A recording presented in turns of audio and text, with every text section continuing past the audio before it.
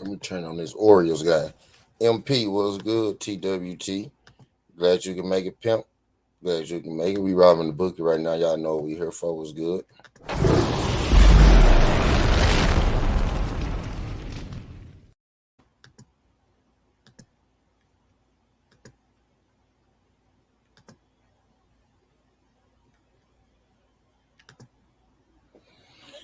All right, where we going?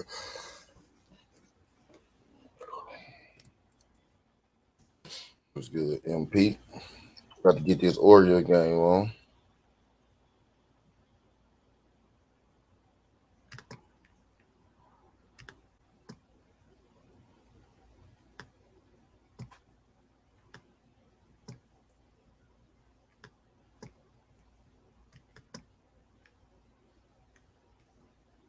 Um, be more.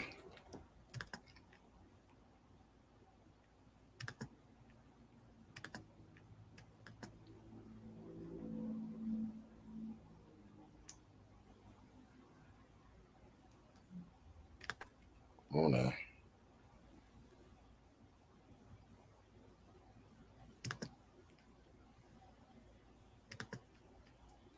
On my Oreo stream ain't working.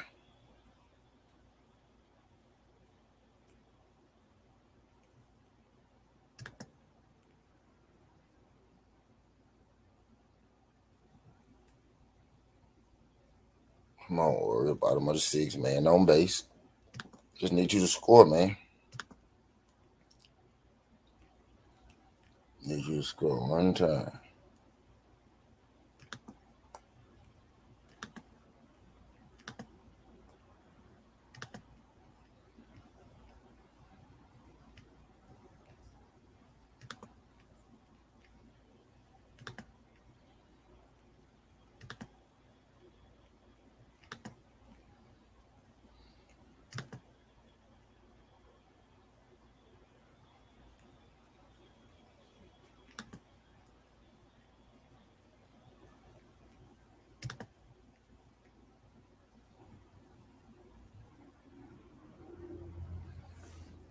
Come on, Baltimore.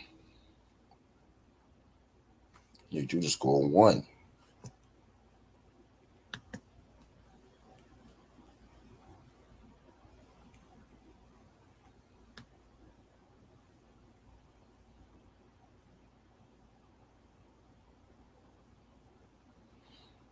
I just need I need Baltimore to score one.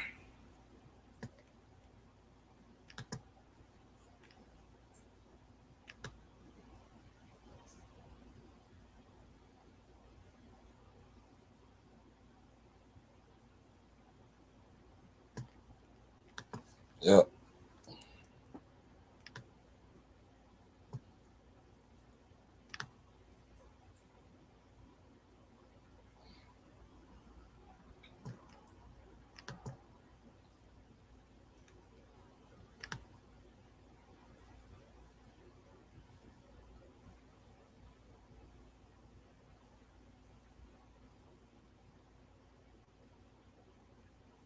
They're trying to get me up out of there. I know that.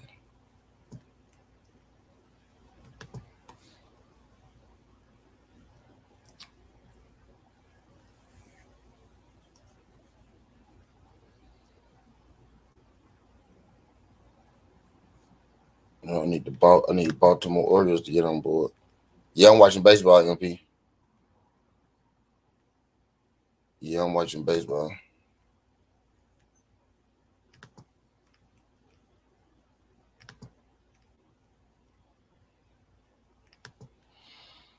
Gotta get these Oreo. Gotta get this Orioles game to twerk. This shit don't want to work for you, bud. On my stream.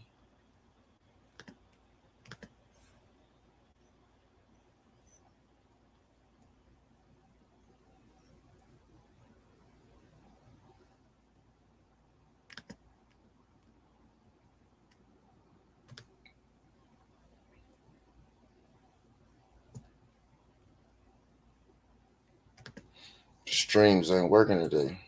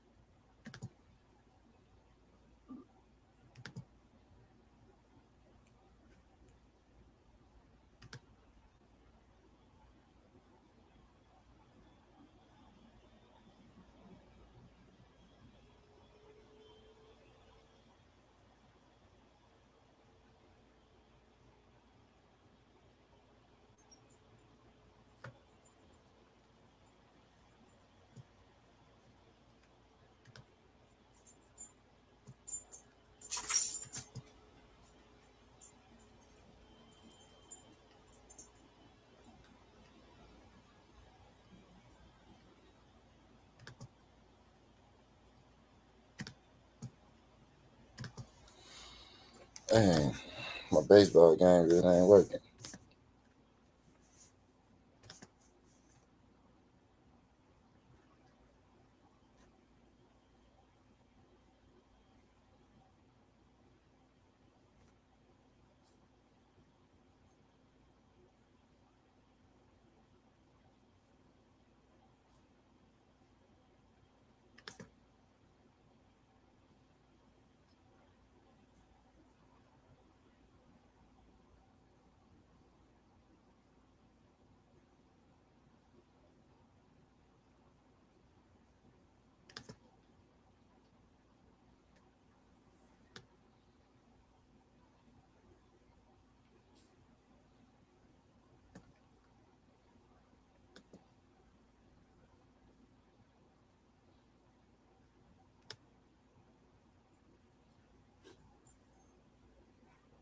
Come on, Yankees.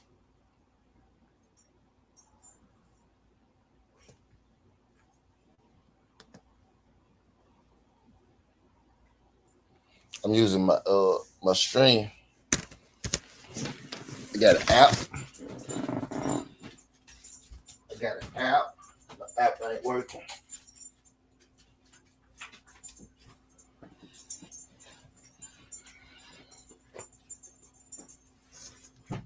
I got an app and the app ain't working. MP, what's good, Devin Block?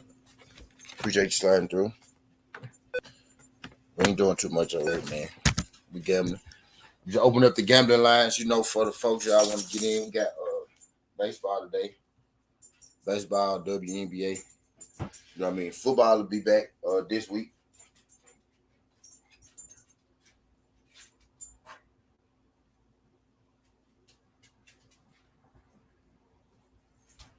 Football will be back this week. See both those stream out.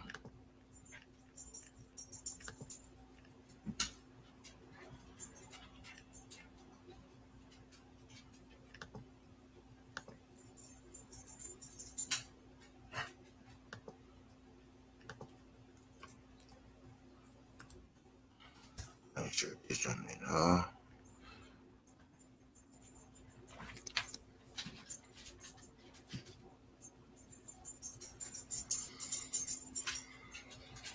Oh.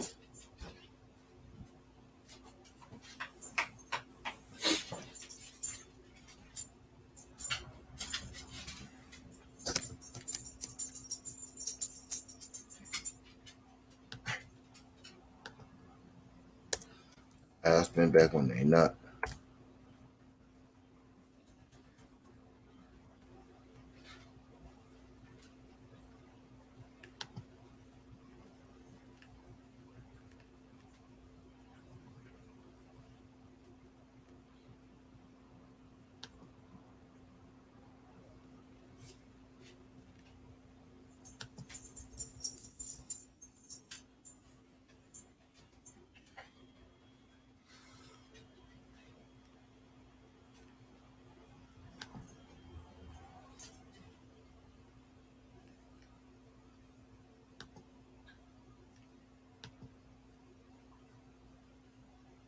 Dare I say Virgil look like he don't know how to cut the ring either?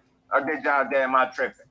Blair dropping Freddie Roots was instrumental facts, OTB facts. And you see what happened when you're not in denial and you either get rid of, I'm not saying he was the problem, but sometimes you run your course. A relationship run its course. And that Freddie Roach and Blair Cobbs, that situation, once he lost to Alexis Roach, that was it. It was nothing, no better. He was gonna get under the tutelage of Freddie Roach. If I'm just if we being honest, so it made sense for him to go work with somebody else. It definitely did. Freddie Roach is old, man. His better days is behind him. That's no shot to him. It just is what it is with that dude. See Blair Cobbs fighting against someone like Jamal James. Yeah, that's a good fight. Actually, we talk sports. That's a fight. I'll watch it. I'll watch it. Jamal James would be looking to get back on the winning side of things, and I think it's a somewhat of an even fight. You know what I'm saying? I'll get an edge to Blair, obviously, but that's a fight that Jamal James definitely could use as a stepping stone and get him right back on track for sure. If he could pull it off, if they was to make that fight, guys, definitely got to work on some things. Virgil got to work on some things. did what he was supposed to do against who he was in there with, but he ain't ready for the top of the division. Hey, you know we gonna get into it. You know we gonna get in. Virgil really ain't impressed me. I think standing up, Jonas will beat him. Now I feel you as far as being impressed. I just say I give him some benefit of the doubt with the little layoff that he had, and just being out the ring and being that he just got through that situation that was physically taxing to the body. I give him a slight benefit of the doubt, but not much, yo. Virgil has a lot of potential. Top contenders. Pacing, yeah, that's gonna be his problem. You see. Oh, you seen it too, front line. I said I've been called that. That was one of my first critiques against Virgil. Salute to my bro, Southern T. What's good with it, Brody? I ain't got the flame for you, but salute to my TWT family to build. Appreciate you, bro. What's good with you? Cuz, what up with you? I hope we get Virgil versus Boots soon. Hey, man, we could talk about it because I don't see why it can't happen. I mean, at some point, he got to get in there with somebody. That's why I said, who next? And he said he claimed he ready for Crawford, but his answer, it wasn't full of confidence, if I'm being honest. Like, he said something kind of basic. He ain't really say it with Yankees bullshit. He ain't really say it with his chest last night. Like, he ain't sound like once they say, I'm ready, when they ask you specifically for somebody and you say, yeah, but or I'm ready for somebody else, when you kind of, as soon as you say, yeah, you immediately go to diverting the attention to other fighters in the division. You don't sound as confident. You should have just stood on your square. I want Crawford. Like, you know what I mean? Even if you don't get him. Now, yeah, that high guard, I said this before, God body, he not Virgil Ortiz's problem moving forward, or when he get to the top of the division, when he go against them other dogs, he's not creative enough defensively. Like, he move his head a little bit, but sometimes these dudes do this shit without purpose. You know what I'm saying? They do head movement with no purpose. Like, when he really getting attacked, he sit behind that high guard, man. And although it's a nice, tight high guard, that can be broken down by somebody that can really box, man. That high guard shit just, I feel you, bro. That shit not gonna work moving forward. Not at the top of the, not at the elite level. I don't think so. Strong and elusive, but he use a step back there. Defense, yeah, he don't. And that's what I'm saying. He's not creative defensively. That will require him to be a little creative, even at the bare minimum defensively. And that's just something he's not. He is not that. He's not a shit talker either. Y'all, who that? Virgil? You talking about Virgil? But for that reason, I like him. For that reason, that Virgil don't talk shit is the reason I like him, though. Like, he ain't unnecessary, and he don't bring unnecessary attention to himself talking crazy. So I do like him. I just feel like I want him to stand on a name that he really want to fight. Like, as a fighter, it gotta be somebody you gunning for. You want to fight next. You get what I'm saying? You keep knocking everybody out. You know what I mean? He got 100% KO ratio. I knew that was going to continue after last night. It was no way a guy with 2 KOs was going to really be to keep Virgil up off of him. But I will say he definitely need to work on his defense for sure. He looked decent last night, man. I won't say he didn't look bad. He didn't look bad, but he did a lot. He did some following around the ring, and I hate to see that. And again, because what we expected in Virgil is we expect to see him in there with a top dog sooner than later. You know what I'm saying? And we all understand the business that need to be taken care of at 47. But nonetheless, I mean, his career got to continue. So my question is, who we going to fight? You know what I mean? Next. I mean, hey, James, appreciate you, my bro. Appreciate you for stopping through. So I think it's only reasonable for us to think, man. And y'all see them names in the thumbnail. Y'all see who in there. I mean, I know he ain't getting Crawford, but I think a Boots Ennis, Conor Ben, and Virgil Ortiz, I think it's time for them to start speaking each other names a lot more than what they've been doing. I think they gotta start calling for it now. I did a video the other day with Conor Ben. Yeah, he ain't a big talk, but I like him for that. I respect him for that, though. You know what I mean? I just want to know, like, what's in his mind. Like, I want to know who he got his eye on, because you're not gonna get them the 2 names that we know you're not gonna get. You're not gonna get them, but who you looking to fight, man? But I like Conor Ben. He opened his mouth, man. For Conor Ben to say, yeah, I smashed it like for me, and we're gonna keep rolling. I like the fact that Conor Ben mentioned Virgil Ortiz and Boots Ennis in the same video. Like, that's rare. Very rarely do you get somebody that's willing to speak on Boots Ennis.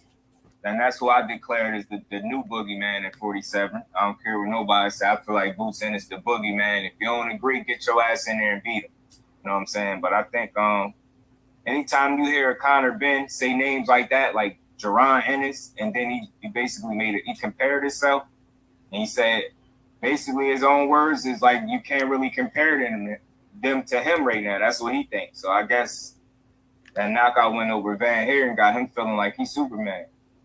Got him feeling like Boots don't compare. I feel like Boots will stop him, man. Boots will really do some bad things to Conor Ben. Face salute, my bro. Appreciate you for stopping through.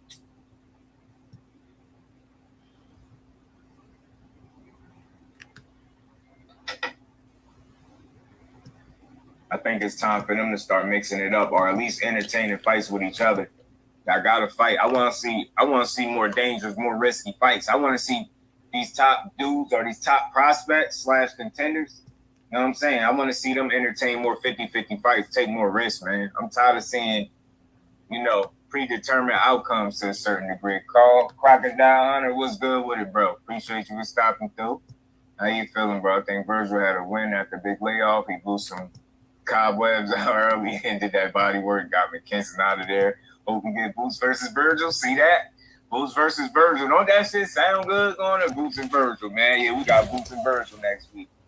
Y'all love that. One shot, because I would. Virgil look pretty good. Like his style. Yeah, I like Virgil's style. I just don't like him defensively. Because I feel like where he lacks creativity defensively is going to cause him a problem when he get to that top tier. When you get up there in that, that upper, the top of the top, I feel like you're going to have to do more behind that high guard. Like, I feel like the success is only going to take him so far behind that high guard. Now, maybe I'm overstating that or overthinking it, but I think you're going to have to be a little more creative defensively, as he continue to try to make his ascent to the top anyway. A better resume, Virgil Ortiz was Jerron Boots Ennis, and why Ortiz was pushed over Boots. I don't know why would they want to push him. I mean, well, see, Boots is if I'm not mistaken, y'all could correct me if I'm wrong, but ain't he the think he the mandatory in the IBF? I believe Boots is, and I think they want to put Virgil in a position to get a title shot at some point. I would guess so. That's the only thing I could see with them doing that. But who got the better resume? It's crazy, yo. Virgil Ortiz got the better resume.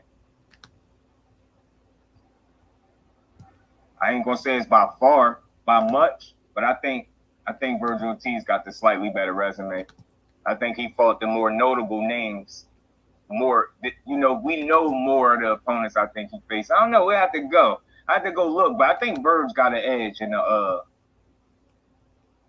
resume. Got a clear shot at both Bud and Spence. Yeah, only if he get it right. Now, if he really ready for it is the question. Now, I ain't a fan of the whole ready, not ready talk, but I say he ain't got no choice but to be ready because, ain't nothing left for him but the top. Ain't nobody, the middle of the pack guy's not gonna beat him. Sort the O's out, bro. Yeah. They asked Conor Ben, do he protect his O? And he said he don't think so. Like, he get money. He an entertainer. He get money for his value. He don't feel like he protect his O. He don't really get asked that question. Yeah, he got a clear shot. Get his ass in there. I mean, once they figure out their business, that's why I said we need that fight to happen. So it's like almost like the welterweight division, almost like taking a gas for breath with this waiting for this fight. OTB was good. OTB. Yeah, ain't no way around it. You can't just wait to say, "Oh, I'm gonna fight the champion. I'm gonna wait to fight the champion." Nah, fight one of them other contenders, and then somebody see who more worthy at that champion. I don't see nothing wrong with that.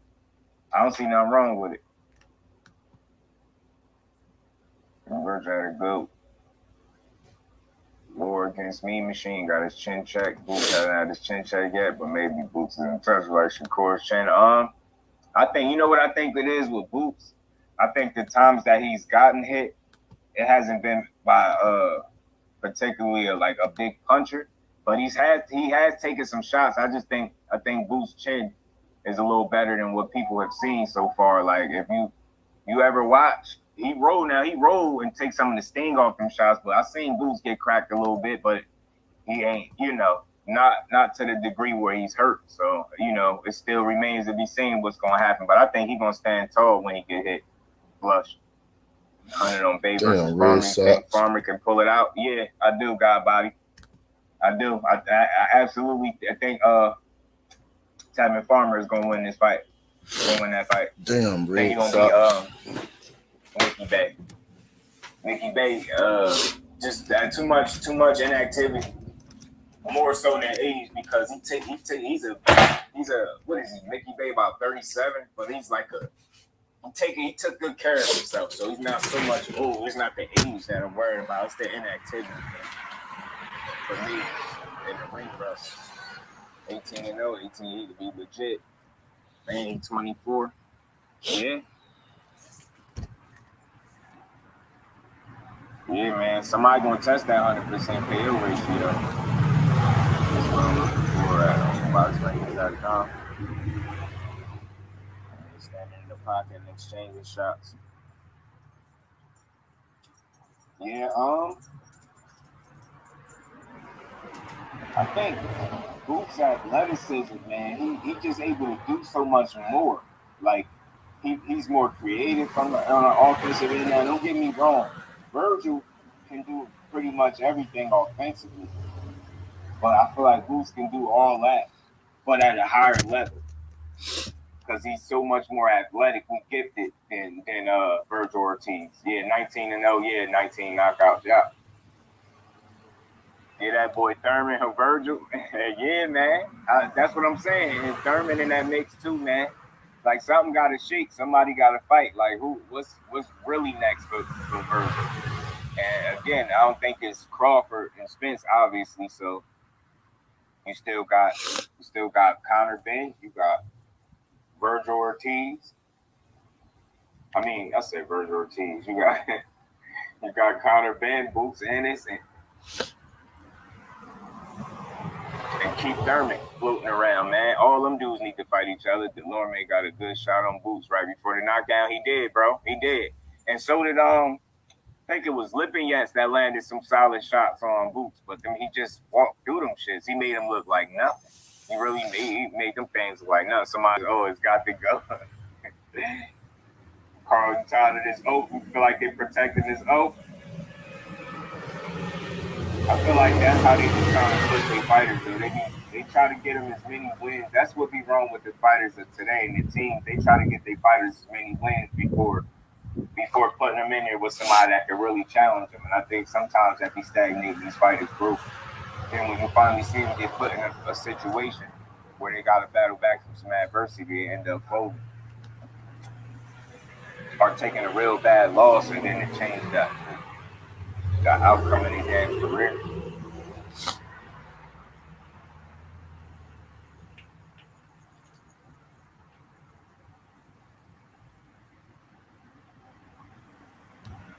Yeah, they got to get rid of them O's, Carl. I'm with you, bro. They got to get rid of them damn O's. Somebody's O's got to go. And anybody baby in their O, they got to get their ass in the ring and fight. You know what I'm saying? Simply put. Get in there and fight. Conor versus Ortiz and Bruce versus Panonis. That's perfect. That's perfect for me. That's perfect. And being that Conor Benson did that live where he pulled over in his car to the side to do that live, and two names he mentioned was Boot, Jerron Ennis, and Virgil Ortiz. I say, man, why not? Why not get Boot standing on this right now? Virgil ain't taking no real punishment from the Kent side. Ain't no reason why them two fights both can't happen. And then if you really want to go, the winner of the two fight the winner. So Boot's gonna stop Stan Young, and so I'm not even gonna play around with that. Conor Benn Ortiz is a more even fight than Boots and Stan Young said for me. So I say the winner, if they could make these fights, the winner of Conor Benn and Ortiz versus Boots, because he ain't losing to no Stan Young. Sorry, that's not the guy to beat Boots Ennis. Against the Ugas fight, I'd rather see him get I'd rather see him fight Stan Young. Somebody younger, fresher, with more left on the tire, undefeated, he ain't lost yet. A little tough in there. I think he could take Boots some rounds. Ugas at 47. I'm making bets and shit. That was good, Mark. I see a guy get damaged that much in the fight. I'm making bets, Mark. What's good, Kurt? But, you know, we got to see how life after surviving Spence actually is for him. I ain't even trying to be funny. Like, what's good, Mark? Now I'm gambling, Mark. Same fighter. If he is, then, you know, I'm making bets and shit. I'm listening to Just Do. Man, I feel like, just think of it this way, Kurt. Look at the type of beating that he took from a guy with 17 months out the ring at EJ, right? And just think about a Jerron Ennis who's 24 years old. He'll be 25 soon enough, but he's 24-year-old. All he do is train, work out, train other fighters, go in there, beat your ass, and go back to training, take his little rest and get back. Those type of fights back to back, Ugas must be trying to retire if he want to fight Boots Ennis after fighting, Earl Spence. That shit would be all bad for him. It'd be very bad for him. Yeah, so 2 KOs fake. That's why I was saying, like, and that's no disrespect to McKenzie. Right from the rip, he was fooled. He was putting there as fool. Boy, you had 2 KOs. And was not going to do nothing with that man with 2 KOs.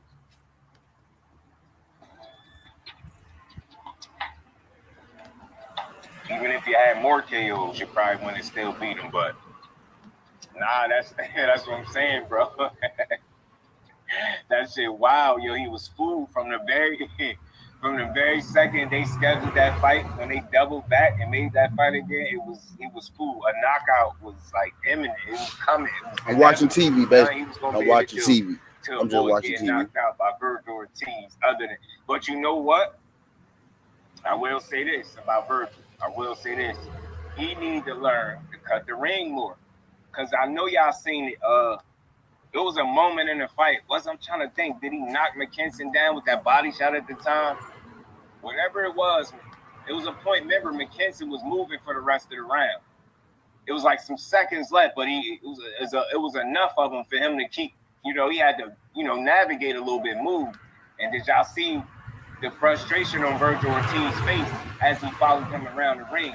That's one of his weaknesses, yo. He's not good. His feet are not that good, man. He don't cut the ring off that well. He's not disciplined in that area. That's somewhere that's an advantage. You could take advantage. You could take advantage of him in that area, man. Virgil Ortiz was following McKenzie around the ring, and if you ask me, if he was cutting the ring off better and more and earlier, the fight wouldn't have went 9 rounds. Because truth be told, McKenzie was fighting back, but he didn't really have no sting on his punches, and you can't do nothing if you're not hurting nobody. You can't do shit. Yeah, Boots will end him. Kurt, end him. I think Ugas is looking for career resume type fights. I think it's Thurman for Ugas next.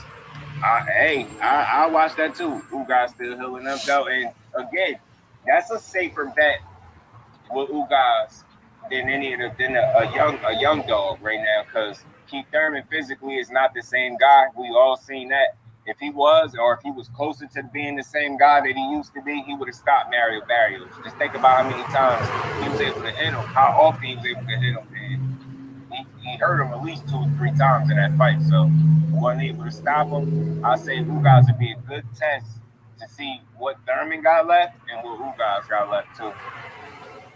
Conor Benn versus Barrios, Boots versus Ugas, Ortiz versus Thurman.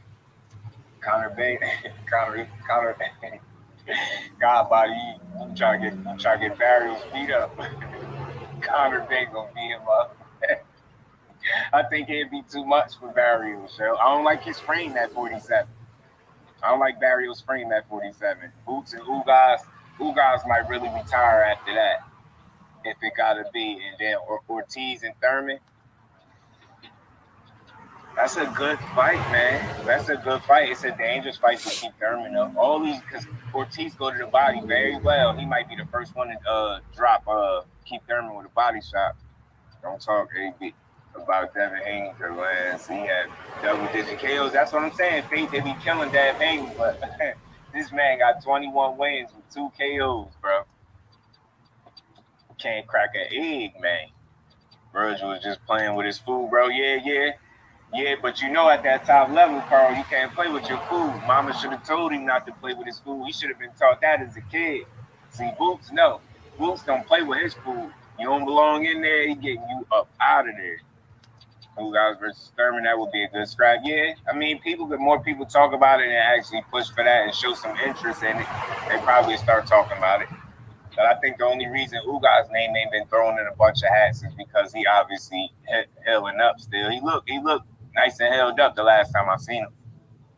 Got a feeling Conor Ben or Boots will be next. Virgil, what's good, man? He said this 5 on Virgil. me. Hey, for man, you to I'm beat with them it. bookies. I Good luck. See anybody my baby. That got a, appreciate you. Appreciate you, Monica. Shout out my girl, Monica. Shout out my girl, Monica. Boots and got my respect. Thank you, Monica. Thank you. Shout out Monica in that super chat.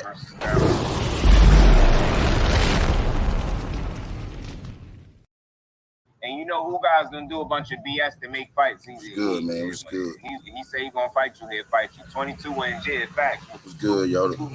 That's scary, man. Get yourself killed at the top level. McKenzie can't box, though. I give him that. He should have moved more. Even if he had to make it like on some Lara type stuff, he should have been willing to do that because he was too willing to engage with a guy that hit twice as hard as him, if not 2-3 times as hard as him. You get what I'm saying? He was just too willing to engage, and although I respect his heart, it just wasn't going to get him a victory in that instance. You wasn't going to beat Virgil Ortiz out dogging. When you don't hit, you just don't have the punching power to do so. I was training South like a month ago, 2 ago, and still healing. Yeah, I know he probably mentally from that ass whooping too. Hey, bro, I give McKenzie credit, bro. He got a solid chin. Yeah, he definitely got a solid chin. He got heart too. The game plan, he got too much heart for his own good because again, you can't. When you that willing to engage with a power puncher, you just putting yourself in position to get hurt. And bad. It's hard cutting off the ring with a high guard. Can't see shit until you want to swing. Yeah, man. That's why I said Birds better switch that shit up. That high guard gonna get him knocked out. I'm telling you, Boots will eat that alive. Boots in this will eat that alive. And another thing, Virgil Ortiz, change the speed up on your punches. Change the variation up on them punches, man. Everything don't got to be a home run. He be swinging for the fences. Look, credit to him that he be in good shape and he be working out, man, because if he had a questionable gas tank, he'd be in trouble. With the way he fought, Virgil Ortiz, he put so much into his shots, man. Nah, he held in there, though. Yeah, he did. And then you see a couple times, McKenzie made him miss big, like straight up, right up under Virgil Ortiz because he swinging them hard-ass shots, man. Yeah, he was nervous at first. McKenzie didn't want to get clipped until he felt the power a little bit, then he calmed down. He said it took him a while. You can see it in his body language. He was jittery as hell at first. Then once he settled down, you can see how much his energy was. It changed. It was more relaxed. You can see his eyes was clear. He was focused on the target. And he actually had some decent moments. But again, when your punches are just not affecting the other guy on the other side of you, it's just it's a matter of time before he catch up to you. Hit some blood for a week now, bro, for sure. Them body shots, especially that last one. That last one, boy, that last one was bad, man. That boy couldn't breathe. Negotiations, Thurman or Stan Jonas in November, I think. Next on the telecast, Garcia Benavidez. What's cool, Mom? Yeah, man. All right, I'm done. Yeah, if I don't strike this time, I just ain't gonna strike. I'm with that. Thurman, I just got this sneaky suspicion that Thurman ain't willing to get in there with Boots Ennis. But I think Stan Jonas will. I think he will get in there. I think Keith Thurman, he know better, man. Keith Thurman ain't ready to retire yet, so don't expect him to get in there with Boots. Heard this morning McKenzie had a broken rib. See, yeah, yo, I'm telling you that last one, yo, I'm telling you, look, if y'all go watch the replay, I think it was the last time he put him down, or the beginning of the ninth. That night when he dropped him straight out the beginning of the round. Look at his face when he was on the ground. He looked like he was really gasping for air. Like he wasn't good after that. He was not good. That shit looked like he was hurting bad. And your family is like the hot all boys. My family in the building. Y'all smash the like button. If y'all ain't part of the family, y'all subscribe. Come join the family. We gonna rock. What's your favorite guys? I use mango wraps. Good, but he has to throw the body. I use the mango wraps. Monica was in his chest. Facts. I use the wraps. Thing about it, when I buy cigars. It's bad. Whenever you in somebody's chest, you killing the wrong people. I use switchers or Dutches, something like that. But I smoke. I pretty much smoke out of whatever. Banana backwood, but I go by guards though. When I do it, I go by. You know what I'm saying? You just cannot do anything. When I do it, I go by wraps. That shit is always dangerous when you in there with a guy. Like I'm really convinced that McKenzie could have thrown his absolute best, hardest shots and landed them. And he probably did land the hardest punches he could throw. Them things just did not do anything to Virgil Ortiz, man. You cannot do nothing with a guy that you can't hurt. You know what I'm saying? Unless you're just some type of masterclass boxer and you just go outbox the life out of. Like other than that, and that's rare. That's a rare occasion. So he was just on borrowed time. Yo, he just don't have the firepower to keep Virgil Ortiz honest. At the time, and luckily for him, Virgil Ortiz still need to learn how to cut the ring off more consistent because when he was moving in that little sequence, Virgil, remember he kind of dropped his hands or threw his hands up. He did some kind of motion like he wanted McKenzie to stop moving. That was his ticket right there. Movement is Virgil Ortiz Achilles heel. If you able to move and you can box with that movement, though, but you gotta have some on your punches too. You gotta give him something to think about. Yeah, he was forcing it at first. He was a little too eager. He needed to settle down. And I'll blame some of that to him being out the ring, wanting to be impressive. I mean, a little ring rust. G5, my bro, what's good with it, 5? What's good with you, bro? Appreciate you for stopping through. All right, I'm back now, y'all. The mango wraps by who? Wet mango. Wet mango wraps. They blue. Hold on, let me show them to you. Right after when the show them to you. Sorry, his musician. Facts, bro. I seen some of them pictures on his IG when I was looking for a thumbnail and shit. I seen him playing that guitar. Beat McKenzie ass, went home and played the guitar. You know what I'm saying? McKenzie, man, salute to him for he tried. Credit to him, man. He tried, man. His ass. Look for the lady smoking the peach. Look for the lady. Is it made it? Look for the lady smoking the mango. Look for the lady smoking the mango. Man punching like that, and you can't hurt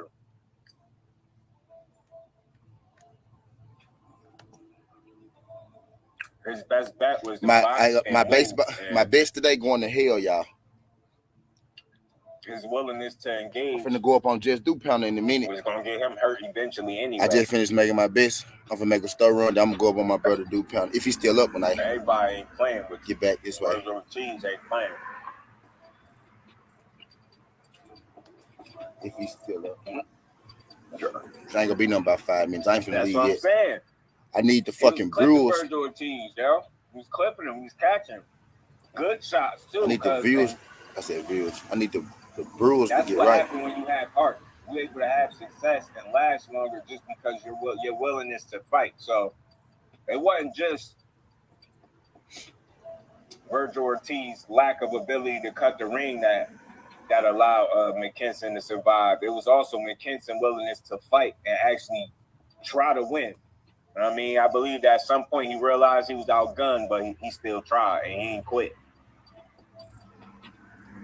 That fate, man. That Blair Cobb's comeback was I know you laughing. That was your favorite fighter. How you feel about your favorite fighter coming back getting that win? Dropping Maurice Hooker 3 times like that, man. What y'all think about that, man? Blair, the Flair, the most exciting man in boxing is back, bro. Know y'all excited, man. You know what I'm saying? Y'all all ain't got to type at the same time. I know y'all excited to see that man back in the ring, man. I know.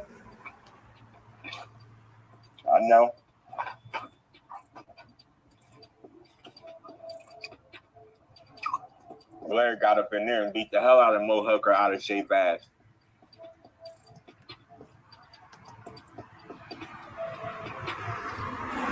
Yep. Then you got Terrence Crawford. You got Bug talking about how hard Hooker was working in the gym. And that boy got in there 3 pounds overweight. He weren't, what he was working out on. Brad got knocked out. They paid him to Virgil. Yeah, Virgil gonna punish Blair Cobb. See how his face looked after that fight? Fighting Hooker, man. Eye was cut. Other eye was swollen. But it still was a good fight because anytime you see 2 grown men over 30 with straight back, what you tripping for, Mango? It's definitely about to be a good fight. Them dudes don't care about nothing.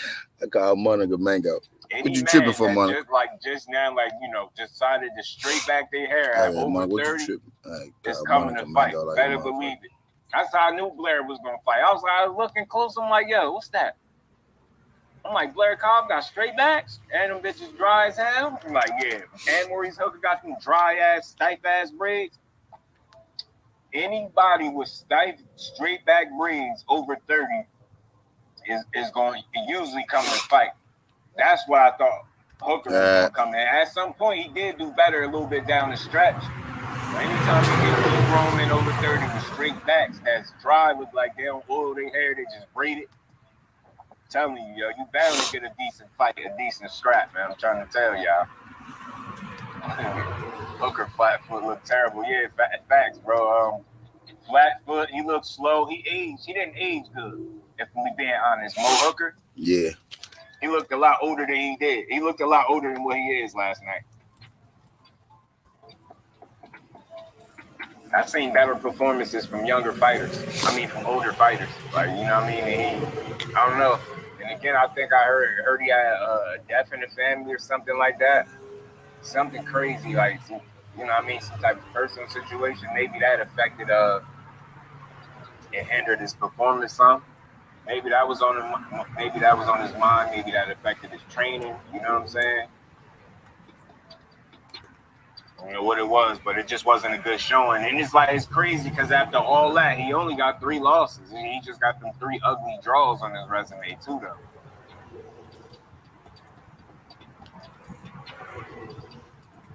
He got knocked down once in round 1 and twice in round 2. And he only 33. He's not super, super old, but he looked old. He aged. Mo Hooker aged, man. He aged in dog years or something. All that lunging in got Blair head knotted up. Yeah, let's go. Facts. That jumping in, that gets him knocked out against any quality though. He just was in there against the right opponent, but it still nonetheless was a solid performance. He was mentally locked in and engaged. Blair Cobb did his thing last night. Blair Cobb. Yeah, man, that hair was pissing me off. Them straight backs, bro. Them dry ass straight backs and they over 30.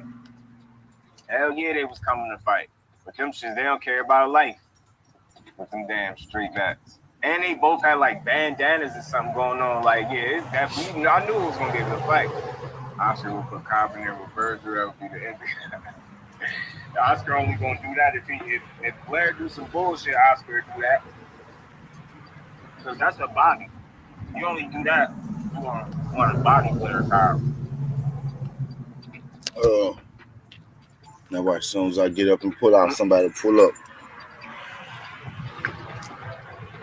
Cheese versus Cobb. Said, Blair Cobb got knocked the fuck out by Virgil Cheese. I'm telling you. If Blair Cobb ain't talk so much, Alexis Rocha probably wouldn't even beat him up like that. He talked himself into that ass whooping. He was talking too much.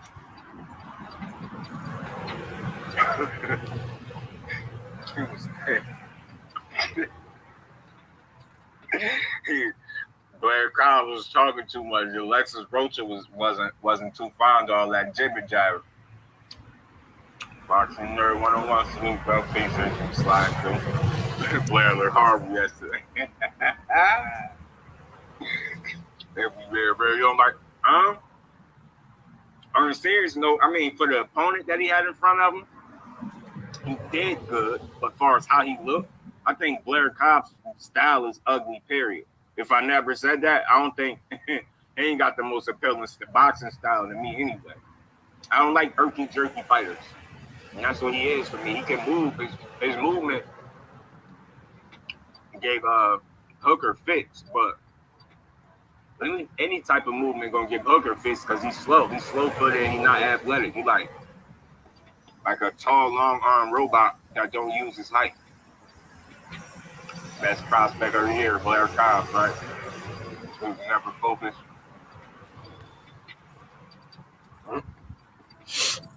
Yeah, Rocha was pissed off. Rocha was thinking about all that shit he was talking. With every punch. Yeah. Because again, look, Rocha turned around. He looked better against Blair Cobb than he did his last fight. His last fight, he looked bored. Alexis Rocha. I ain't like his last performance. I'm talking about Crawford, Spence, and Boots. You talking about who Blair? He gonna get himself killed, man.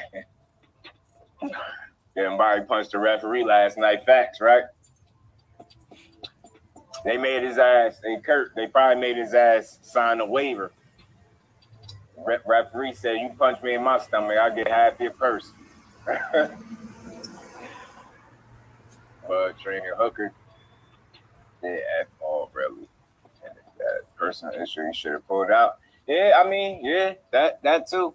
That's just me speculating. I don't want to put that on him because he ain't say it, but I heard somebody did bring that up, like a death in the family or something, or somebody close lost a close one or something like that, something to that degree. Well, yeah, but you know, fighters be stubborn. They don't be wanting to pull out. How do you think Virgil and Boots go? I think Virgil and Boots is a good fight. I think Virgil definitely gonna fight back. He damn straight gonna lay down. So we're gonna see Boots go more rounds than I think he went in quite some time. But I think ultimately that high guard gets penetrated and Boots end up stopping Virgil. I think Virgil will have too much heart for his own good. And his lack of creativity on the defensive end and his willingness to engage and want to throw every punch hard. I think an athletic fighter with great timing like Boots and that type of skill set, I think it'd be all wrong. I think that'd be a matchup nightmare for Virgil Ortiz. I think he'd be able to compete, but I think Boots outdo him at every facet.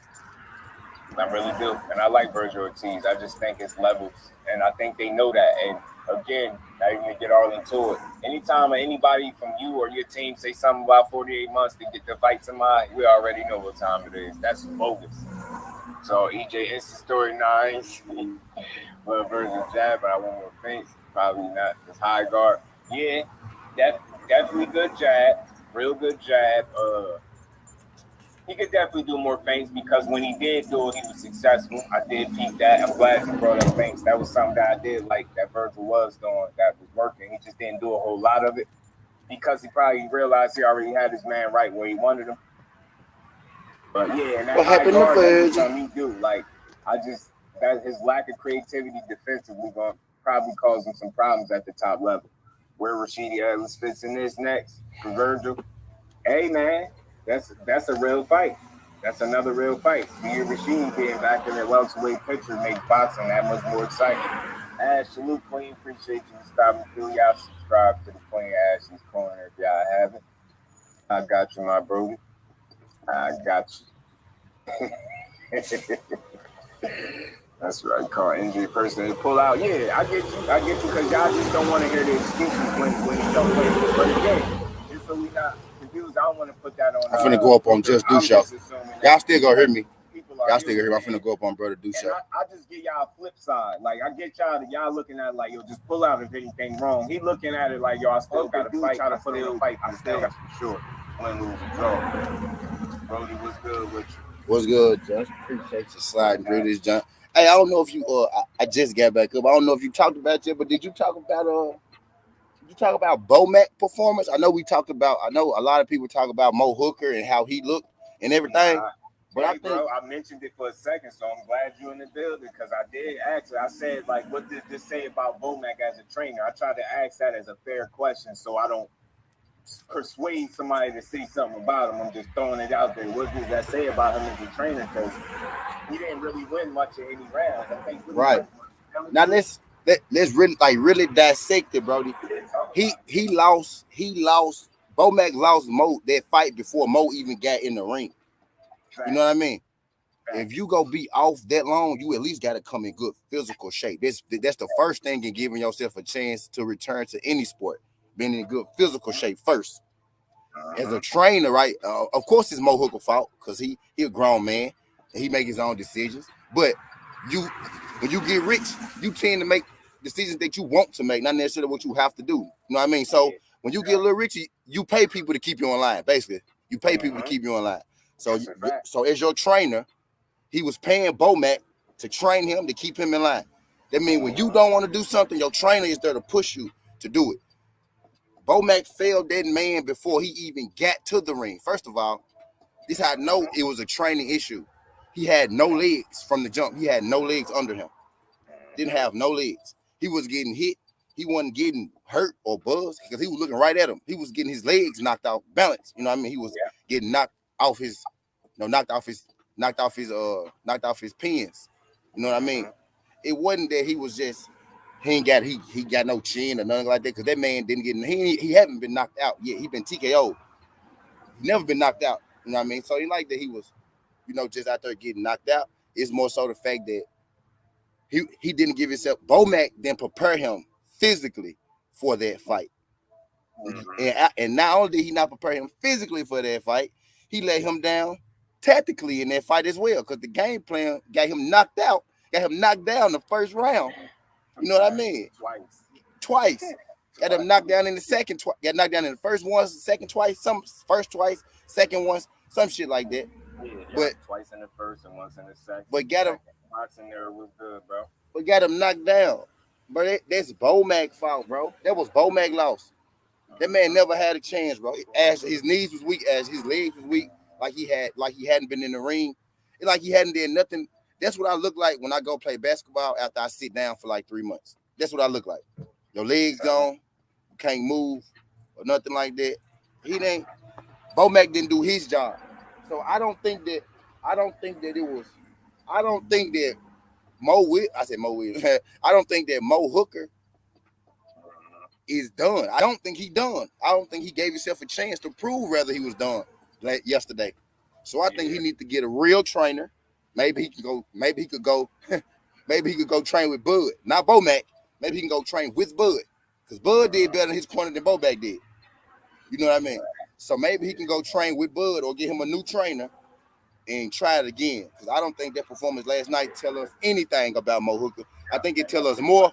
I think it done. And I'll say, for me, just to be fair, I need to see Mo Hooker in shape how he's supposed to be in shape before I say he's done. I need to see for the performance from him when he's in shape, the shape he's supposed to be in will look like before I say he's done. The easy, quick answer is yeah, but just to try to be fair to him, you get in there, I always feel like you're behind the 8 ball. And I always, I go off the strike system. And he left some boxes, like he didn't check some of these boxes, man. He wasn't physically in shape. I think he was saying the right stuff, but the way he just missing the weight, I didn't like that either. It just wasn't no accountability. Like, it's just it's boxing. Shit happened. Like, I ain't like that, but I would like to see him in shape to really see what he got to offer left in boxing. Yeah, me too, bro. Cause I don't think last night wasn't a good enough. I'll go ahead. No, I was talking that. James, salute my channel, baby. Stopping through. It was good. My bad, bro. You can go ahead. What's going on? Glad to be in your panel. Respect. Let me just say from this perspective. I would say it's on both of them, but you have to think of it this way. we know a couple of most famous boxers in boxing. You can think of Jamel Charlo, for example. And we've seen on multiple occasions where he told the media he wasn't listening to his trainer because he was like too emotional to fight. So when you're emotional, you're not going to get good instructions. Not to say Bomac was giving him good instructions, but I was just about to say that, Big Did you hear what? Really? Did you hear what Bomac told him though? Yeah. He told him this was after the first round, bro. Like we all know our shit in here, right? So how many times, right, after the first round have you ever heard a trainer? How many times after a first round have you ever heard a trainer tell a boxer you got to do something different? After the first round, bro? That means your game plan was shit. That means you had a bad game plan. You had to change it after one round. And did he tell him what to do different? No, he didn't. Bro, just do you in my head. No, he didn't tell him what to do. He said, you got to do something different. You got to fight this motherfucker. You got to stop that boxing shit. Bro, it's the second round. What you mean he got to stop that boxing shit? What trainer trains the guy? 6 weeks, 3 months, however you 90 days, 6 weeks, however you do it, right? What trainer trains a guy and then aborts the game plan after one round? That means you didn't believe too much in your game plan, bro. You either didn't believe in your game plan from the jump or you didn't have one. We also have to give credit to Blair as well. He was just an awkward fighter. He wasn't using his jab at all. He was lunging in with the left hand and then coming back around with the right hook. It was just something different, you know. So I would think I have long, and he was much faster than Maurice. Maurice was a lot slower. It didn't seem like Maurice was doing his runs in the gym beforehand. That's why I'm blaming Bomac too, bro. There's a lot of reasons why I'm blaming Bomac. Yeah, man. So like, it was it's hard. It's tough with this one. Because you want to put it on the trainer, but you also want to put it on the fighter. It's on both of them. Yeah, exactly. Maybe I'm slow, fellas, but what do we mean when you say you gotta stop that boxing shit? Like I just want to know. Like I really ain't got the answer. I couldn't tell you that. I can tell you what I do that. Even mean Bomac do. I can tell you what I think he meant. Got trainer tracks and shit and recordings and people was hearing them that night or what? I can tell you what I think he meant. Mm-hmm. I think he meant like you gotta like basically Bomac told him what you tell your homie, bro, when he fighting on the street, but you better hit that nigga. That's basically what he told him. Man, you better whoop that nigga. You don't tell him what to do or nothing. He just said, man, you better whoop that nigga. You know what I'm saying? Yeah. But that, as a boxing trainer, that's not enough. You gotta tell him, at least fake like you know, move your head, bro, throw the jab, move your feet, cut the ring off. More tactical advice. Yeah, you know what I'm saying? Like, bro, like he ain't put him in position. That's what he said. His legs was done up on the wrist. His shit was finished. And that's Bomac's fault for not getting him ready physically. That's Bomac's fault. But Bud Crawford talking about how hard he was working in the gym, and this dude 3 pounds overweight. Man, knock it off, Bud. Y'all out here lying to this. I'm not giving Bomac full blame, homie, but but anytime you go into a fight and you not physically ready, that's a training camp issue. Your trainer leads your training camp, so you know what I mean. So that's a training camp issue, which is what your trainer supposed to fix. Besides Derrick James, and then the game plan, like Bud actually did make adjustments. Bomac didn't make no adjustments for that brother. Bud made adjustments for that brother. You know what I mean? All right, so I have a question for you now. Would you consider, let's say, Eddie Reynoso and Bomac just good trainers, but have generational talents on them? Bingo. As Terrence Crawford and Canelo. Bingo. Bingo. I agree. James is creating generational talents because Jamel wasn't having knockouts the way he does and sitting down on his punches. He was primarily a boxer before he got Derrick James. Now he's a boxer. A lot of people don't know that. I know you know your shit because a lot of people don't know that. Of course, man. You can't be having these debates and not know your stuff, man. Come on now. You'll be surprised, homie. You'll be surprised. Yeah. I see on make a good point, Ash. Bomac wasn't his real trainer. He was smiling and shit before the fight. Like he was doing Hooker a favor or some shit. Exactly. And actually Hooker been with Bomac a couple fights. Bomac got this attitude about him, like he trying to act like he only care about Bud. And nigga, you don't be coaching Bud either. Bud be coaching himself. I really believe that Bud be getting these niggas ready. Been getting these niggas ready all this time, bro. I really do. I really do, bro. I'm telling you, yo. I'm telling you. I really do, bro. I just want Bowman to get in better shape. That's the only thing. Yeah. He said I should want to get in better shape. You just took the thought out of my head. I was about to say, oh, how are you really training these fighters when you just not even in type of shape? Bud been training them fighters. Fuck it. Yeah, man. So what does this say? So what does this say anything about Bomac as a trainer? And this is it's just conversational purposes. I don't dislike Bomac. I just think I heard some personal things come out his mouth over the years. So the time comes when it's time to critique you, and you are the trainer. I ain't seen much adjustments.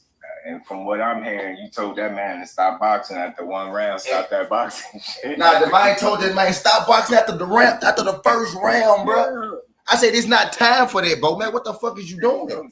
Yeah, right. Ash ain't doing shit in that corner. He's just taking up space at this point. Space and money.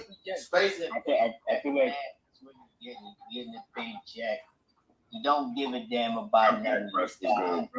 I don't know how good of a trainer or how bad of a trainer he really is, if you can call him that, because I can't call him that. Someone else is pulling the strings. Maybe a little Asian Latino guy that's been around lately.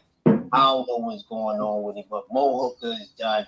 He was done in this fight because he's been done.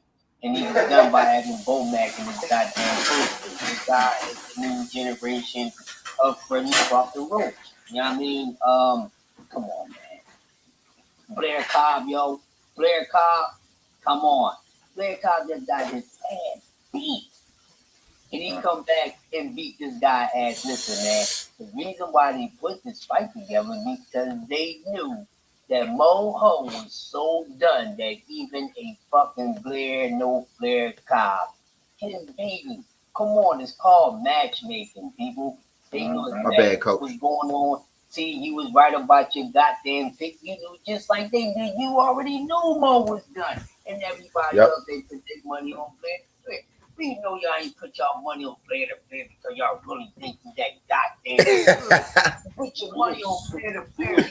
No fool is just that goddamn done. He done like an over-toasted bun.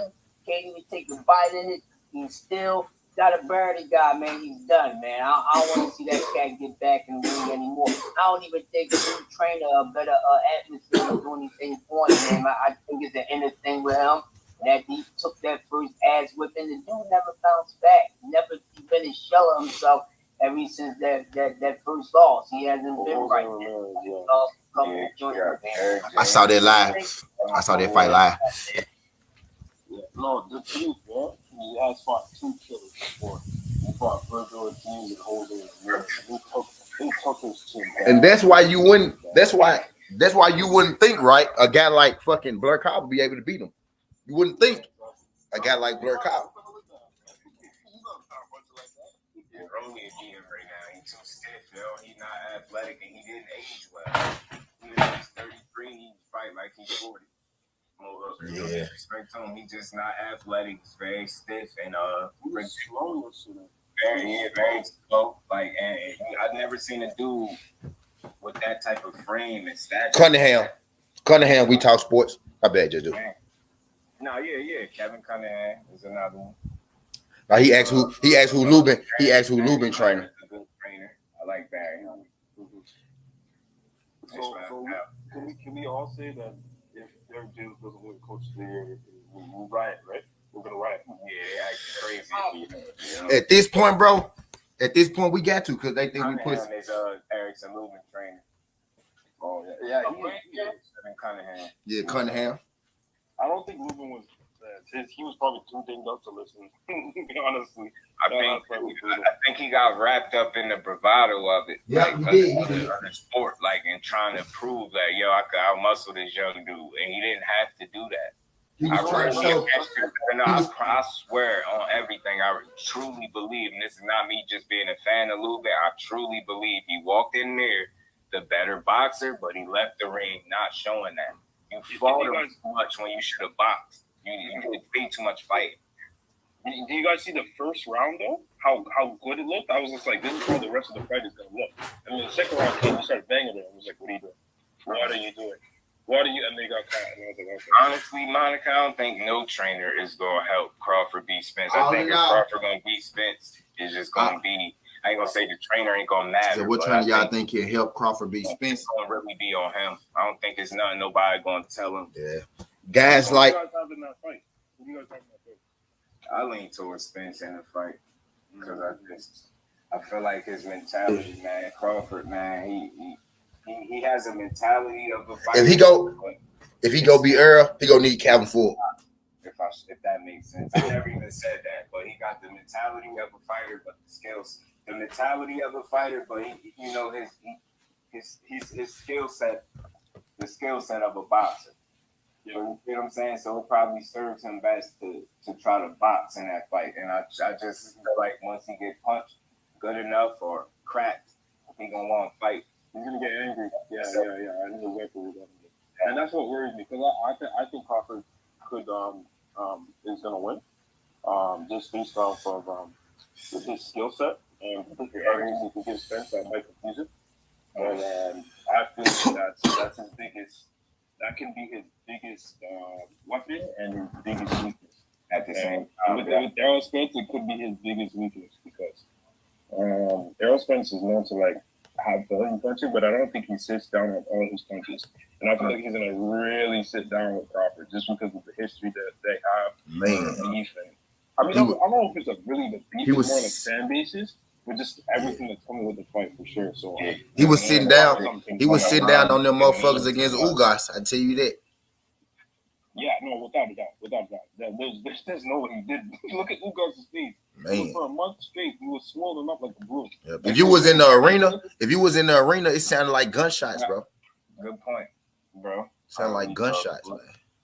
Yeah, no, I felt bad for Ugas. I don't know why he was just standing there though. He was hurting, man. He was hurting. Yeah, man. Like I understand he's a plotter, but like you can't be a plotter with.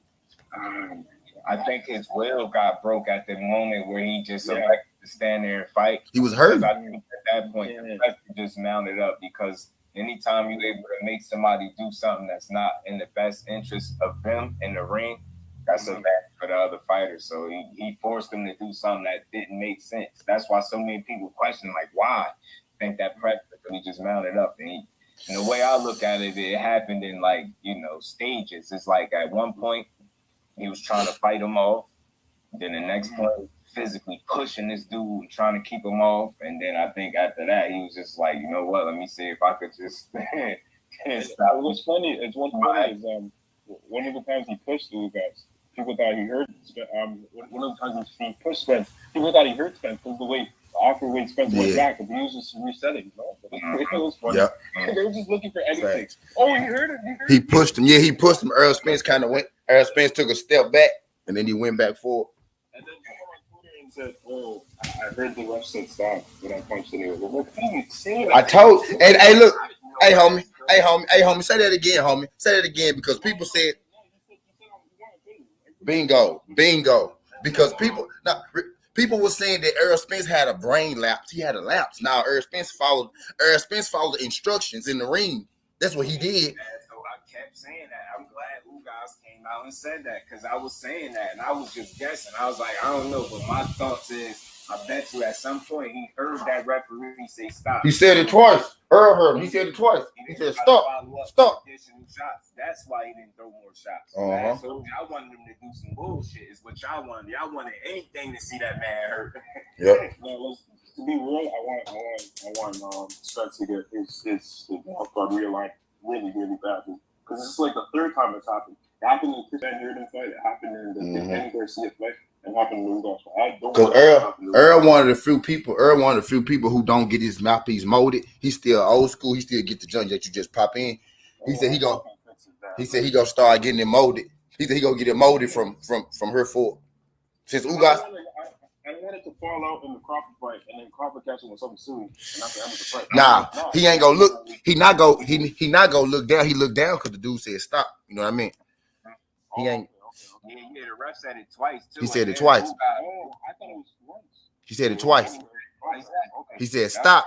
He said stop. Earl looked over. Then Earl looked over. He said stop. Then Earl moved. The Ugas let them motherfuckers go after the second time. As soon as he said stop, Earl looked down. And then he said stop again. God body, listen, the worst thing for any champion at the age that Spence and Bud are at is to be old and have to fight Boots. Mm-hmm. That's just being understanding boxing. So the longer he has to wait, the harder it will be for a potential champion if they're an older champion by the time he gets home. That definitely wouldn't be a good recipe. just to ask you about Boots and Virgil. How do the other panelists think Virgil and Boots go? Me, I think Virgil will be competitive. I think that it'll go more rounds than you've seen any of Boots' fights go. Definitely as of late. And I think it'll go to the back half of the fight potentially, but I see Virgil stop at some point because he's not creative enough off defensively for me. And that high guard, I think Boots will eat him alive behind that tight high guard that he like to put up. And the footwork too. Yeah, the footwork. Virgil has problems with athletic fighters. I could see that already because McKenton got some athleticism. He just ain't got no pop behind his punches. Being able to move like that, and Boots will have movement with a purpose, and his punches will do a lot more damage when he actually letting them go. So he got the exact kind of skill set that'd be all wrong for Virgil right now. To me, I don't mean Virgil can't have success, but the end result is going to be him getting knocked out. I think we'll both get dropped. If I want to be honest with you, it wouldn't be too crazy to believe because Virgil is really like that, and he cook you good enough. I don't care who you is. He look like his power is real enough to hurt whoever he fight. And any fight, that's the possibility that if he clip you, you're gonna be hurt. But I love to see him. I just think Boots is so much more athletic and skilled than him, like naturally. You get what I'm saying? I think Virgil would have to work more in there for things that Boots will be able to do naturally. And because of it, you will be able to see a separation in level. And I think Boots end up, eventually getting him out of there. If not, he's going to take a lot of punishment in them 12 rounds, I think. No. Fight where... Brothers, I'll be honest with you, I'm tired of talking about Spence and Crawford and not being around the corner just yet. I'm going to tell you the truth, brother. I'm so tired of talking about it. I want it to be happening now, man. It's like giving us a candy, and before we eat the candy, we take it away. That's how it feels, man. That's how I'm feeling, bro. I be trying not to talk about this shit either. It's frustrating, but it's frustrating, bro. For real, it's frustrating. Those definitely both winnable fights for Virgil, and it'd be respectable fights. You know what I mean? It'd be solid. I want those fights for Boots too. Yeah. Because for me, I want to see Boots in any fight. Can we throw Boutiev away, man? Can we please throw Boutiev away? Is because people, I still hear too many people when they speak of Boots' name, they say hype. Hype and Boots shouldn't even be in the same sentence at this point to me. And I don't think it's no hype train. I don't think it's no bandwagon. I don't think none of that when it comes to him. I just think you really got to be not emotional when you watch a fight. You can't just be somebody trying to look for something to complain about because you're going to keep running. You're going to keep running into the same wall because if I ask you what is it that he can't do and you can't tell me nothing, then I just don't understand why you not seeing it too. I think he's special. I really do. And he lives the fighter's lifestyle. Most importantly, he lives the fighter's lifestyle. I think he got it all together, and it's going to be real hard to beat him. I ain't saying it's impossible at all. I'm not saying he's unbeatable, but these dudes right now, I think 147 is his. It's just a matter of time. I don't think none of them are going to beat him at 47. Maybe it's going to be somebody different, but none of these dudes I think that we talking about right now, and I ain't counting the two that got business to take care of because I don't think they're going to fight him. Definitely not at 47, but anybody else? Nah, I don't see nothing right now beating him. They just can't do the same shit he could do, and he doing everything at a high level, and that shit just look a little different. And he be happy. He's the boxer we create on Fight Night. He's like that perfect boxer we create. He can do everything. That's what's unfair. It's not fair. He hit too much. I'm like, show me the fight where he doesn't. That's such a lie, bro. you're gonna go for a knockout, you're gonna get hit. That's what people don't understand. Lipinets was busting his ass, but Lipinet just ain't having. Go out there, Lipinets fights. He had to beat. Y'all know Lipinet's the smallest dude that he faced, but he lasts the longest. Y'all realize that? Go watch that Lipinets fight. Lipinets gave him everything he had. He just didn't have enough. You know what I mean? He just didn't have enough. I fuck with Lipinets. I fuck with Sergey. He was rolling with the punches too. He was rolling with the punches, bro. He was rolling with the punch. Sergey, the thing is, I want to see a dude. I want to see him fight somebody that's able to land on him like Lipinets, but is naturally a welterweight. That's what I want to see. That's what I'm waiting for with Boots. And I'll be the what you call it? I'll be I'll play devil's advocate. I want to see him. I want to see him fight somebody who could hit him like Sergey, but who is a natural welterweight. That's what I want. How he respond when he has to bag up, but then again, I never seen a nigga make Earl Spence bag up either. And it's 30, he 32 at this point, 31. So it may never happen. You know what I mean? But I want to see, how he react when somebody hit him. I want to see how he react when somebody hit him and he feel it. You know what I mean? It's like he do that shit at such a high rate, and that power is devastating when it start landing. He don't need a whole lot of punches that hurt you. No, nigga, stop it, bro. No, you giving Mean Machine too much credit now. That's what you doing. Nah, you gotta stop it, my nigga. Not even close. Not even close. Not close. Far from close. Who giving Californoskis? That's a strong dude to me. They had a decent jab, but he trash, bro. He just got to your favorite fighter. That's all. That nigga trash, bro. That nigga trash, bro. He just got to your favorite fighter because your favorite fighter knew he was trash and he was playing with him. That nigga trash, bro. He did have some good timing. I'll say that, but he just didn't have enough dog. What's his biggest win? What's his best win? I would say David Arpenisi. Bingo. Maybe. And that's a prospect. Yeah. So that means he's a gatekeeper. So that means he's a gatekeeper, bro. If he pushed back a little bit, he's gonna start. Yo. That's what I noticed with him. Yeah, he folds. He folds. And I seen it in the you've seen it in the Crawford fight, and I that's kind of to be expected because I expect Crawford to be in that, but even Virgil, he was able to bust Virgil up and hurt him early pretty bad. You heard him a couple times actually. Yeah, Virgil, out of that. That's when he showed me something. But see, that same shit that he showed me in that fight works for that level of fighter, I believe. Like when you're hurt, you just fight your way out of it. You could do that against that level of opponent, but Boots got you hurt like that. You just think you're going to, man, you way up out of it just by swinging, man. You're going to be sleep, man. Somebody going to be waking up somewhere, man. That just ain't smart. So I like how he responded for the level of opponent in that situation, but I wouldn't like that kind of response the top level. I just would. Just do. Luke Queen, appreciate you stopping through. To add to your point, just to, the uppercut is one of Bruce's best punches too. Man, you see what I mean? And his athleticism is scary, man. That dude. He's so comfortable in there, and he switched like that so comfortably.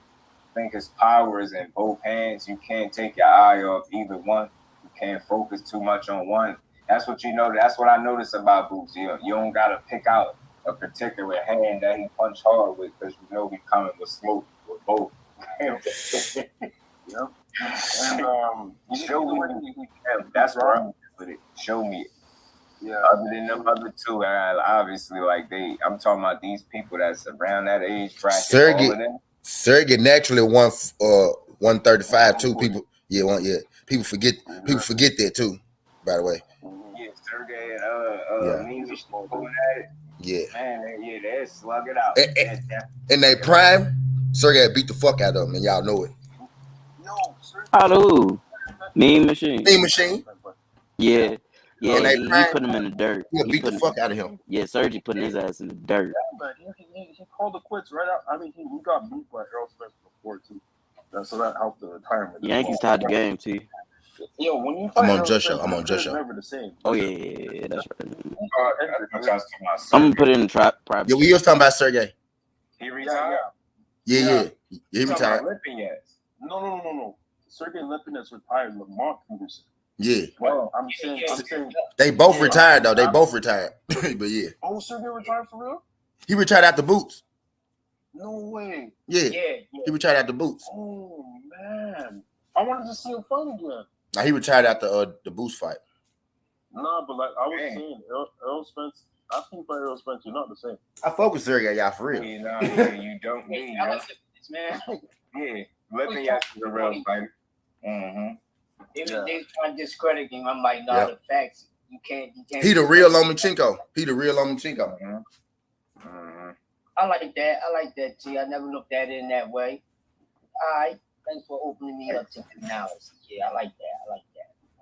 Yeah, I'm about like you gotta learn to give the fighters the credit, because then you discredit the fighter that you rep. I say that all the time. Everybody ain't shit. Damn, man, it's like that. I would never want to watch a sport where everybody ain't shit. Like what we watching, what we be getting excited about on the weekends. Like what you talking about? Yeah, Sergey broke Lamont ass off. Man, this shit good. We can get some good fight. He broke Lamont ass off. Something serious though. Who did those talking about Sergey and Lamont? I was saying he retired. He retired Lamont. Yeah, that was after that. That's when I stopped hating on Sergey Lipinets after he did that to Lamont. I said, he legit. Yeah, he legit. Yeah, he was on his ass. Yeah. Fuck my man up, dog. Fuck that man up, dog. I took that kind of personal, dog. Like he was like, that was personal. That was personal. Hey, that was bad. I said, yeah, little brother real. I don't know. Lamont probably said something slick in the waves or something. I don't know, man. I don't know what he said that pissed that man off, man. Yeah. Man. Now Porter knew better. Bro, I know you. Listen, bro, I know your background, man. But damn, what did you do, bro? That's not supposed to happen. That was That's one of the most biggest upset ass weapons that in the sport of boxing. This is one. Yes, it hurt me, man. I cut this out and everything.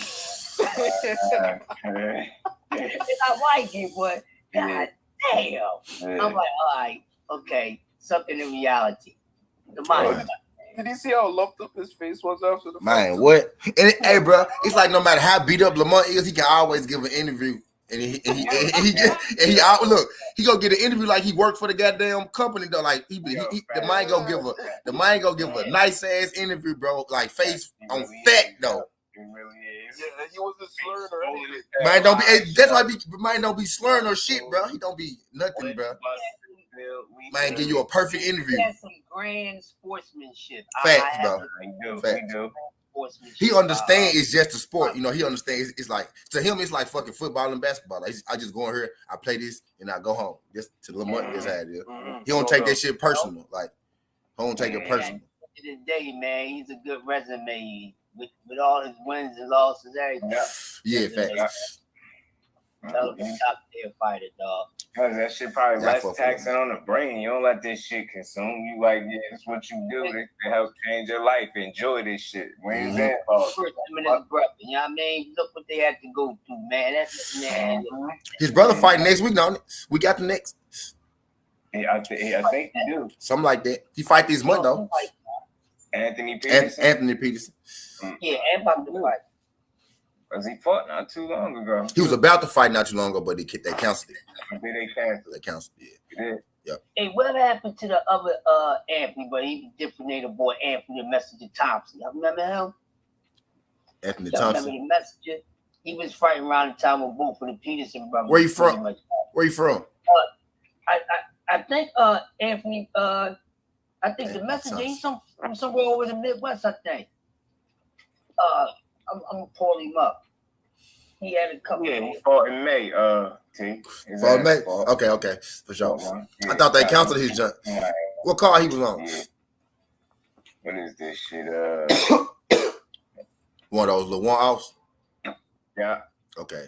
He was supposed to fight on the PBC. That's probably why I feel like he got canceled. He was supposed to fight on the PBC card, but they canceled the card. More known, more notable card. Yeah, so that's probably why. That's probably why I feel like he got canceled. He been winning on the low. His ass being top shape. That motherfucker's being shape. That's the first thing, bro. If you gotta be. That's the first thing, bro. I say that all the time. Soon as I seen Hooker, and that's why I blame right. Fact, I said, yo, he about to lose. Yo. Bro. Overweight. I said, nah. Yeah, it ain't a good 3 pounds overweight. Mm-hmm. Like, if you get what I'm saying, some people like. I think, let me see if I could come up with an example. Maybe Danny Jacobs choosing to come in heavier. Didn't he choose to do that with Canelo or some shit like that? He chose to come in with the extra weight and then get fucked. That I don't think would hurt him, but I think Maurice. MMA fighters do that a lot. So I know what you're talking about. Overweight, like not choosing to be in shape, but having that weight. You get what I'm saying? It's because you just wasn't in shape. You was overweight. Like that shit just wasn't a good. It didn't help. I knew it, and then I seen the way his back looked in the ring. I was like, he just don't look good. Look at his legs, bro. He was like leaning forward. Like I'm a tall nigga too, right? He was lean. He was off balance. His top, it's like his bottom was stuck in the mud, and his top was just wobbling. Like, bro, what is you doing, bro? He was a fat. Y'all remember how I told y'all? Facts. Y'all remember how I told y'all I always run? Like I always run and work out so I don't get that big ass stomach and be a fat skinny nigga. That's what I'm gonna look like, bro. You saw Mo last night? Boy. That's what I'm trying to avoid. You don't even have no metabolism. Your mama say, y'all, she couldn't take you to Chuck E. Cheese. Let Blair keep fighting these lower echelon. I don't want to see him with an elite again. I'll be for real. Because he's gonna get really, really hurt. Because when he was throwing combinations, he was squaring up. He didn't have a stance. Home tuck his chin, his feet were all wrong, man. Yeah, his feet were all wrong. He don't tuck his chin either. He have his head up. He don't never like home hide his chin. You know what I mean? He don't. Yeah, man. He's in trouble. He fight like that. He don't. You know what I'm saying? He don't tuck his chin. Doubt, bro.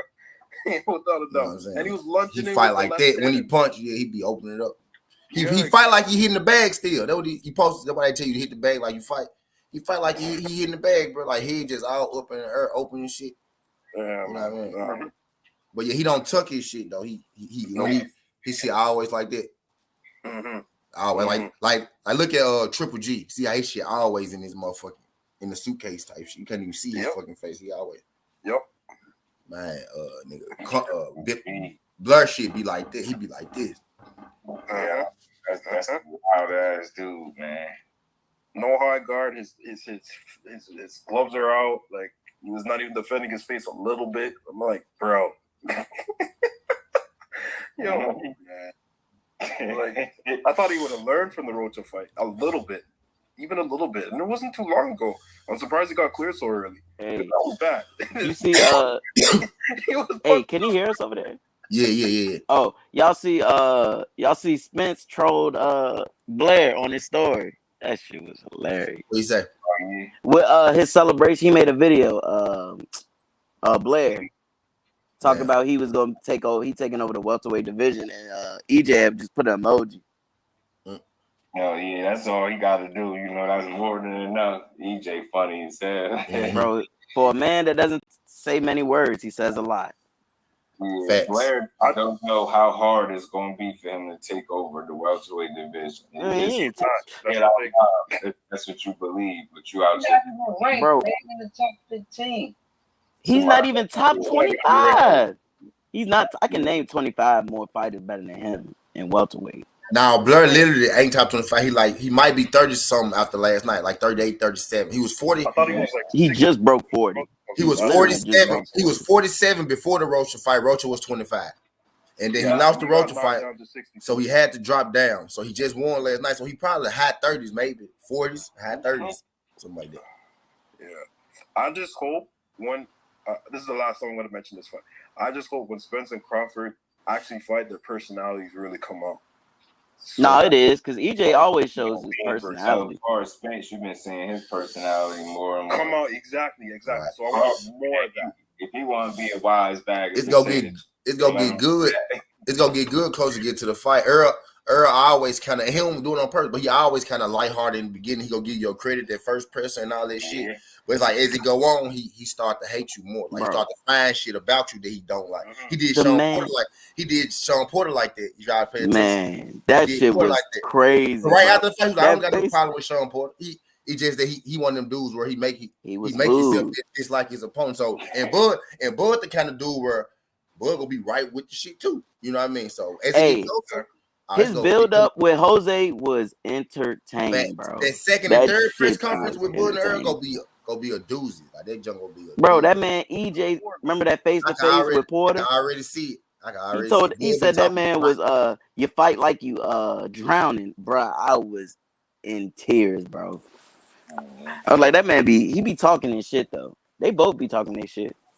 Nah, but I feel like they need a press conference tour for that fight. They really They do, bro. really do. About a 5 Yeah, they seconds. gonna do it. Like And as soon as it's announced. I don't think they're gonna do it just because it might not sell the way. No, shut up. This is the best fight in boxing. Yeah. Do a freaking tour, man. It's not gonna sell because they not gonna do it. How about that?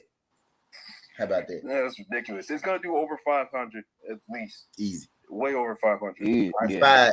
It might be 4. 4 gonna be the bottom. It's gonna do over 5. Yeah. The lowest it could possibly go is 400,000, and that's ridiculous. If that happens, boxing fans suck. Yeah. At that point, man. Honestly. But yeah, that's the last thing I have to say about that though. But it's crazy. It's gonna be more Spence fans buying that fight if we keeping it a G. It really is sad. That 500,000, that's about what 400 is Spence.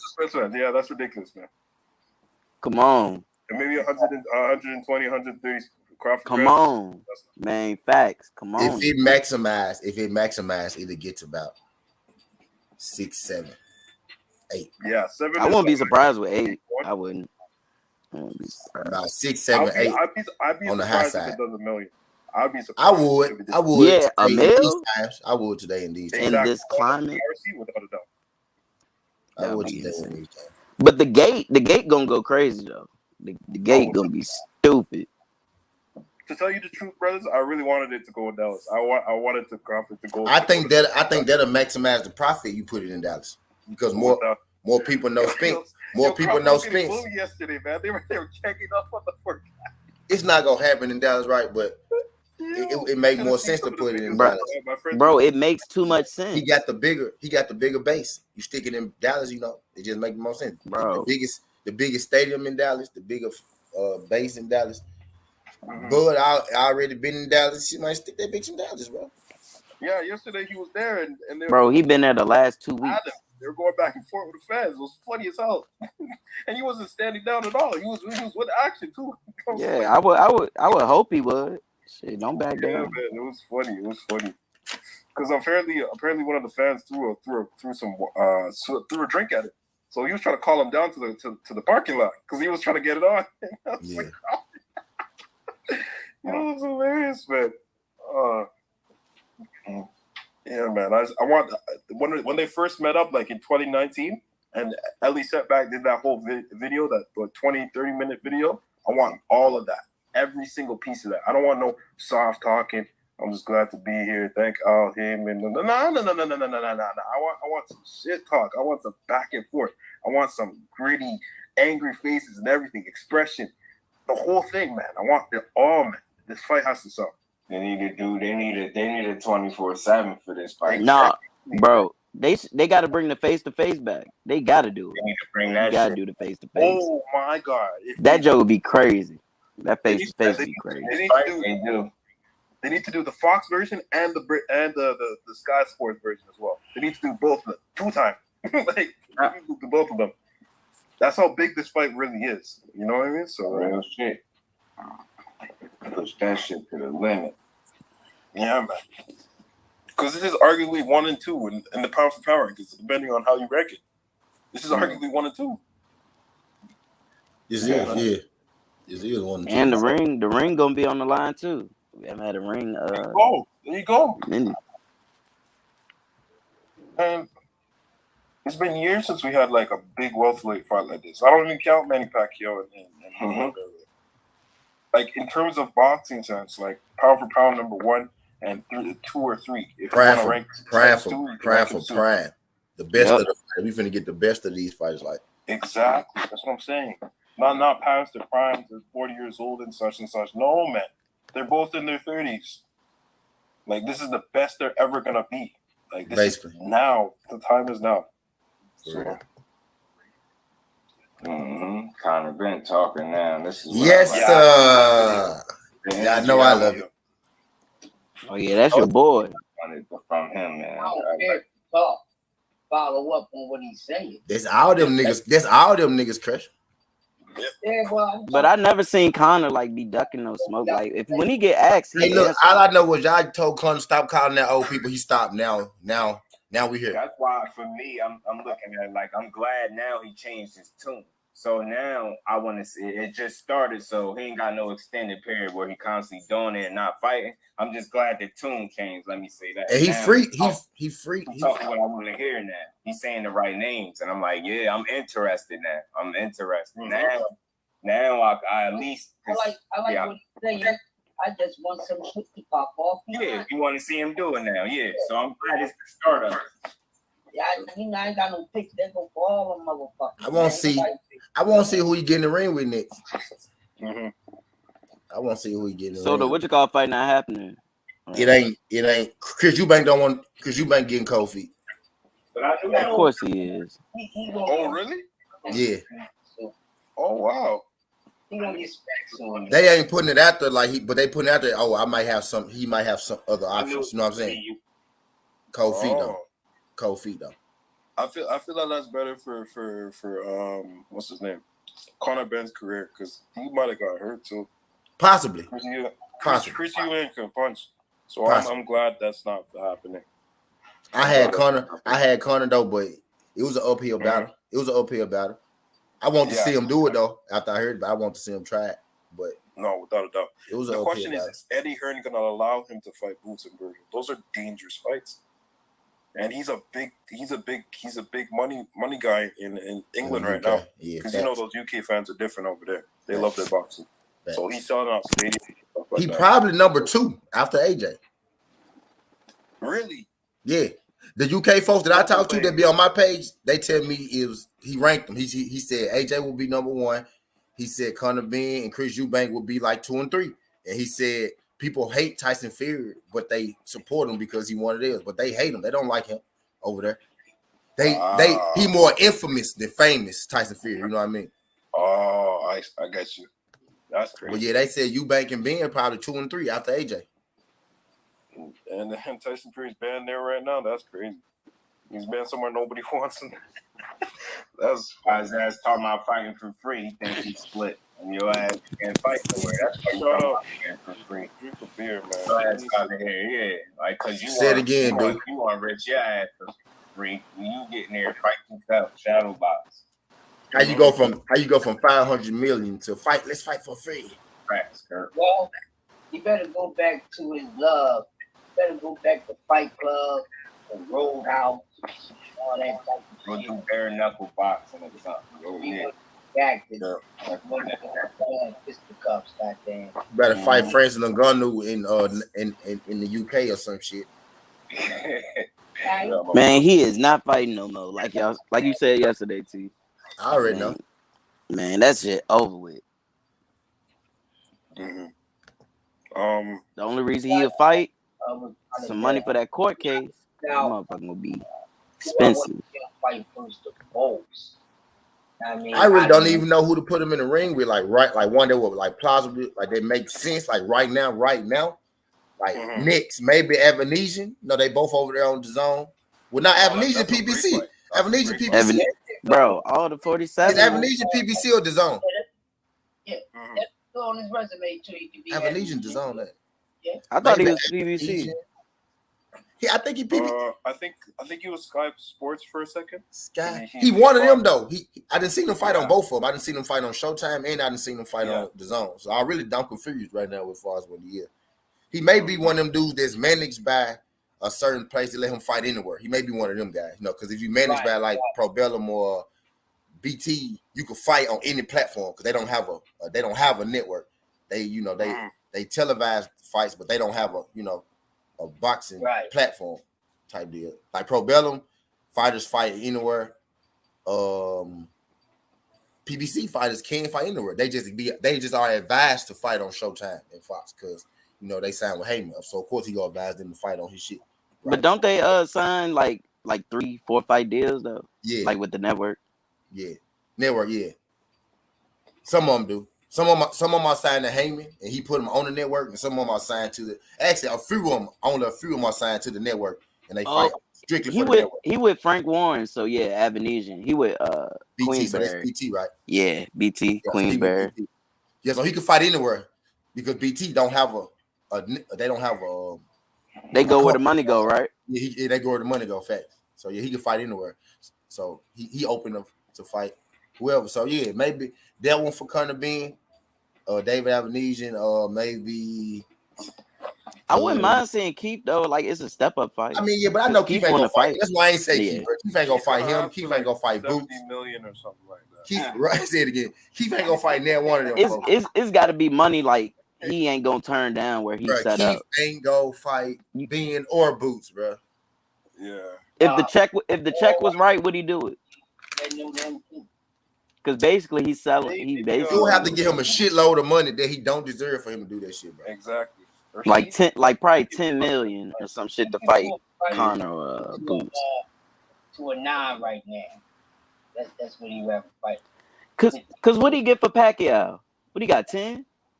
He got 8, I believe, if I'm not mistaken. Don't quote. So yeah, he probably would want. He'll want that to fight them. Okay, I think he got 10 total. He got 10 total in the end. Cause he gotta get some of that pay per view. So So facts. That's what I'm getting at, bro. The ask 10 for Connor Bean is a duck, bro. It's straight up. It's a duck. The ask for 10 for Connor Bean, bro. Uh-huh. It's a duck, man. It's a duck duck, Spence. man. You ducking Boots. You duck Conor. My bad, Tata. 15 ain't really nothing. Damn. So outside the top 10. if we're gonna be real, after that injury, right after he fought Danny Garcia, his career was done, man. His career's been done for years now. Thurman. Yeah, he's been done, man. He just wants a retirement fund. Man, after he went out of the country, he before the fucking was that after the injury? Uh-huh.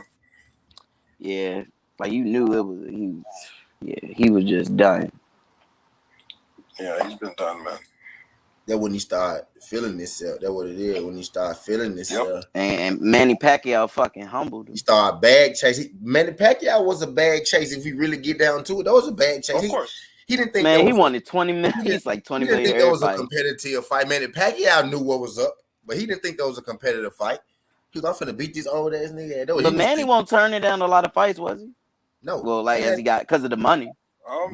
Manny don't turn down fights. Manny set his price, and if you match it, Manny gonna fight you. Yep. Because of goddamn Manny be doing what Keith Thurman be pump faking. Yeah. That's what he be doing. But Manny owe all them people. That's why, right? I'm like Manny run debt. Manny a senator. He a motherfucking. They talk about like he's still in debt. That's why he be asked for all that money. He run his country. I mean, he'll senator over there. Like he's doing his best to help the Philippines. Yeah. So I understand. Shit, Kanye West in debt too. You know what I mean? But right? But hell no, I think that was cap. That shit for real. That shit for real. Because they said 50 was in cap, was in debt. But I think it's a certain amount of like bankruptcy. It's different bankruptcies. Exactly. It's different bankruptcy. These motherfuckers got money. Exactly. They got money. Mm-hmm. Okay, he's fighting in the fall. Avenesian. Who he fight? I don't know. Well, I'm gonna get bro. You poured out. How y'all feel about the William Cepeda fight that got announced? Who he fighting again? William Cepeda. William Cepeda is fighting JoJo Diaz. Yeah, JoJo Diaz. Yeah, JoJo Diaz. I think that's a sneaky good fight. Yeah, that's a cool mix up. Keep us going. Keep us in the chat. Yeah, I know. That's a cool little mix up. Isn't T.O. next week? Yeah, T.O. next week. Woo, definitely watching that. I'm excited. I want to see what he got. Yeah. Oh, and then Josh Taylor might be fighting Catterall, and then after he fights him, he might move up. How does he do at 147? Who he fighting at 147? Yeah, it depends. Let's say Boots, Virgil, Murder. all the new Murder. Murder scene. I think he beats. Murder. I think he beat Blair Cobb. I think Stanionis. I think that's a close fight, but I think Stanionis is Man winning. out there, man. He got some work to be back over. Murder scene. Damn, Yeah. He might as well fight like. I mean, Stanionis is a hard fight for him. Like it's just like after that performance, bro. Yeah. Yeah, Gonna be he some looked yellow bad tape. in this Gonna be one. some yellow tape. Yellow- You put him in there with Boots. You put him there with Virgil. Gonna be some yellow tape in there. Man, bro. Get out of the way of the left hand. He don't make it now. Now the sad part is, bro, Virgil make better adjustments than Josh Taylor, bro. Yep, Yes. absolutely. That's the sad part, bro. He couldn't get out of the way of the left hand, man. Catterall is not even all that. Virgil make He better just couldn't adjustments get out than of this the way nigga. of the left hand. It was crazy. I was just like, this is your undisputed champion. This is the guy Real. calling out Terrence Crawford. Really? Real. Are you serious? You see, he put a pause And on it that didn't shit. look like the same guy that beat Program. It didn't look like the same guy that beat Ramirez. I'm just like, bro, what's going on? But I don't know, man. he got that. He But got. apparently he was coming off an injury. Maybe that has something to do with his performance. He just looked bad, straight up. Man, I don't want to hear that. I don't know, man. That's Josh. what they're saying. We finna see. Yeah. We'll know for sure. We'll know for sure. When they fight is he again. dropping the belts to fight him again? Is that the synopsis? Man, that's what they want to make it look like. But Oh, okay. he dropping the best to fight him again. You could have did that in the beginning. And you could have kept them jumps. right, Jojo. Think about it. If he had did it right after, he could have kept it. You see how long it took them to strip him? Yeah. He could have already had a fight. Yeah. You know what I'm saying? He didn't want to. He had other plans, and then some other shit happened, and now he going back to this shit because he knows it's some money. A jump he could possibly win, right? Because you got options right now. You either go fight Catterall, right, Earl or Bud. So which one you think he gonna do? Mm-hmm. It's Bud or Catterall. He could move up and get the Bud fight, or he could fight Jack. So he was like, nah, Jack just got on my ass. So I'm finna go and get this. He really was about to stay over here. Y'all see, Josh Taylor ain't been over here either yet for a minute back in America. Y'all noticed if y'all ain't noticed. He ain't been over here either. So just, throwing that out there. But he really doing this because he know he can get this fight over there where he is. It's a money fight for him. He got to go and do what he got to do. So don't. You damn criminal. Ah, my bad. Shooting the wrong people, bro. Damn. But That's crazy. Lord, he be tripping, yo. He gonna shoot the dog, yo. This dude, yeah. Oh my god, yeah. Whatever. But yeah, man. They're allowed to do some things over there that ain't on the up and up. yeah. Mm-hmm. Yeah, so he reversed. That's why a lot of this shit don't make sense. But they trying to switch it as is, right? Like homie said, he dropped the best to fight him again now because you could have did that right after. Would have had more buzz about it. Had way more buzz about the fight. Don't think that I'm gonna look at you dropping the belts like you just did something like great or dope. Like, right. Nah, you a sucker. Now I'm looking at it, you wasting time. Facts. Now you fuck around and lose. Now you playing because now you have nothing to gain from this fight. Bingo. I believe when you entertain meaningless fights like that, this is more like a get back, like a pride thing. You don't need to. It don't even mean what it meant the first time. It ain't even a pride thing, dude. That's how they want to switch. What I think it is, bro. He ain't got no choice but to fight him right now. He trying to duck 47. Exactly. Bro. I don't even like using that word. He's trying to avoid gun with 47 right now. Bro, he has no choice. If Terrence Crawford could be at 47, and the only reason I'm bringing that up because he sized him up. He said he don't know how the hell that dude was making 140. Big as hell. Yeah. Said that. Yeah, he was bigger than Crawford. Bud, yeah. Bro, he's bigger than Bud. I was like, he's big. Bro, Josh literally has nowhere to go. Like he know them killers is at fucking 40, bro. 47. And they coming. Yeah. No, them 40 motherfuckers. Yeah, like he 40, can't. 42. Yeah, he ain't got nowhere to go. You said he ain't got nowhere to go. He ain't got no, bruh. You got Gary, Motherfucking Jose Ramirez. Regis won his. He wanted his fade. Regis, Albert Pulio, goddamn Rance is still there in the Jose top 10. Zepeda, Antoine. Yo, 140 and 147 is a scary movie. My boy Theo Keith, there. the bounty hunter. Somebody need to fight that man. Shut him up. I want yeah. somebody to shut him up too. I want somebody to step up and shut him up. You see, ain't nobody tried to shut him up yet either. Ain't nobody tried to shut him up yet either. Facts. Yeah, 140 and 147 is a murderous road, man. It's a scary at the top. Bro. Scary time. There's a lot of scary fights. You gotta have that dog to be there. Yeah, tell Because and while I would say it's safe to call Josh Taylor that, even though I don't throw that name around too often, that weight bully shit. Because if you can make do, I get yeah, and he ain't never missed weight. And told the world you was weight drained in a fight, then you gonna go revisit that same weight class. Facts. What you gonna be this time? Bingo. It don't make no sense because y'all. It don't make no sense because he's lying to us. That's why. That's what's good, my bro. TWT in the field. It don't make no sense because he's lying to us. That's why. Yeah, fact. You know who I'll call weight bully for sure? David Benavidez.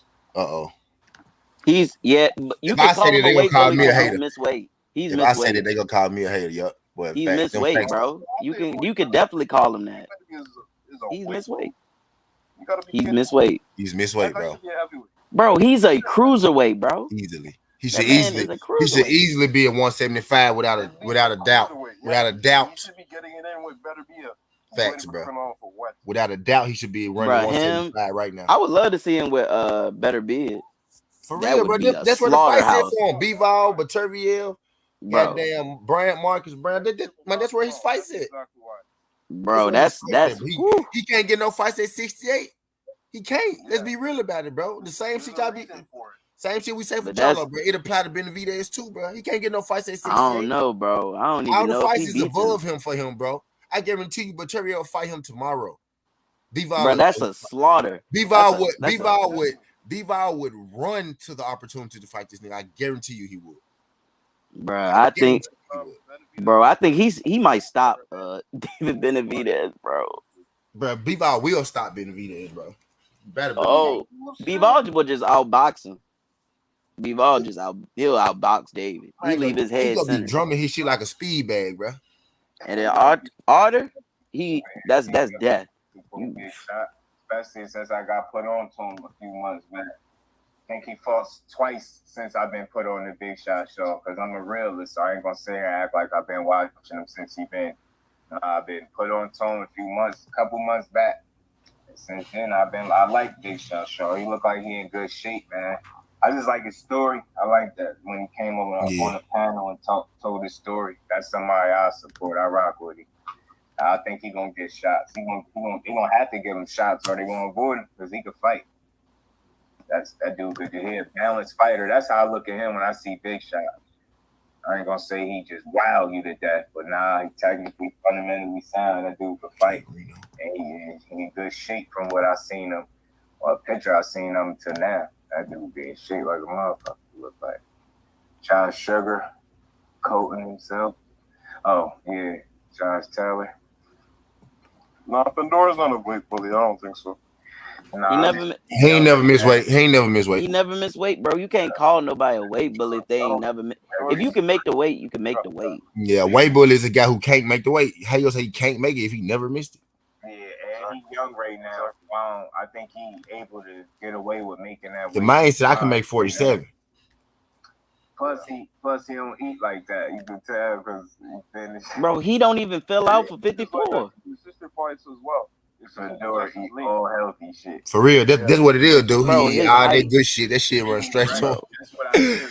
He said that was Fedora eat right. Y'all skinny niggas got it made, all bro. that healthy shit. Straight y'all got it made, bro. Y'all metabolism be crazy, just sky high. Yeah, I got me. Nah, but you gotta halfway eat right though. You gotta halfway work out with it. Like he work out right and he eat right. Like I halfway eat right, I halfway work out. It's a balance to this shit. But you gonna burn calories more than the normal person though, like easy when you work out. If Honduras just sit down, bro, if he sit down and he start doing what he want to do, dude gonna be big as a motherfucker. Yeah. He gonna be big as a motherfucker. If he just sit down, he gonna be huge. I think he can go to 200. Facts. He could easily be the heavyweight champion of the world if he tried. He got to fill out though. He got to fill out. He definitely got to fill out. Bingo. So, and he's Mexican, so I know they can eat. He's Mexican? They might heavy as hell. Ecuadorian and Mexican. Nah, never mind. That's Benavidez. That's Benavidez. My bad. I'm sorry. Nah, that ain't. Yeah. It's Benavidez. Benavidez. Benavidez looks like he walks around at 205. Benavidez does. Easy. Benavidez probably way more than fucking Fundora. He probably walks around at 205, 220 max. Got to. Yo, Fundora 220 easy. For 147, I'm calling them people on his people. They ain't feeding that man. Ain't no bad, ain't no way. That's ain't no way. He wanted to fight Errol Spence at 147. I was just like, what the hell? He gonna die. He pump fake that. Yeah, he definitely, bro. He don't want that. Snatch. Especially at 47. No, if EJ fight him at 54 with that extra weight, because his power go carry, he gonna get broke up either way. But I'm saying he go gas at 47. Fundora. Yeah, no doubt. You giving EJ even more advantage over you. Yeah. Yo, those 7 pounds of pressure, sir. For real. Bro, it's easier to gain it than it is to lose it. I tell you that. Facts. Yeah, no doubt.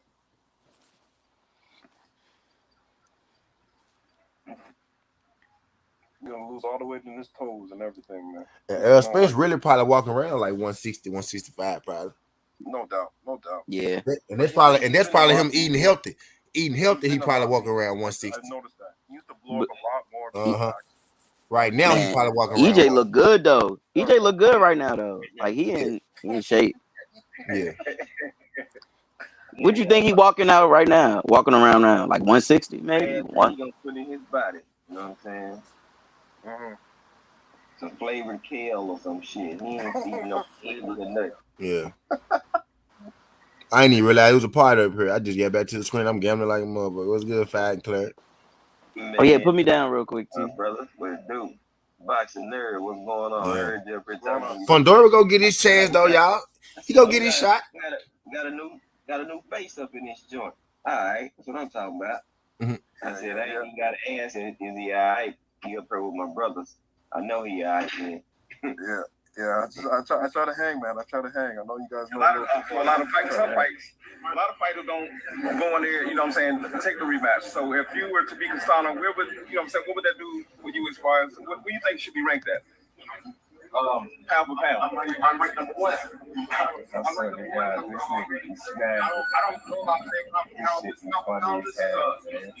Who interview is that? That's Bud. I'm not a blogger. I don't care about who makes a pound for pound list. There's no personal belt that's given out for somebody that's on the list. You know what I'm saying? The top list. Who cares about that list?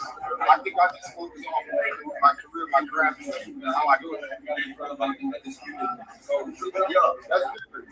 It's a bit different, you know. That's Jamel. Yeah, that gotta be Mel. He's so funny, man. Yeah, I swear. Bro, that build up between him and Superbad was one of the most entertaining jumps I saw, bro, in a long time. Yeah, that personality came out, ninja. Bro. Oh man. Come on, fucking Brewers. Man, you see what you call selling too. Who? Boston getting their ass whooped again. Oh yeah, they selling for sure. That man, I'm out here. How much I got left with you anyway, so I can send you something before we start talking again. I think you got 3 left. 3 left. Yeah. Just let me know what you ready to match, and I'll just I'll send another jump to you. Absolutely not. So I keep looking like you did. Would you taking everything? You want to understand it? That's okay. Happy for you, but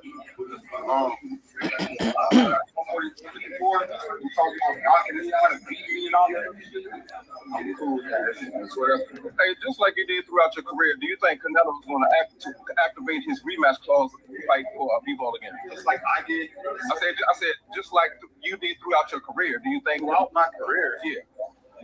only got one. I only got one. Okay, well, yeah. I'm having to retrain now. I didn't do all my career. That's right. Yeah, Mel don't be letting niggas get. Oh God, that's why I fuck with him. Nah, bro, don't lie on me, bro. Bruh, because they be playing with Mel and they wonder why he be Nah, so bro, don't mad. lie on me, bro. They be wondering why he's so mad. Cause y'all be wild. Right. Like, bitch, I ain't been losing like this. Don't be lying on me, bro. He had one rematch. Two, my bad. 2 rematches. Carlo was entertaining. Oh, God. Because he be mad as fuck. That ain't even the part I was laughing at. That's when he spazzed about the tweet. I'm a smash. Low key, that's my favorite. That's my favorite fight. I had to disown him when he said this shit about Wilder. But that's my number one. He definitely redeemed himself. I was That's like, why he my number man. one pound for pound.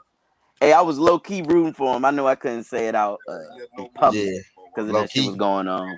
I was still rooting for him, but I was like, he had to redeem himself.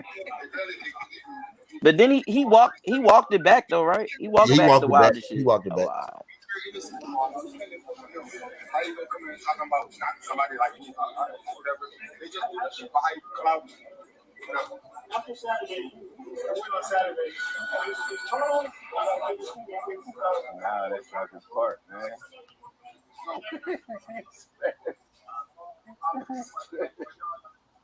He's talking about knocking me out. Right. Nigga be mad. For real, bro. How dare you disrespect me like that? That nigga said like he's gonna go out to Korea. He said what? Like a what? He linked in closer like what? He said, what you mean throughout my career? Like I'm having a rematch. Jermaine be waiting for you to say the wrong shit. He be waiting for you. He be listening for you to say the wrong shit. But EJ came out, he was like, they watch everything. Him and Maul. Fuck me wrong. Like they see it all. Man, he be bad. Derek James was trying to tell him to chill. He still, that's when I knew he was different. He wasn't chilling, yo. He chilled a little bit though. You kill him. I don't know if that. But bro, that's you love him.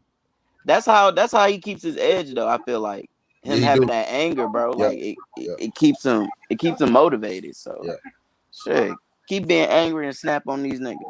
Once he moves up, what you gonna do? I'm also that strong guy. I'm asking about don't nobody actually about ain't about looking late. Y'all need to realize that. Seattle snapping. Stop asking about problems. I don't want to hear that shit about problems. I'm fighting Brian Santana. That is, I'm not trying to hear that shit, boy. Yo, why it's so funny because you gotta see him. He agitated, but he answering the questions. Then he just got to a point where he like, yo, don't fucking ask me about Crawford. He's not in my weight. Right. Brian Santana. Don't fucking ask me that shit no more. Oh man. He's one of the funniest boxers in For boxing. real. He's more fast. He's more This is not meant to be funny. I'm just retarded. I think shit like this is comedy. You know? It's Nah, he's It's not funny, bro. You ain't the man. only one, dude. You ain't the only one. Like a golden lord at 20. But he be dead ass, but the shit comes off. It just come off hilarious. He be like, what? Every say, what, huh? What? Man, that shit with Tony. Bro, Tony was getting under his skin a little bit. I ain't gonna hold you. That shit was funny, though. Oh, man. Like, bitch, that shit happened one time. He like, that shit happened one time. Damn, yo, write this shit down, bro. Just write this shit down. Go walk up on that man, ask him, baby, man. God damn. Yep. Who was that interviewing? Sit back to yourself just to make sure. Smeltzer got demoted. Bro, Smeltzer is in the fucking minor league. Who? Smeltzer. They play for lying. You lying. The man in the minor league. That's crazy. He demoted or he got hurt. I don't know. You might be right. Okay, never mind. You right. You might. Sometimes they'll they do their rehab games and shit. Nah, he might got demoted. Nah, that make more sense than what I was thinking. I'm like, bro, I know he ain't that bad. Yo, the man, what up, though? Oh, that's my man. Five was good. What's happening, man? I'm finna run to the store. You must be on T-Stream. Right. Yeah. I figured that. Because I looked at the avatar and boxing nerd shit. I'm like, I heard Joe. Hell no. Now I thought about said, he old slick ass, and his ass still alive. That nigga on the other goddamn street. Hell yeah. Brothers, Yeah. what does TWT stand for? The winning team. Yes, sir. I like that. That's tough. Yeah. Yep, no winning team. Exact plans in the Yeah. We try to do our thug feeling a little bit. You know Oh, what I'm how saying? much we matching, T? Little razzle dazzle. You know. He's amazing. little snap crackle pop, you know what I'm saying? But we popping though. Oh man. The dude right there in the bottom left box. That's C-Man Ruffin. That's C-Man Ruffin right there. That's TWT mascot right there. Oh man, go ahead and hit that intro for one time then, just go ahead and spin that joint. Look at his ass over here. Oh yeah. Yes, sir. Yeah. I gotta put my glasses on, right? Because ever since I became TWT, they out here asking for autographs, so I don't want people to know to see who I am. Okay. Yeah, bet. Yeah, that happened to me sometimes too, Clarence. I know what you're talking about, Clarence. That happened to me sometimes too. Hey, you gotta hit your hit song, Harlem Rough. You know what I'm talking about? Yeah, Clarence, that happened all the I time to don't me have too, time fool. for these ungrateful son of a bitches out here. I don't have time for Oh god damn, you gotta make time for the thing, you ungrateful son of a bitch. ungrateful son of a bitches. Pop, I just want to let you know, I love you and you my brother. But when you do your show early in the morning, just remember, ain't nobody coming to see you, Otis. They coming to see me. That's the show. Nah, Hey, man. Hey, no, that's cool what y'all though. doing about Hey, guess what? That's cool because the likes and the views go to G5 channel though. So keep showing up, goddamn. Thank you for your services. Man, talk your shit, Five. Talk your shit, Cinco. On the Gabriel side, goddamn. They on Gabriel side. I told you, listen, we gonna call this Clarence and TWT. That's what we gonna call this shit for now. And Clarence parents had a real good marriage. Clarence and the TWTX. Might have made us the backup singer. Oh shit. No, that's sick, man. That's cool. What y'all talking about today, though? A little bit of everything. We talking about taking your TWT membership, nigga. After you made all us the Temptations and shit. We snatch it. Oh, y'all revoking niggas. No, man, you can't do that to me, man. They stripping you your patch. Guess what happens? Now I become a fiend. Now I start drinking and start doing now you Eddie Kane. Now you Eddie Kane. Up on my feet. I forget he rough, right? He rough. He see rough, right? I forget. No, we cracked out. Now you want me in the house? The membership, man. I can't do that, man. Nah, my man he turned Eddie Kane. Nice like this. Have to sit down and review that shit. Yeah. You read that. You can't take that on the homepage. You read the instructions. You was laying it on them. They was hating. I need TWT, man. I need TWT needs you, Clarence. Oh man. We have fun, man. No matter what panel we gonna tear some shit up. Yes, sir. You gonna have fun. Kid Austin opponent was that's all I do. It's hard. Kid Austin opponent was running from him, but it's Kid Austin still, he a young guy. He still need a little work. So I understand. Yeah, facts. That's like his name, Kid. Pun 9 and 10. You're right. He's still a kid, like bruh. Got some growing to do. Fact. But he right on exactly. He on the right trajectory. I think he one of them dudes since he's so young. He gonna have about 20 fights before he ready for the titles and the top contenders and all that. Because he started so young. He gotta. When you start young, it's good for you because you get a lot of experience, Tank Davis. Yeah, but you also got to learn your style change a lot as you grow. You know what I mean? So he learned big facts. He got to learn as he grow too. Tank Davis is right where he need to be now. He got it all together. It's gonna take Kid Austin, because you learning as you type shit. So he started so young. He got to find his weight. Yeah, he got to find his weight. So if he start to miss weight or some you shit, feel I'm good not at. gonna shit on him because Right. you know It's a he good got. top 4 guy body. It's a good top 4. He got a piece of what's y'all top 4 ages 25, 30. I got Tank Dudes. All right, brothers. I gotta go do some stuff. It was great being on the panel. Always, bro. Yeah, man. I'll come around again sometime, man. I definitely appreciate it. Yeah, I know, God, buddy.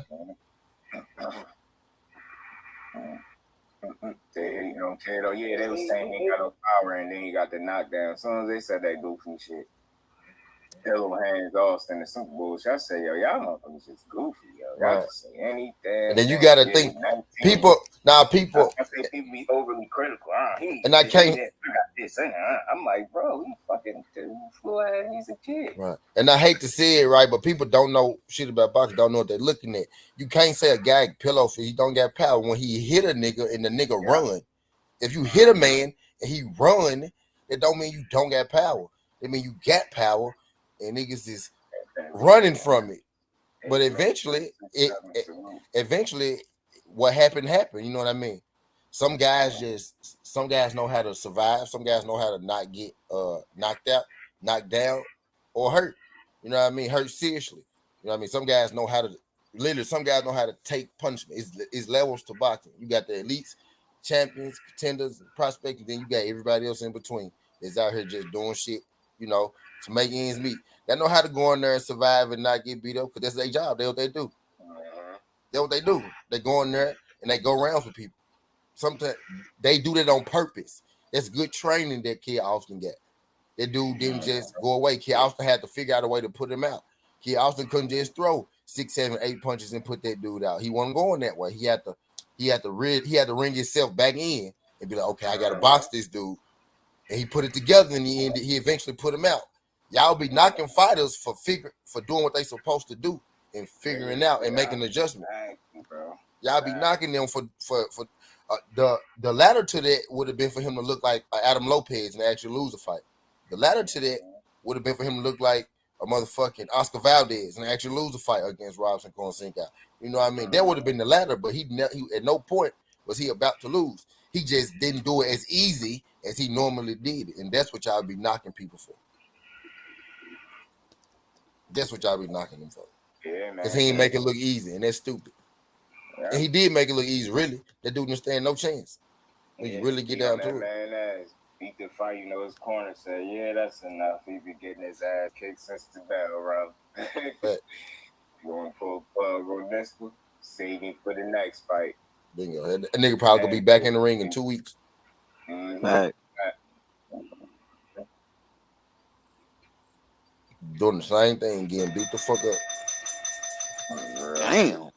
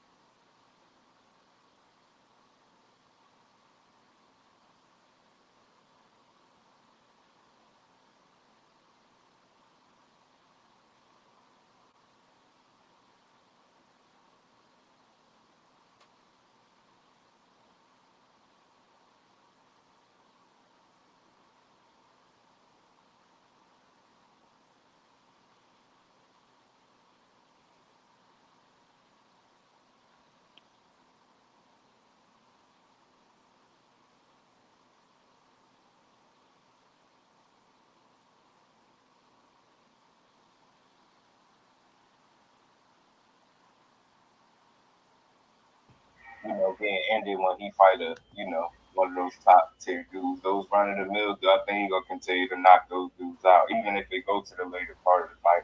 He just gonna have that one shot power to be able to do it. He got some real pop behind his punches, but I think he's gonna run into trouble at the top level because he don't change up the speed that often on his punches. Everything be a home run with him. I hate to see fighters do that. You're gonna run into somebody that's not going for that. You're gonna have to be smart. Like Kid Austin was the second when he got his guy hurt and he started, reeling off those combinations, and you noticed it took him a quick second, but he noticed like, hold on, I gotta calm it down, and he slowed it down. So I was like, exactly. You could place 4 or 5 shots and make them count instead of throwing 10 to 12, and burning your gas tank. So that's something I think he'd be able to learn moving forward. No, it's not a bad thing. It's just it's gonna get tested when he goes up to the top tier. You know what I'm saying? Even some of those dudes he probably still be to get out of there. It's not, hell no, knocking people out, shit. And he's actually went some rounds. They not first round knockouts. So you're able to get a sample size of Virgil Ortiz before he get the knockout. So that's good. Ninth round and shit like that. That's decent. He just need to learn to cut the ring a little bit better because he was following dude around too much. And so all I need to see how much you matching on that?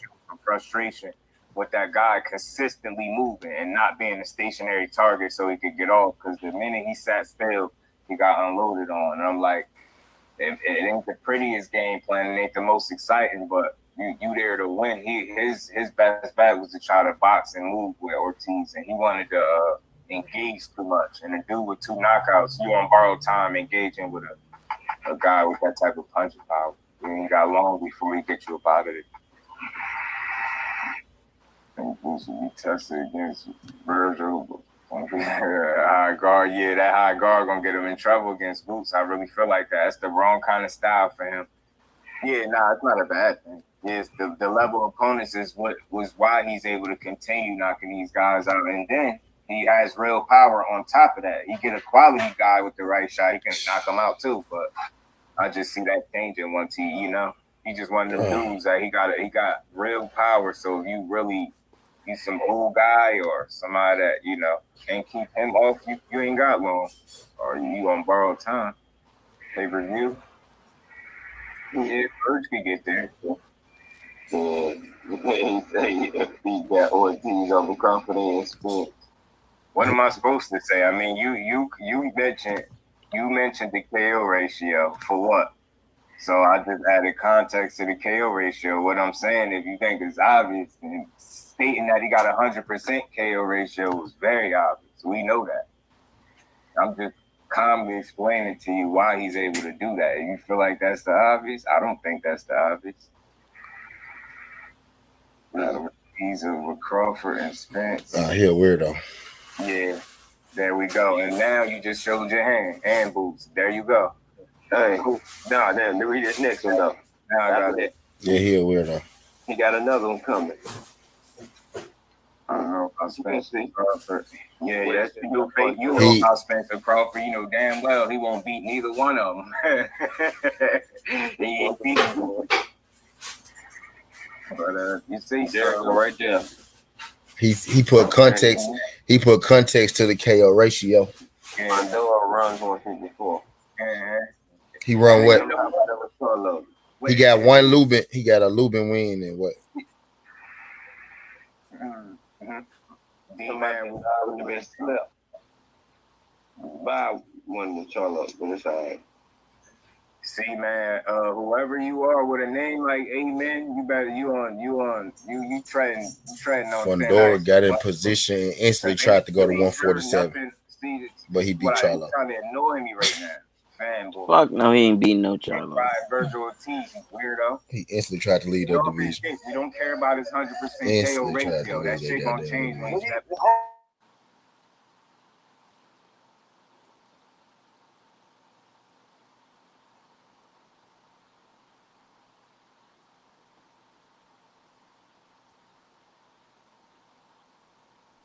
The shooter should be on deck already. Get him the fuck out of here. We ignoring you. They got him. They got him. I can tell. Fuck him and fuck what he talking about. Fuck out of here, man. Anybody else?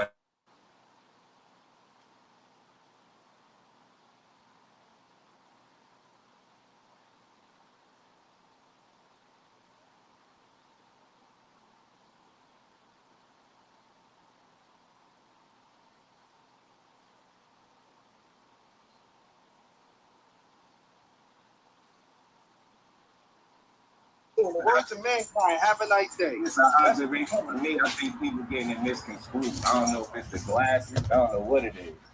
But I'm done being nice. Fucking weird ass. Fuck them niggas, dude. Something crazy. I'm serving you. It ain't even gonna be boxing related. I'm serving you, the person. Hey, remember we talked about the other day, bro? I'll start serving. Now y'all gonna know. That's the energy y'all want. I gotta be a little more aggressive for y'all to get it. No problem. You know what I'm saying? I serve you. I'm tired of being nice anyway. That shit cramping my style. I ain't nice. All you gotta do is ask. There ain't anybody tell you that. I ain't that nice anyway. Yeah, nice to y'all. Yeah. Real conversation. I'm engaging with you, weird ass. You turned that into some weird shit. I know you young. Only kids do that. It's like ready. Hey, even if you're a kid, if you come over here playing with grown folks, your ass gonna get it too. I ain't got no sympathy for nobody. You know what? He named all the names that he can't beat. He really just can't. Boots and murder him. That's why they need 4 years for him. Spence said all he did was used to cry when he lost when he was a kid. He ain't beating him. Crawford beat his ass too. That's why when they asked him, is he ready? He said, yeah, and then went right into the diversion. He ain't stand on that shit. They asked you one question. You want to fight? Yeah, but I'm ready for whoever. I hate when they say that. Whoever just means you ready for them to put you in there with another McKenzie. You don't go to from McKenzie, a nigga with 2 knockouts to Terrence Crawford. You would never see that. Probably won't even see Virgil Ortiz and Terrence Crawford in his lifetime. Yeah, Frank put his ass down the ass. And Crawford is doing it in the pros if they fall. I think I know Crawford will beat him. I know Spencer beat him. And I'm telling you now, Boots Ennis would be the worst thing for him. Young, fresh, athletic, can do everything you can do, but better. Leave that man alone. You just named 3 people deep and then call me a fanboy. You fanboy. You could just beat everybody. Yeah, right. That's exactly why the matchmakers put him in there with Michael McKenzie. Dude, what's that, a 12% ratio? Get your ass out of here.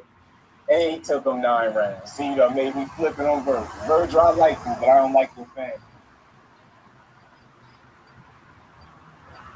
You used to be talking shit like they know what they talking about and they don't know shit. Shut the fuck up. You could say all facts. Somebody still say a fan. You don't even gotta be. You could just be discussing boxing. It don't even gotta be a specific fighter. Somebody say that. Fanboy, duck. What's the other word? I hate y'all misuse everything. Yeah. What happened to Virgil? That's what they gonna be saying. Get his ass in there with Boots Ennis. Fuck that. I don't want to see nothing else. So I'm pushing that now. Now I need a video, man. I want to see Virgil. What I want to see. It's going to be a selfish one. I want to see Virgil and Boots. Fuck that. We pushing for that. I want to see Virgil and Boots now. Fuck that. I'm going to DM Virgil right now and be like, yo, you fight Boots. Virgil said 28 months. 28 more months. How many it been since they said the initial 48? Right, yeah. He said 28 more. You see, I said 28 more months. Yeah. He got 28 more to go. That nigga got a counter. He like, yeah, I'm ready. He got a counter, dog. For real. I'm telling you, he like, man, yeah, it just got, facts. Fake, we just turned on Virgil. You know, piss me off, man. Do that. You know what I'm saying? You gotta talk crazy now. Now I want him to get smoked. You gonna name all the people that can really beat him right now. That he won't be the favorite to beat none of them. You gotta psych yourself up. Mighty Mo there looks so mighty. Man, what? I told y'all that wasn't Mighty Mo. That was Maurice Hooker. Yeah, Maurice fucking Hooker. Fucking mighty fucking heavy. That's what he was. Nah, no bullshit, dude. Gun on, yeah, right. Turn that Judge too. You stupid, man. That was not Mighty Mo. That was Maurice Hooker. My bro was good with it. His ass was heavy, all right. That's 2 different men, 2 different boxers.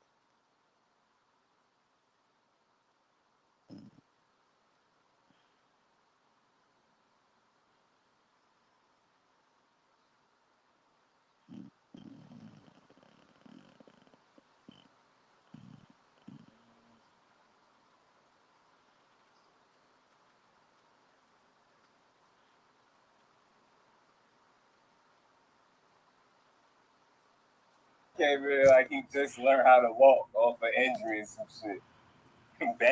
Mighty Mo look like Mighty Mo look like Bernard Hopkins, like his last 2 years. His last 2 years in the sport. That's what Mighty Mo looked like last night. Bernard, like a fucking alien. That's what he looked like. Right. Yeah. Virgil mad at that for getting on his ass about that. Mighty Mo looked mighty whipped. Yeah, he was mighty heavy and mighty out of shape. Mighty ass whooping. Boy, I know that Blair Cobb law stinging like a motherfucker right now. That's believe it. Now you gotta go back and convince yourself that he not done. Telling you what, but just to be fair, just to stay consistent, I'll watch him one more time in shape that really see if he really should call it quits. But the way he got beat too, he got dominated. He ain't just get, it was just like he looked like old. And I felt like more of that was, some of it was weight, and then some of it was just him not being that good right now. I was walking around like Jose when he fought Bud, dragging that leg. Yeah, I'm telling you. He was moving. Yeah, y'all don't remember that movie Shocker from back in the day when the dude was jumping in people's bodies and taking over and shit. And when he take over the body, they automatically have a limp. That's how Mighty Mo was going. He was in there dragging. Something was wrong. He had something wrong with his fucking legs or something. That's them stiff ass braids. That motherfucker he was lightheaded. That's what that was. Fucking braids. Them stiff ass straight backs. Them motherfucker, them shits had his suits was too tight, had him lightheaded in the ring. That boy getting punched around like that. Y'all should have told y'all should have known y'all had a fight. Soon as y'all seen two niggas over 30 with straight backs, stiff ass, dry, straight. No, it was gonna be a fight. You ass a fool. What you doing? Still killing innocent people? Look like he was training to fall. He was, yeah. Like I don't know what the hell that was, man. Like, he had balance issues. I'm telling you, the braids was too fucking tight. The braids of the fucking bandana. Took that bandana off his head right before the fight. That's what I'm telling you. All that blood started rushing to his motherfucking head. He got punched a couple times, went to the ground. Like some easy shit. He's at a disadvantage from the rip. Bro, I was impressed he ain't get stopped. I'm saying tight ass trunks. I know he had a little extra belly fat. The nigga was over the weight. Just going in. All fucked up. I'm telling you. Both of them niggas had some dry ass, stiff ass, straight backs. They got the kind of braids you get like when you be growing your hair. Tell me them niggas both of their braids, they look like when a nigga first start growing their hair and you braid it for that very first time to see if your shit long enough. That's what they was in there. It was in there with that. Niggas just got this shit braided for the first time. Like, fuck it, I'm gonna wear it to the fight. At that point, you still gotta wear a fro, yo. You're not supposed to braid that shit. He'll learn next time.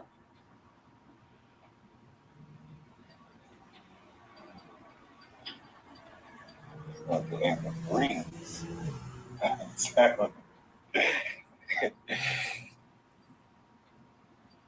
Martin versus Tommy Hearn, Bob's head getting punched on.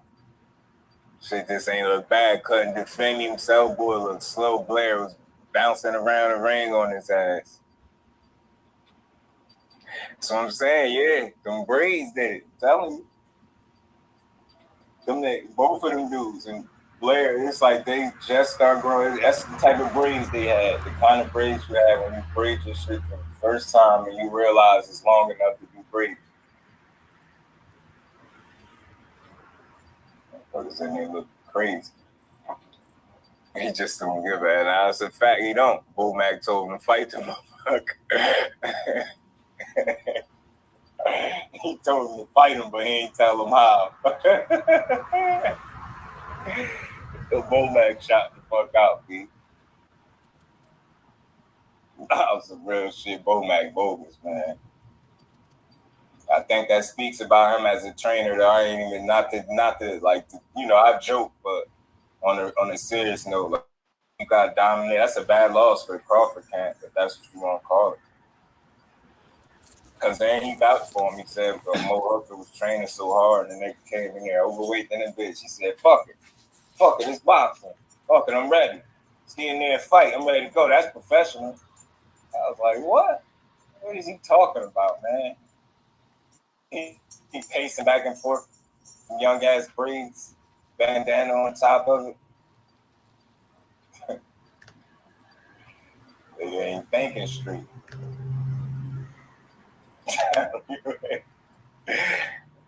That's why I bought that snack. According to Marlo said he don't know why Bud over there at Snack. He said it ain't like Snack giving out no goggles and no shit like that. So he basically saying unless they giving out some type of protection for your eyesight, because ain't no need to be over there. Then I heard a couple of people saying Crawford looked like he got bigger, like he packed on some weight. I just think that's horse shit. I'm tired of hearing that too. Every fucking camp, all of a sudden somebody jacked, so ripped, and big, man. Get the fuck out of here. You're not even in an official training camp, so miss me with that he packed weight on. What kind of weight could that be? Because he still got to win at the limit, am I right? Like, what the fuck kind of weight could he be putting on that would be beneficial for him? Bomac ain't enough to train for each. And I'm being dead serious. It ain't, yo. On everything, it ain't. Yeah, snap.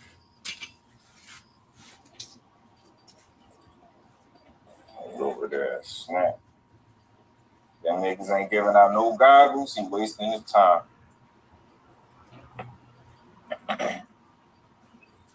Here's how this person price with Antoine fuck to a draw. Guys, African Jamal. Big Mac looking bad. He said, "Yeah, man. Anton Cobb, yeah, he did have a draw with somebody.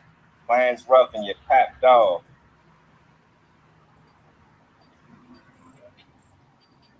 I just want to say this too for the record, man. I'm pretty sure we in the building know that, but all these people that say boots need to be tested, do y'all know? Do you understand, yo? In order for him to be tested, somebody has to then first give him the opportunity to fight them. Other than that, we're going to be saying this shit till he 40 and up. Like, God damn it, somebody got to fight him. And we all know it ain't because he don't want it. Bomac was exposed to him. Yeah. You know what though? You know what's being exposed, I think, when it comes to him? Where he's limited in his lack of versatility as a trainer. Mm-hmm. And just his ability to make adjustments is being put on display right now. You're able to just see where he lack as a trainer. Like, because they get the credit to some degree when motherfuckers win, right? So why they can't get none of the credit when motherfuckers lose, or none of the blame when a motherfucker lose? That's how I look at that.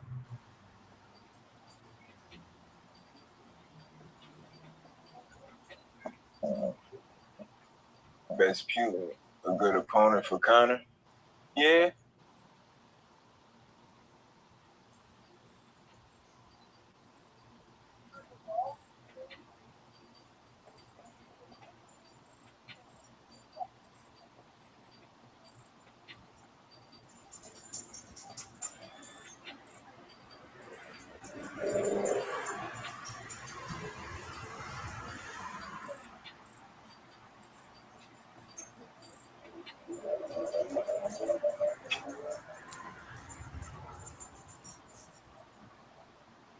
Oh, shit.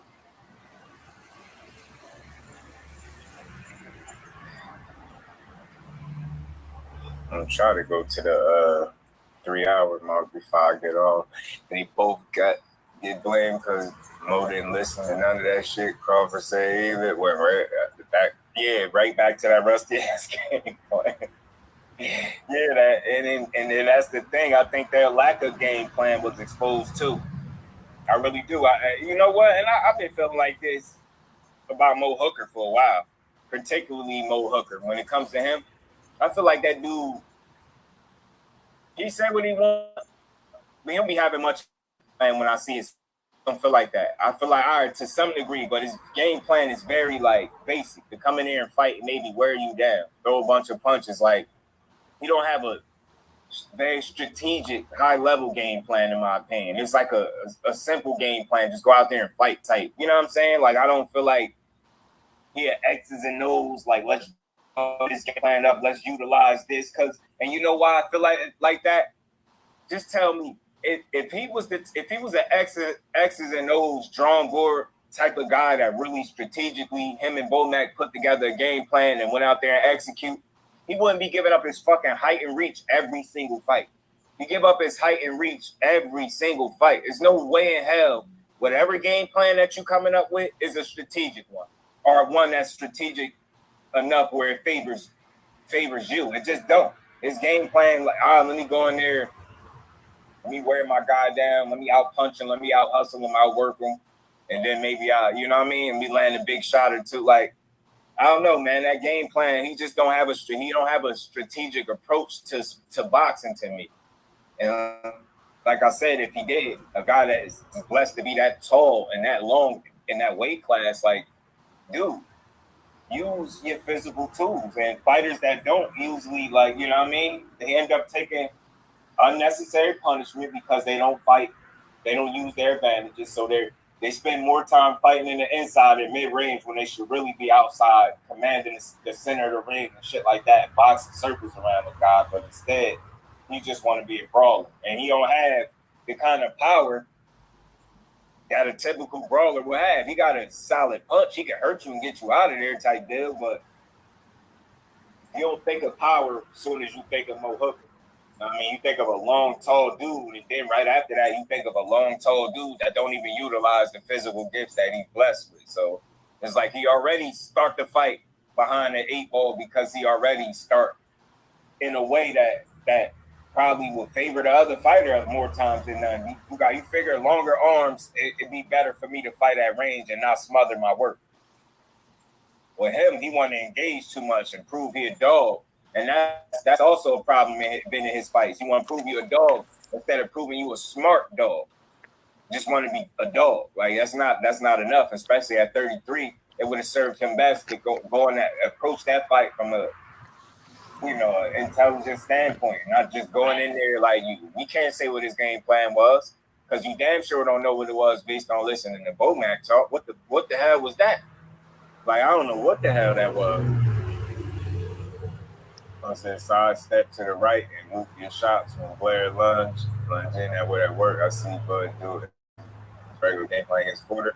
Yeah, that shit would. But you know what? You know why I feel like that would work? I mean, it obviously will work, but why it doesn't work for Maurice Hooker? Because he physically can't do what Bud would be asking him to do in that situation to me. Like to me, and if he could, then he would have done it. So either he could have done what Bud was asking and wasn't smart enough to actually listen and do it, or he just lacked the skill and the ability to be able to do it all together. And I think it's, you know what I mean? It's a real question, man. I think he lacks the ability to be able to pull that off. Now, he's not an awkward dude, but he's slow. His top and bottom don't be on the same accord. Like he got like a clumsy style to me. He clumsy, but he always been like that. Even at his best, Mo Hooker was like a clumsy fighter to me.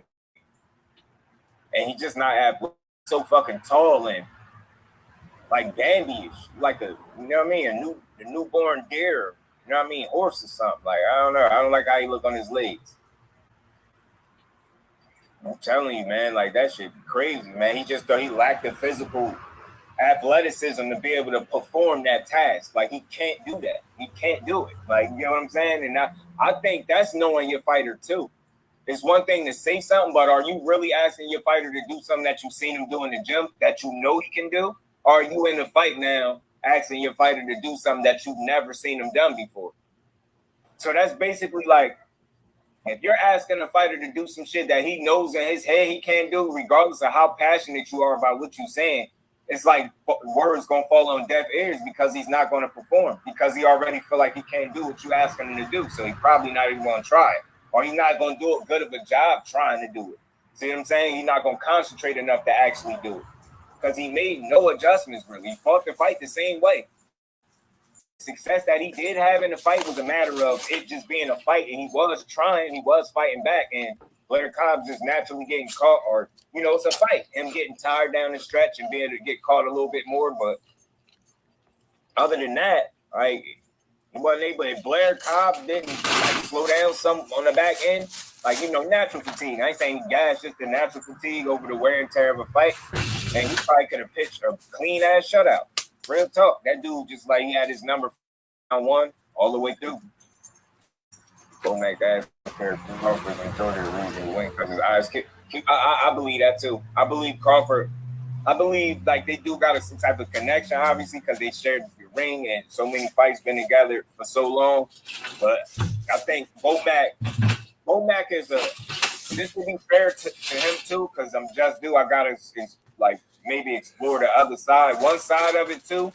He could be a product of like his own success. Like the failures he's having is because he's been so successful with Crawford that he hasn't had to tell Crawford a ton to get him to win. Like usually the fight's going his way anyway, and then when they not, maybe he do have that one or two things that he could go to say to get the spark of flame in Crawford, whereas you don't have that same luxury with these other fighters. These other fighters are not Terrence Crawford. As a matter of fact, they're so far from it, it's not even close at all. There's no fighter you have is anything like Terrence Crawford. Not one fighter you got. So what I'm saying is the same minimal instruction that you can give for Terrence Crawford, because I believe Terrence Crawford is a great fighter. You don't have that same luxury with some of these other dudes in your stable.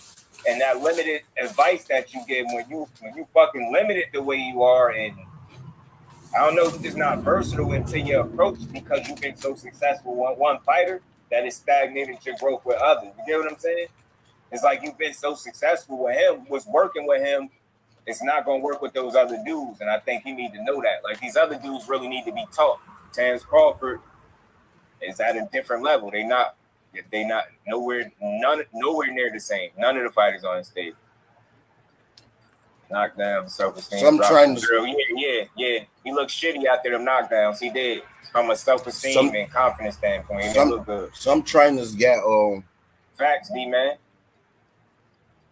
Some trainers got skills to pass down. They can pass down fighter to fighter. And some trainers, just a product of their fighter. I think Bomac got the aura like, yeah, I got Bud Crawford. Who are you? Like, what you gonna show me? Like, nigga, you the trainer. You supposed to be showing them something. You know what I mean? Bud made Bomac wasn't that good a fighter and not, an average trainer, man. Like, sorry, like one fighter don't make you a great trainer. Having one great fighter don't make you a great trainer. That can make you a good trainer. But I think the more we see other fighters in his stable under his tutelage fight, the more he's exploited. Like, I wouldn't be surprised if Crawford done. He don't slow down and retire. Like, it's not gonna be the same. Like, his success is not gonna be the same. And I just don't feel like he even got the temperament to. I don't know. I don't know. It's just not the same with none of them other fighters. Like, he really told Jamel Herring to go get another trainer after a loss type thing. Like, that was lame as hell. Or before, I forget, before or after one. After. Weak as hell. After. C-level trainer with A-level fighter. Terrence Crawford is great enough. He's been getting himself through these situations. I'm sorry. I know. And again, I will credit him to some degree. Maybe they do share a connection where he's able to say those one or two things to Crawford, but those same one or two things that you're able to say to Crawford is not enough for any other fighter on your stable. And that's why we've been able to see his recent failures. And it's not all on him. I'm not bashing on him or nothing, but I'm just calling the spade a spade.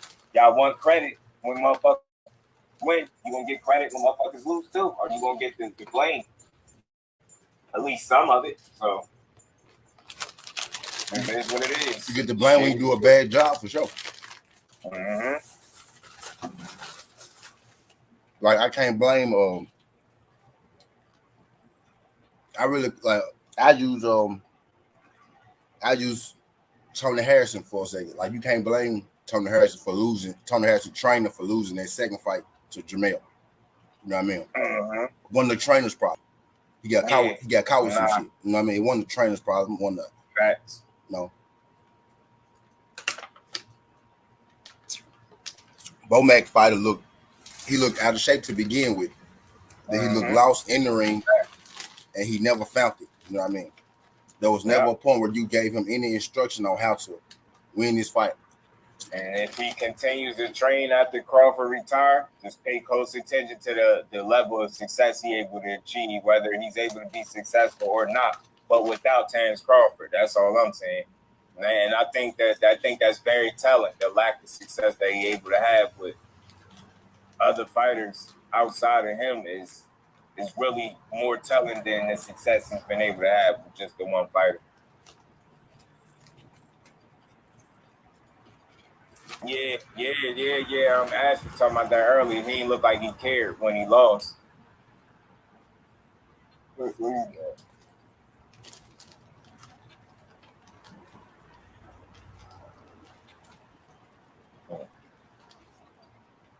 T20 was good, my bro. Appreciate you for sliding through. I was but able to bring Apron to talk to Hooker. Yeah. Told that nigga Bomac to move out the way. Yeah. Because he know he wasn't telling him shit. He know. Right. Crawford told him better shit than Bomac facts. And I just think, Bomac, a lot of rebut facts. And I think this shit that Crawford was telling him was right, but again, I think Mo Hooker was physically unable to perform those things. I think Crawford was kind of a victim of being a fighter. Like, you know that what to tell him to do, that's going to work, but probably not realizing that the fighter wouldn't even be able to physically perform what you ask him to do the way you want him to do it. You know what I'm saying? Crawford will be able to do the right shit, of course, to deal with a Blair Cobb, but, that's two totally different levels. Yeah, he hit the lottery for sure, but probably better trainer. Nah, real shit. Better fighter, more experience. Yeah, better trainer. Yeah. You wouldn't think if Buzz start training, I'll look at him to be a better trainer than Bomac. Yeah. Yeah, personal experience, the best teacher. He's been in there. So, been way successful at the highest level. So, yeah. For sure.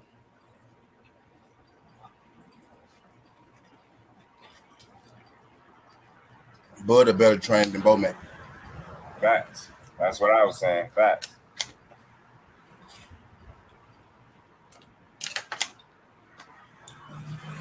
Bomac really just that dude. They probably looked out for Bud like early. You know what I mean? They losing. Yeah. Facts. And they respond like real fighters. That's a fact. Bomac just the dude that looked out for Bud early, and Bud took care of him. He got loyalty to Bomac. Bomac ain't worth a damn. Fuck it, I said it. Bud got loyalty to Bomac, but Bomac ain't worth a damn. Now 2 dams. He not worth 2 dams. He worth 8 dams because he got Bud. That's the 1 dam he worth. Probably after training, he gonna go home with Bomac, have his own training session.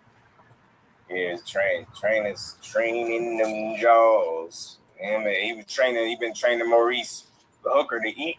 That's the fuck he been training. Like coming there 3 pounds overweight, going talk about fuck it, it's a fight. It's just boxing, shit happens. Like what? Boy, nah, shit don't just happen. You don't just get to say that like that. Shit don't just happen. What was you doing, bro? Just get to say that.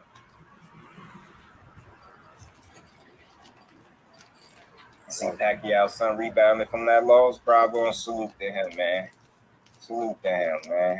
But keep an eye out for Kid Austin. He on the rise. And let's keep our eyes out to see what Virgil Ortiz want to do next. Let's see what's next for him. Let's see if he actually want to get in there with boots.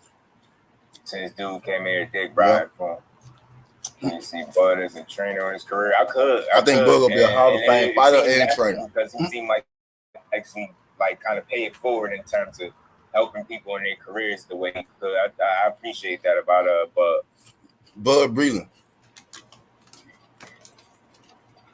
He's trainer. Yeah, facts. Yeah. Calvin Ford is a teacher and a trainer. He both. He fit that mold of teacher and trainer. Yeah, facts. He come with a game plan. Facts. And when they don't be executing, I went to a fight where his fighter didn't win. And of course it wasn't Tank, it was Keyshawn Williams. And he was on his ass. He was on his ass for not making him adjust. Secret buffet snack, yeah. Man, niggas better go find a pair of goggles. Take that goddamn math. You know what I'm saying? Yeah, Coach Calvin definitely come with a game plan.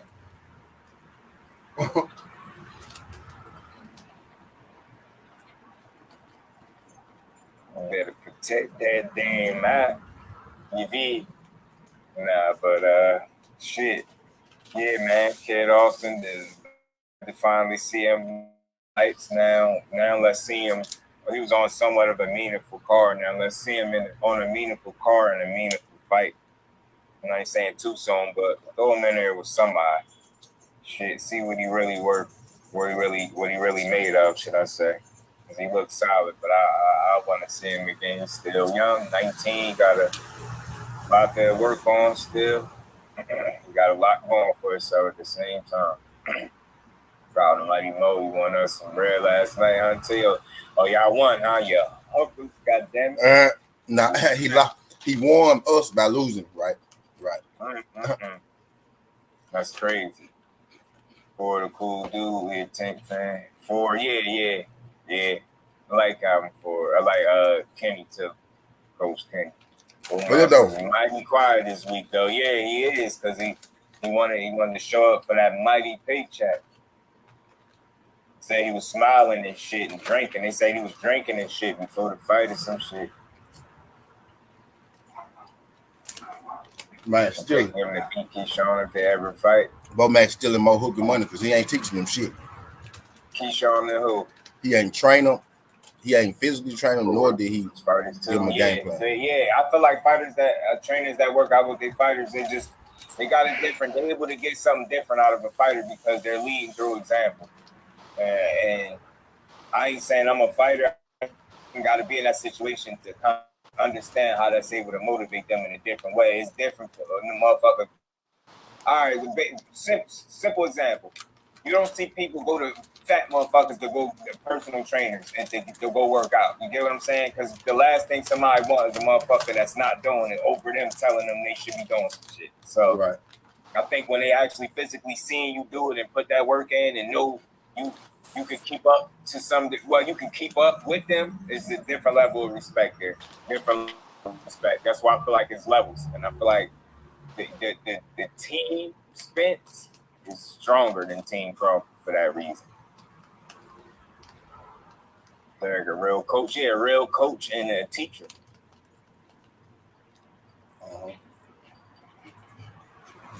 Yeah, that's all good. Win on his ass. Fuck that. Jerry James, the best thing got Jerry James. I think Jerry James made great adjustments. He know how to keep Earl out of trouble. As he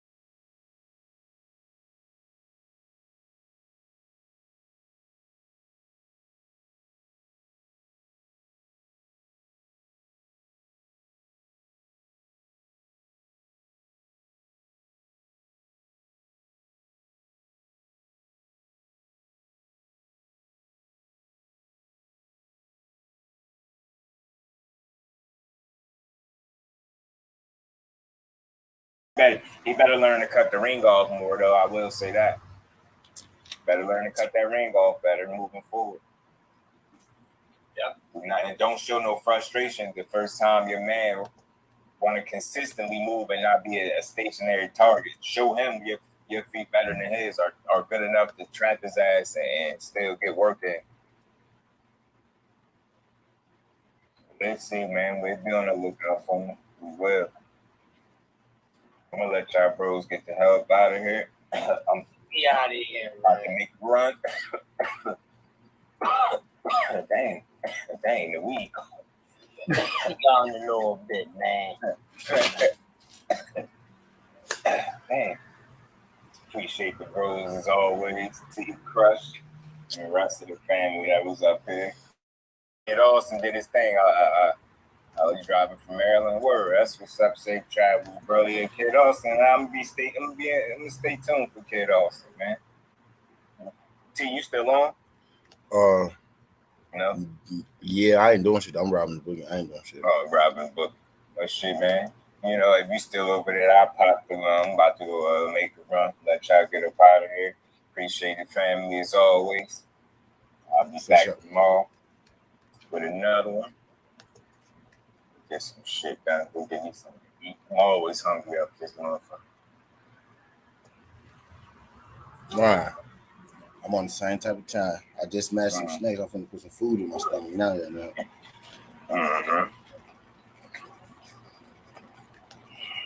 Yeah, man. I'll see you over there, bro. For sure. Appreciate all y'all in the building.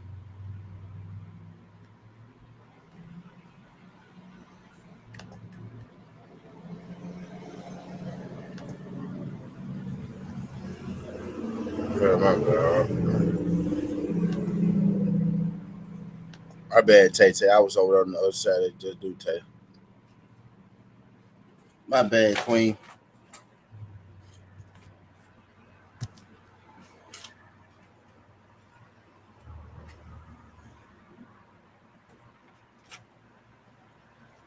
My bad, Tay.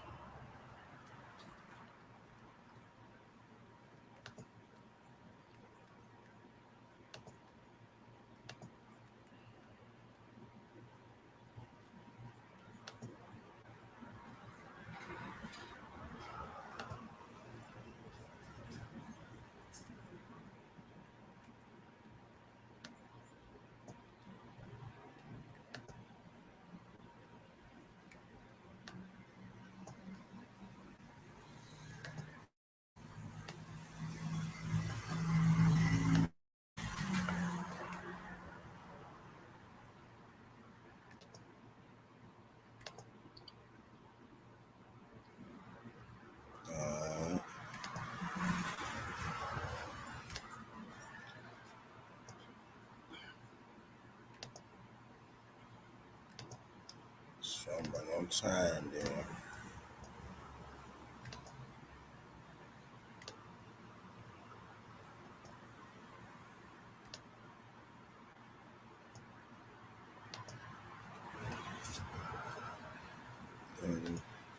Go and do that one.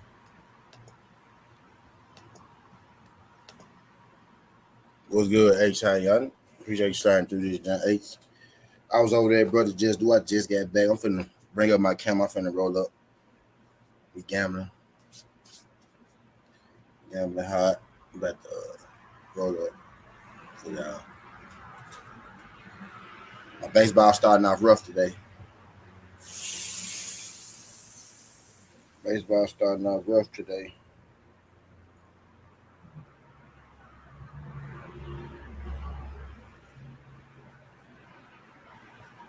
I'm outside, man. What's good? Hey, you signed through.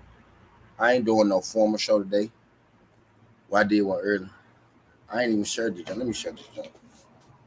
He's put it out there in the ether a little bit. But I appreciate y'all signing through. I'm paying attention to it now. I was Just Do show early.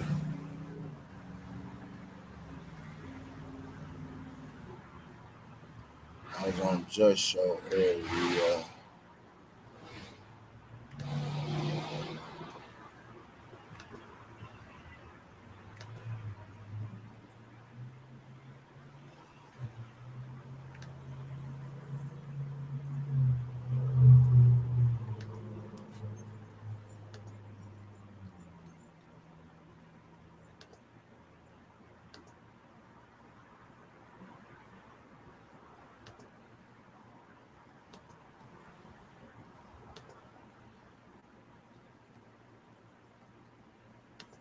finna bring the screen up so y'all can see what I'm doing.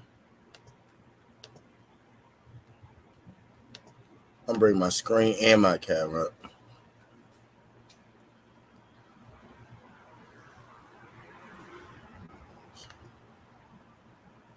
So y'all can see what I'm doing. I'm losing right now. So I'm finna do another one. I'm gonna do the upcoming first. Right? I'm gonna take the Memphis Redbirds. That's a tight series right there. Round Rock Express, another tight series. Padres Dodgers, gonna be a close one. That's gonna be a close one. I think I want to do the Dodgers with the alternative.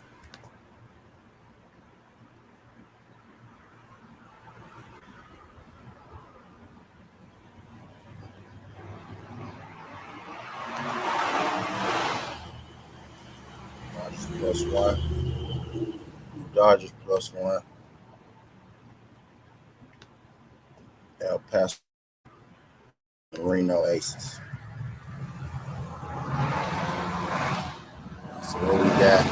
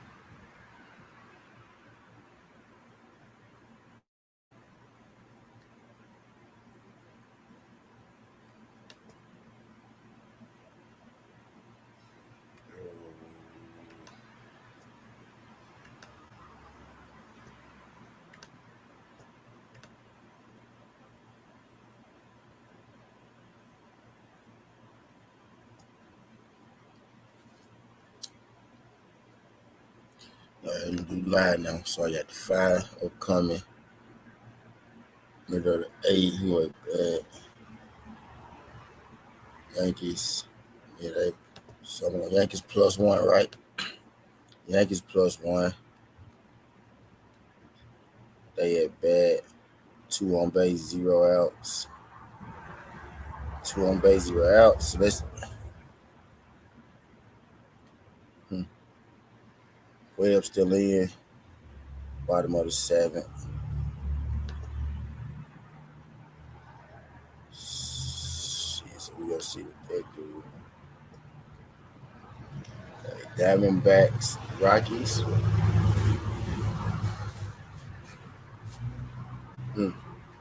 So I'm gonna go Diamondbacks 1.5, right?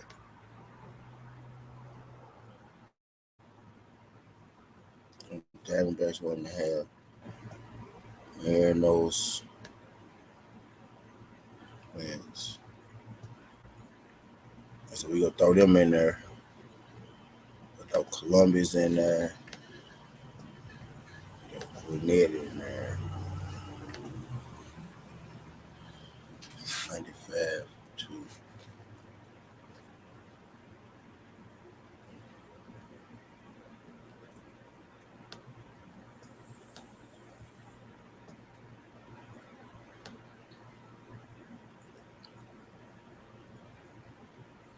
Giants suspended.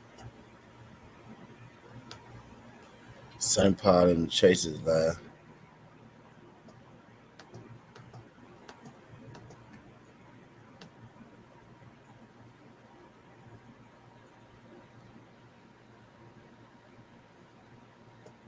Trying to get that last one in. Yeah, this one.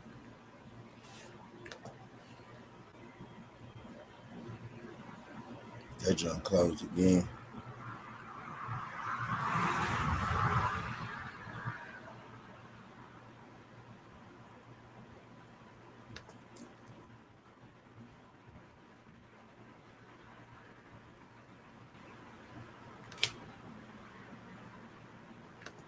All right. That's how we go do that one. That's how we go do that one. I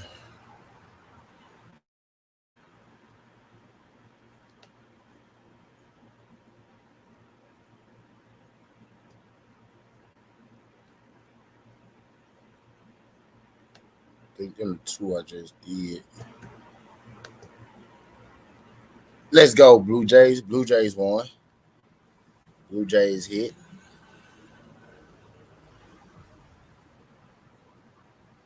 Diamondbacks tricking though. I got a +1 in order of the same frame. So I need the Diamondbacks to get right.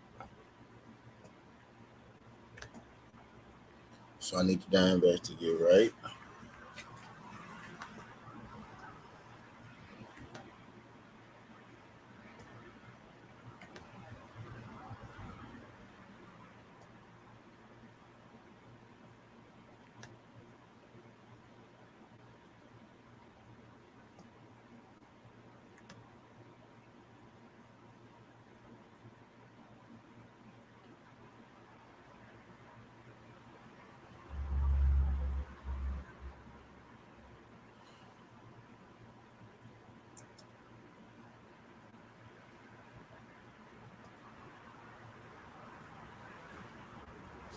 So I need the Diamondbacks to get right.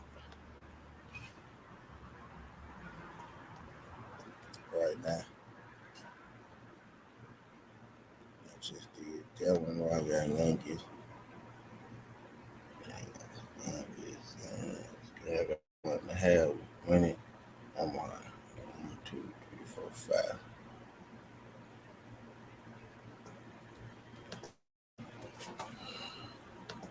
I'm finna roll up now.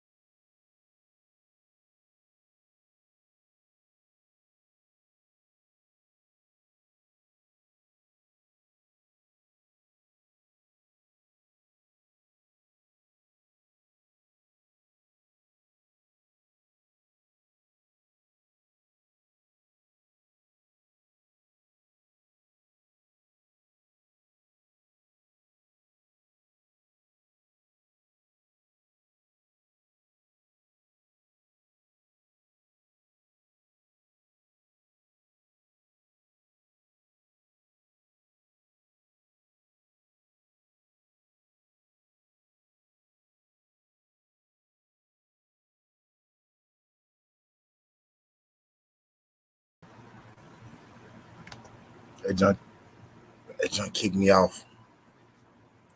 That junk kicked me off, man. That junk kicked me off.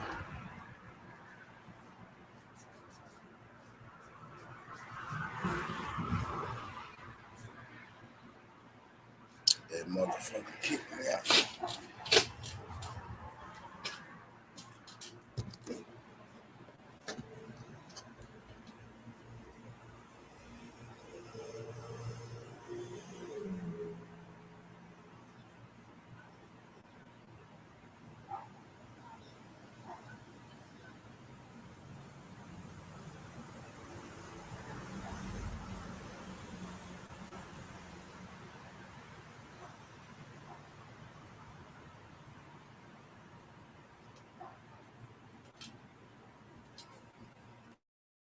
Smooth little Sunday, man. It'll go even better if I start winning some bets.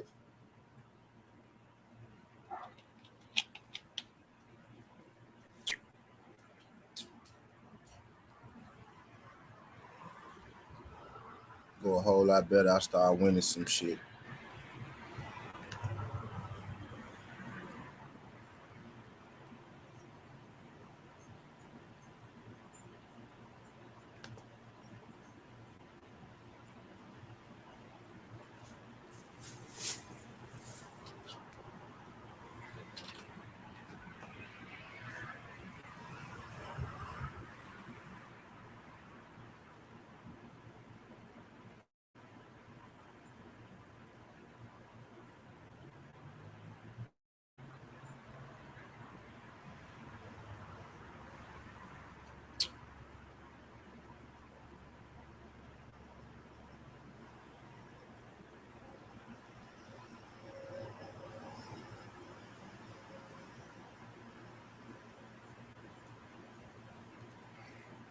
Shit.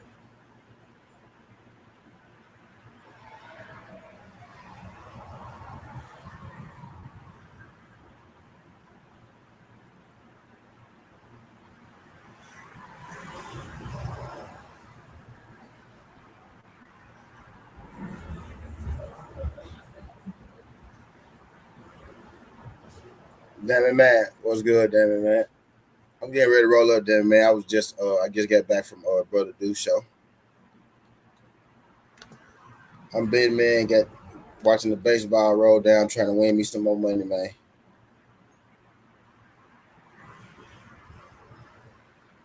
Trying to win me some more money, man. And the Yankees about to blow it.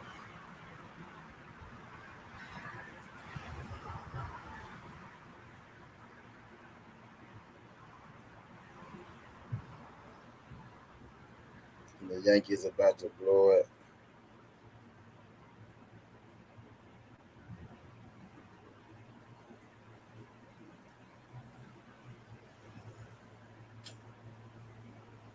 Bottom of the 8th. What's good, damn it, man? I'm chilling about to twist up, man. About to twist. I dropped the link in there somewhere. Drop the link in there somewhere. There you go. If you want that jump. Hold on. If you want that.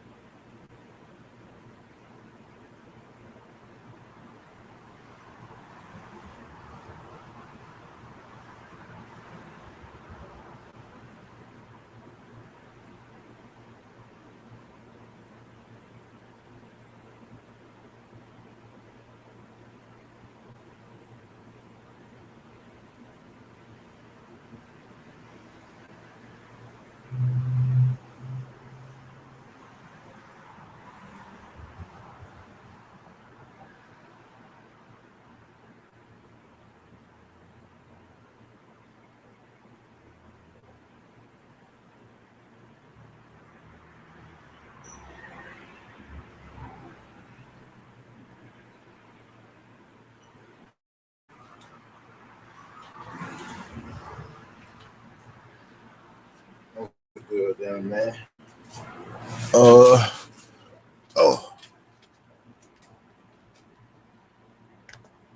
Not bad, pimp. Yo. What up, man? I'm good. What's good? Watching these baseball games, man. I was watching a basketball game earlier. Yeah. Damn girls, man. They some badass girls, man. What game you watch? Chicago? No, the Sparks. Phoenix. Yeah, Sparks.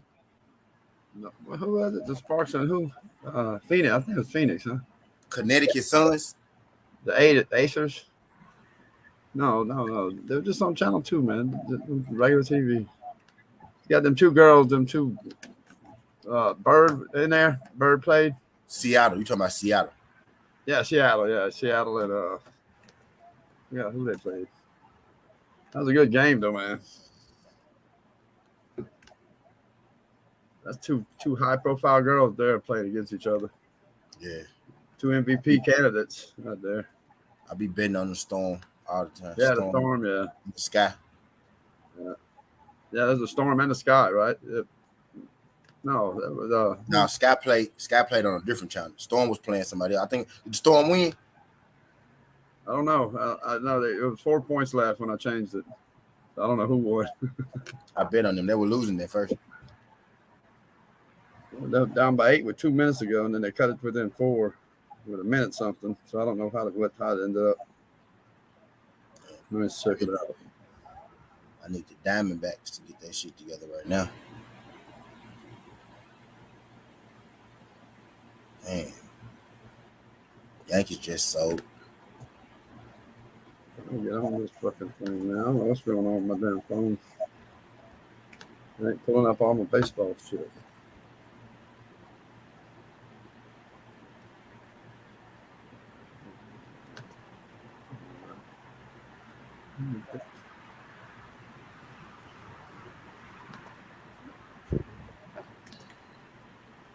Damn. Redbirds about to play.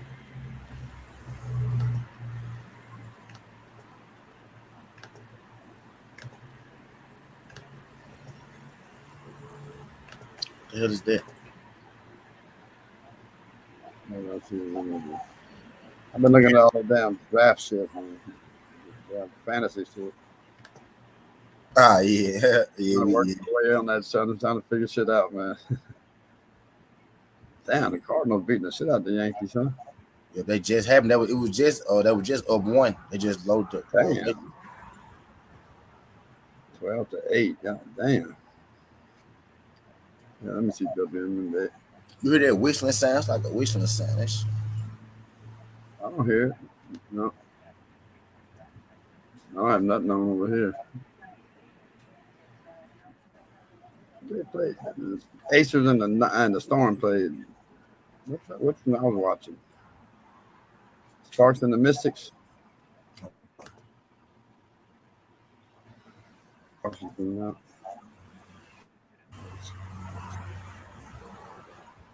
Seattle, yeah, that's who I was watching. Yeah, with Bird and other girl.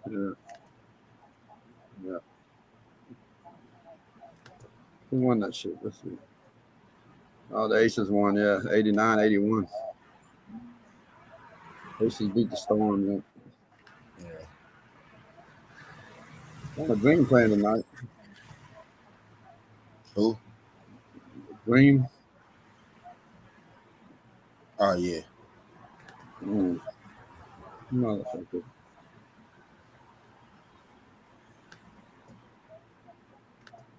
They are away. I might take them to cover. I'm going to take them to cover. Yeah, I don't know what's going on with my phone, man. Damn, what the fuck's happening here?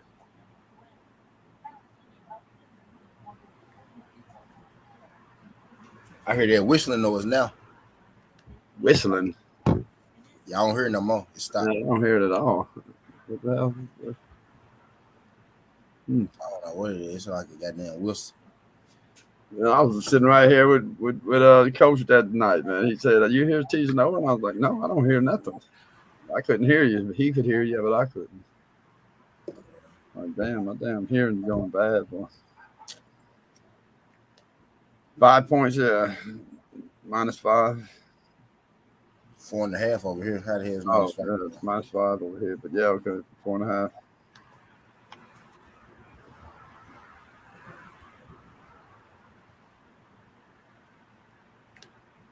No, my phone set on something fucked up or something.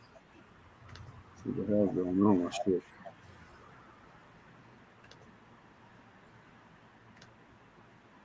Huh. I don't know. Missed it all.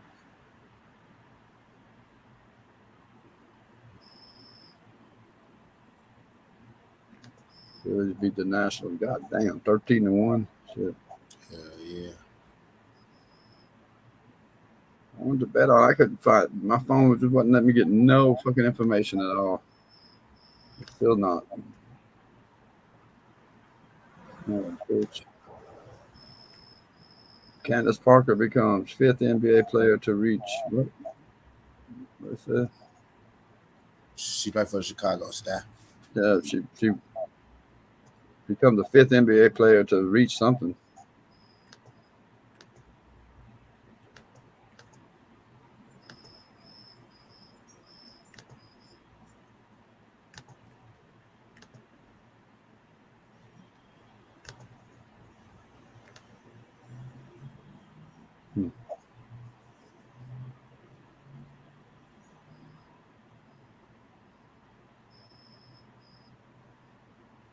I got the Atlanta Dream 4.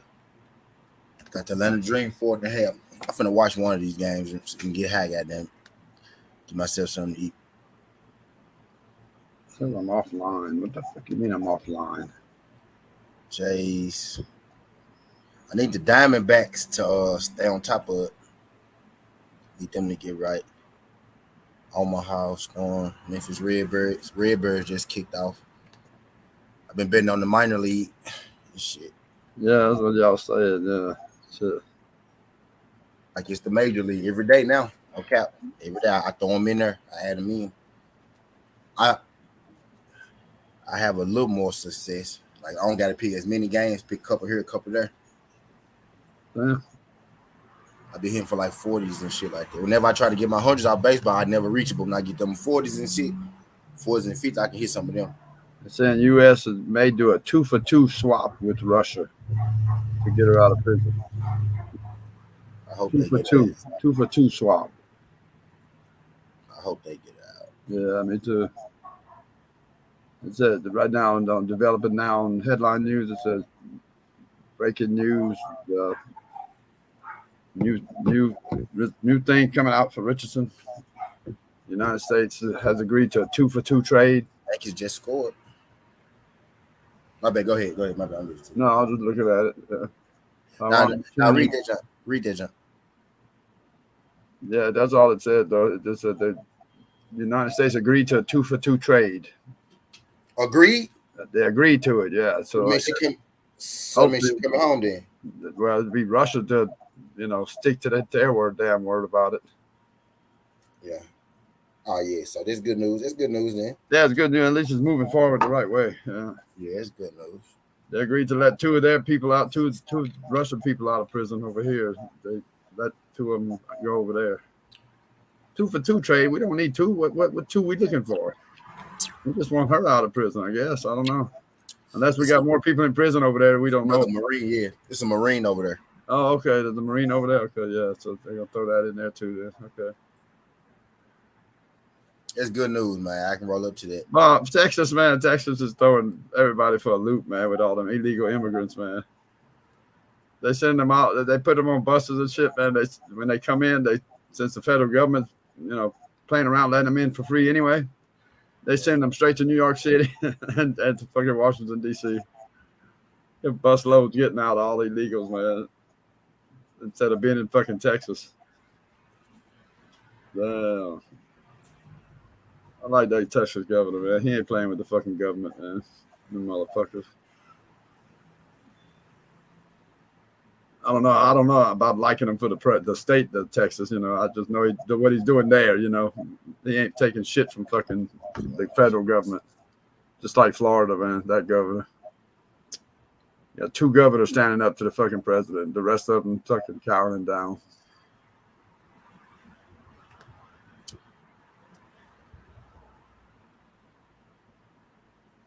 No, now Biden's out of isolation. He's negative on his COVID test now. Yeah. No, Sacramento.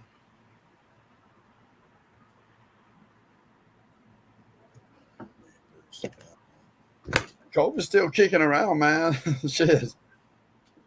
We're supposed to have one of the highest. He's trying to, huh? Georgia is coming back in Georgia pretty hard, they say. He's trying to kick around now. Yeah, actually, one of our school systems is just starting. They're going back to mask mandate. Yeah. One of the counties. Now there's a teacher shortage crisis, to say. Oh Lord.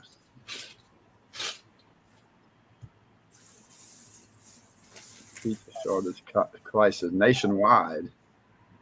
School districts are scrambling.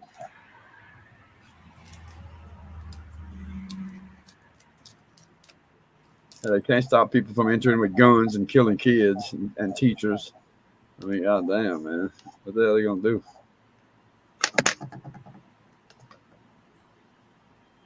do?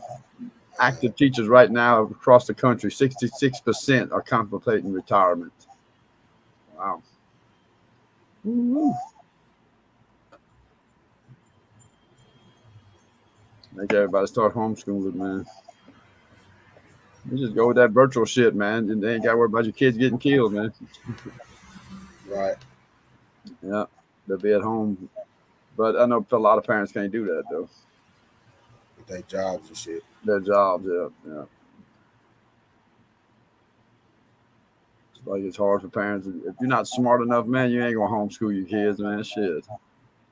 Now, you got to be smart for that shit.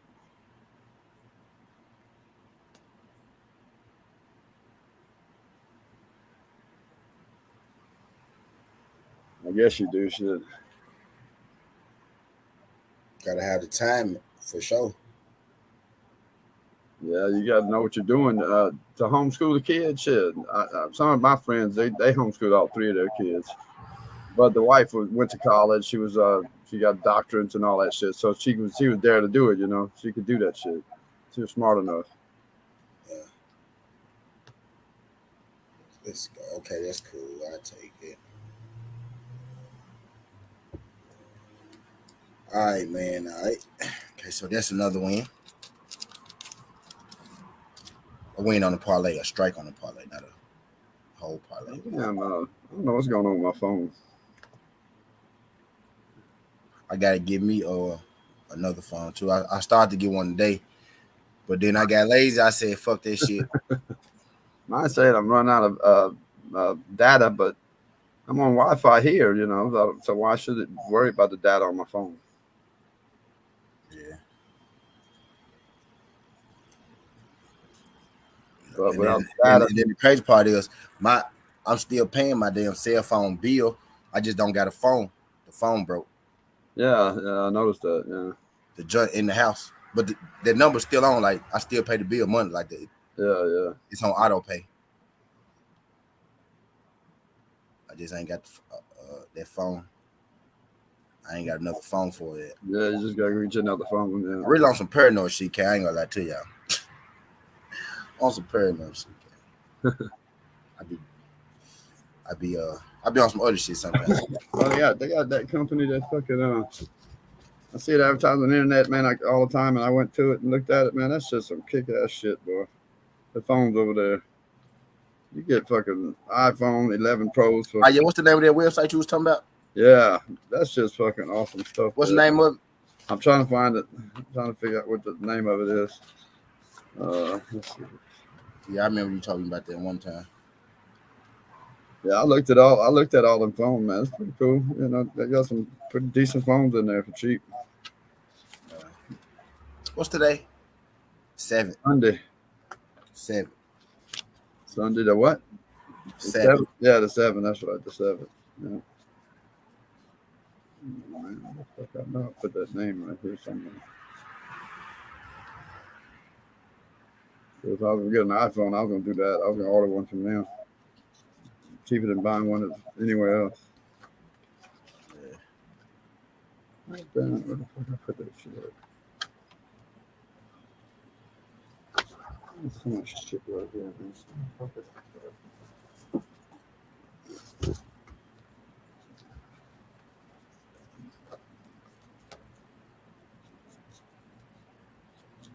Come on, where the hell that shit at? Bitch.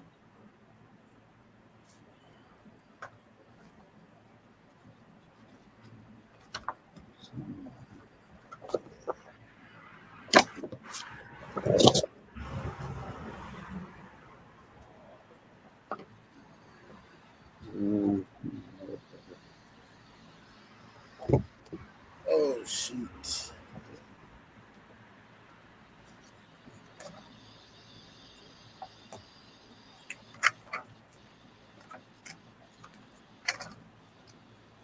Oh, damn.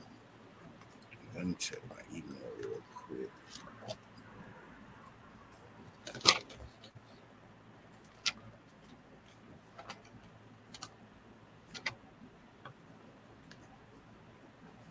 My phone's doing it. You see, it's still not working. And I turned the data thing off just to go off the Wi-Fi here, and it's still not working with phone.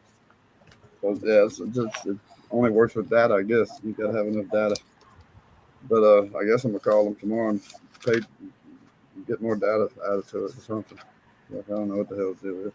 That's me. I used it all up when I was over there, trying to get my shit to work.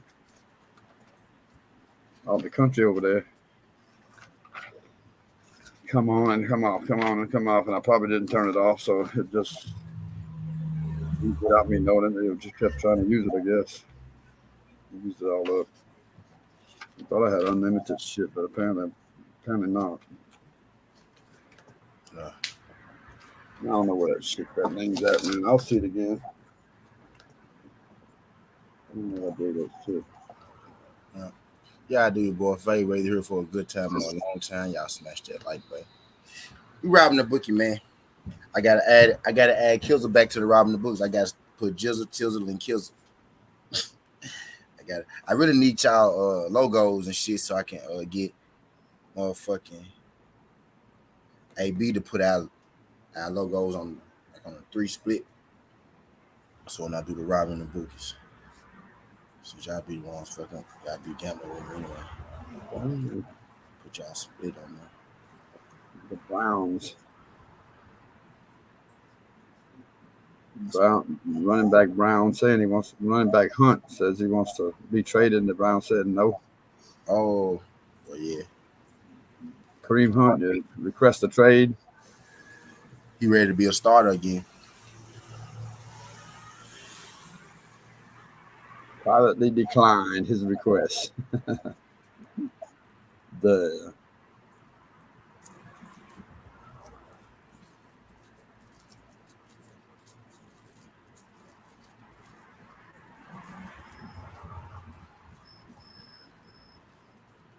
Kareem really ain't in a position to press the issue on that. No, because of the reason that he had to leave. Because of the reason he had a domestic issue. He ready to be a starter again. He ready to play again. Now he's gonna start getting fines for sitting out of the team meetings and team drills. They're gonna start fining him. Maybe.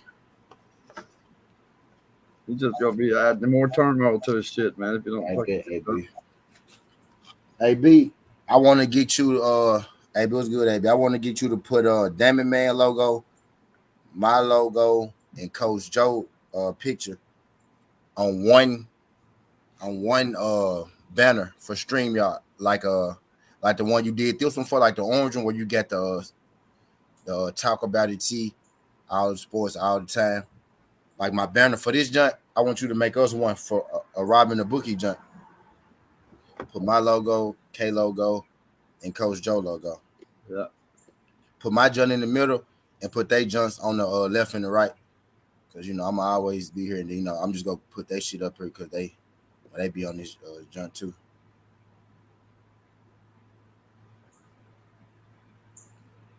I want like a three, like picture, picture, picture.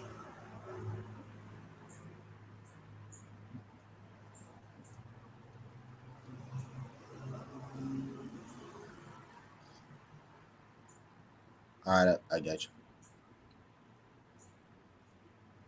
Bet. When I get them to email me their logos, I'm gonna email them jumps to you.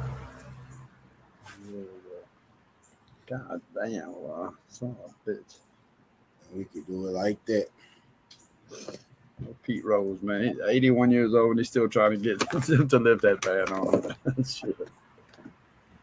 You ain't never gonna get that shit done. Pete Rose betting on himself to win or betting on himself to lose? Because it make a difference. He probably ain't betting. I'm sure.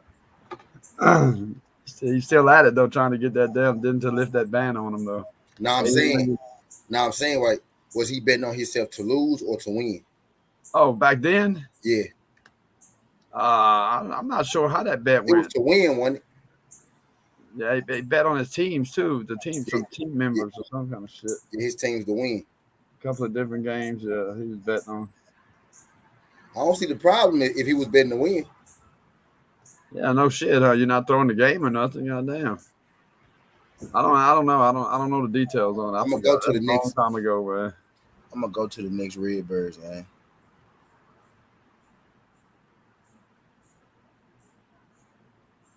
I think I'm supposed to send you that logo. Let's see.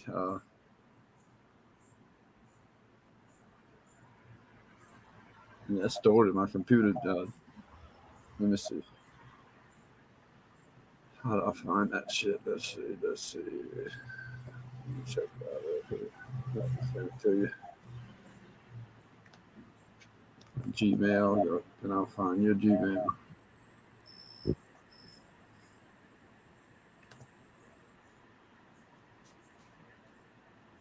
Tuesday. Let me see.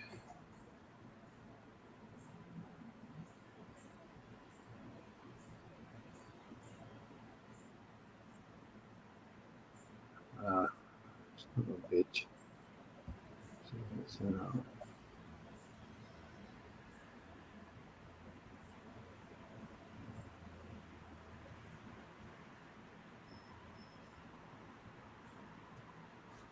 Yeah, Tuesday. Yeah, I'm gonna go to the game Tuesday. The Redbirds jump. Do my robbing the bookie from that jump.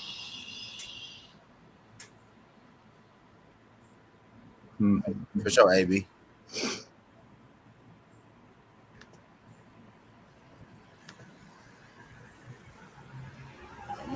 Yeah, sure. See what they be. I'm gonna catch one of them next week. Even if I don't do it Tuesday, I'm gonna catch one of them next week. I'm gonna catch one of them damn games next week.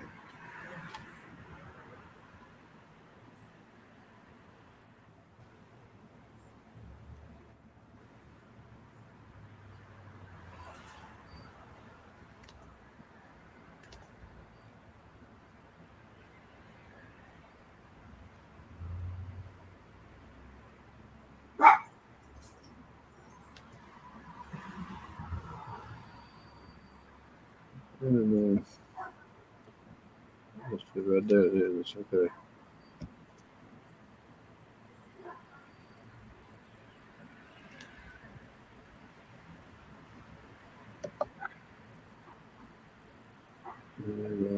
I'm sending it out, son of a bitch.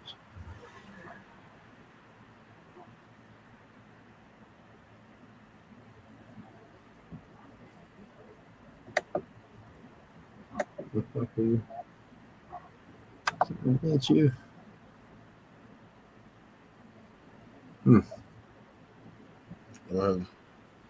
Trying to figure out how to get this picture to you, that thing to you. Email it to you. Yeah.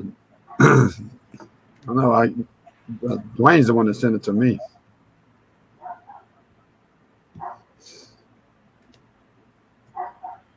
Yeah, he made it for me and sent it to me. I'm trying to find the original one so I could get it to you. Oh, it'd be in my stuff right here. Okay, let me see. Columbus won. Columbus Clippers bottom of 8. That's not bad.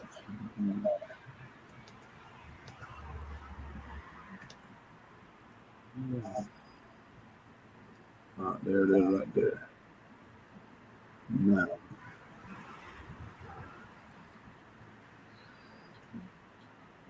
All right, okay, bet. Just do. We talk. What's good? Appreciate you sliding through this, John. TWT in the building. Shout out to my guy. We talk sports.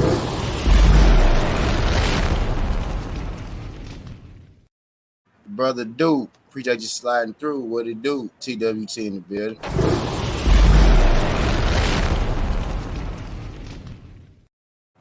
Appreciate you sliding through this, John Pim. Y'all know what's going on. Getting ready to spark this Bleezy, doing good gambling, robbing the bookie. Y'all know what's going on, man. We chilling. Glorified chill sessions on this good Sunday. I'm back to the grind. The start of the week, man. Tomorrow morning, I'm back to the grind. Back to the grind. I'm gonna get back right, man. I'm gonna get back right. Mm-hmm. If not Monday, Tuesday for sure. Not tomorrow, Tuesday for sure.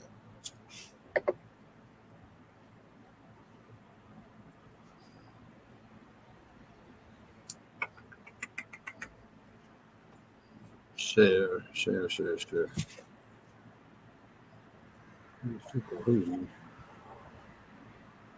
Hopefully next week we get a lot of fights and shit.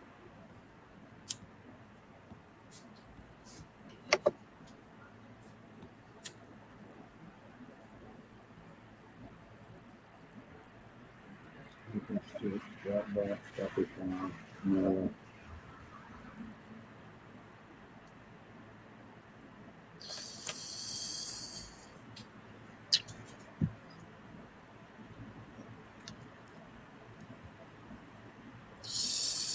What's your email, Southern T? Skinny1hardaway@gmail.com. Got it right there. Goddamn Diamondbacks finna give me a heart attack, man. Send it in the mail. I'll see if it sends it to you. I don't know. All right. Let's go, Diamondbacks. Hell yeah.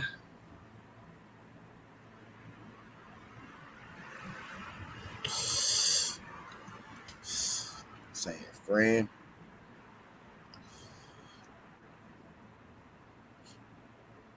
San Fran got a man on third and a man on first. I mean, Athletic got a man on third.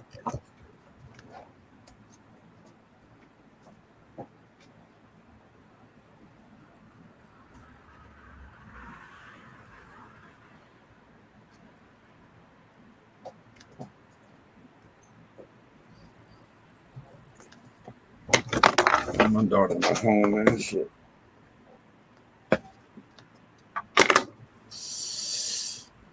Let's see if I can get some weed out of the room, man. Like the Sacramento River Cats. I got 2 games tied right now. A minor league baseball and a major league baseball. Damn.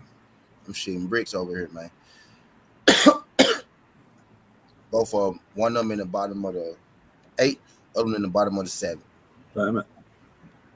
I'm gonna go search her room. Let me go see if I can get that shit out of the room. Let me go look and see what I did with that shit. I gave it to her. She took it last night. I'm gonna find what's in.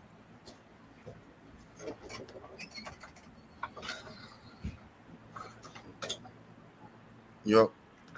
I bet on Sacktown. Yeah, I bet on them. They tied right now.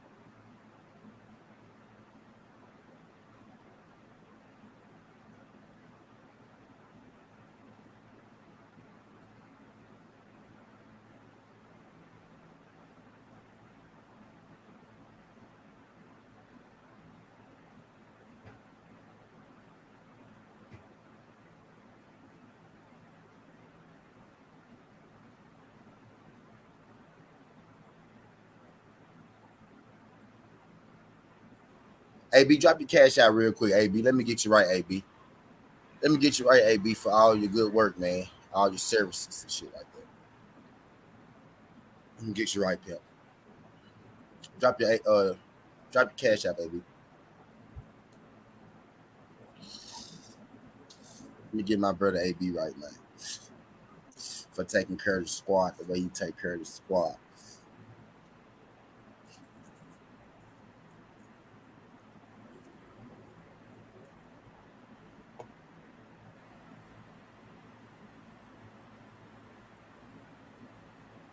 Let me get my brother.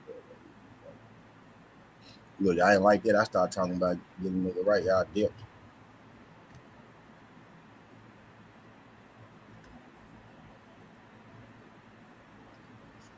Yes. Oh my God. Thanks.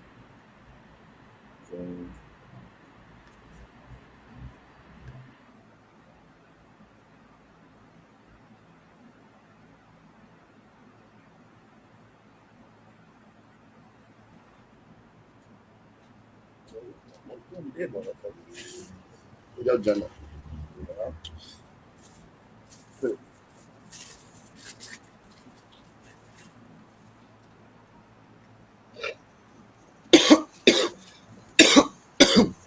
Yeah, what good days? I don't feel. Nah, you ain't fool. You ain't. I gave this to you. See if female Lopez fight next week with the AJ. Remember, I was watching the little white boy and that big ass black nigga that day in the front. They fight next week, heavyweight. Yeah, they fight next week. I watching their old fight. They fight next week. But Teofimo fight this week. We had some good fights yesterday on the cool joint. Did Mayweather and his fighter fell out? Did they fall out? Had a fallout? Tank, man, that's what I think it was. That's what I think it was. I think public. I think publicly they did, but I think they were just trying to sell their fight they had going. So they were trying to sell the fight that they had going.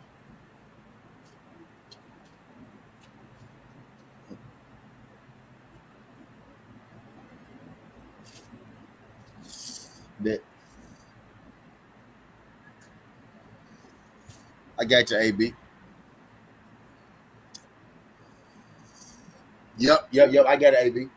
For the squad, I got it. Yep. For your brand. Yep. Hell yeah, I got that joke.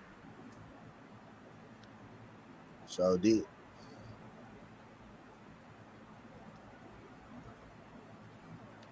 Yep.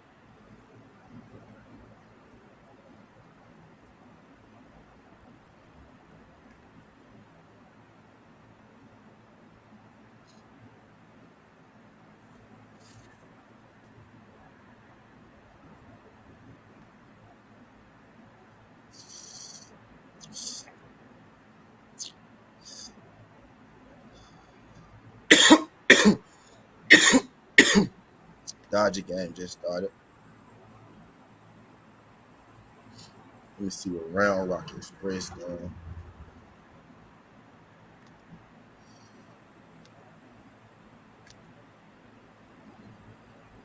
Yeah, Valley One too.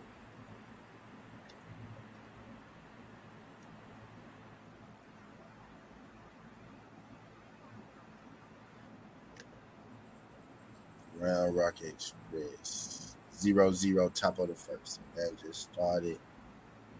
Round Rock at back. So that game just sparked off. I bet. So that game just sparked off.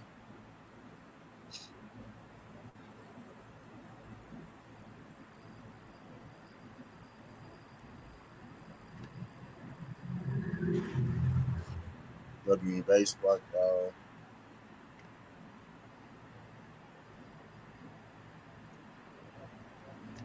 Hold on. Yeah, son. Okay, Mike.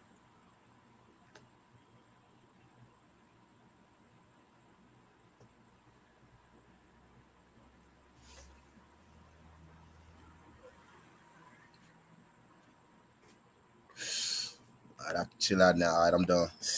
Done gambling for a second.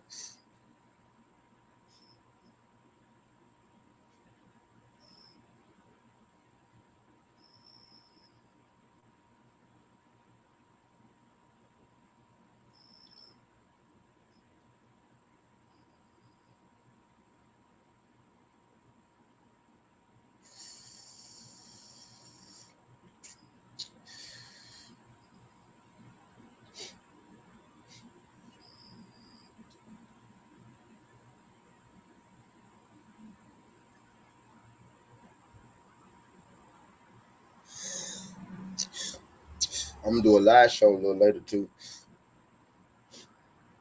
Come here, chop up some shit. You know, I gotta talk about what my boy Corner Bean said to Boots and Virgil.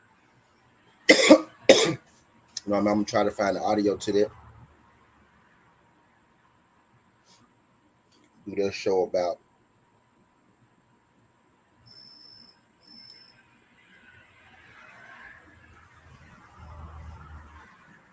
about 8 o'clock Central.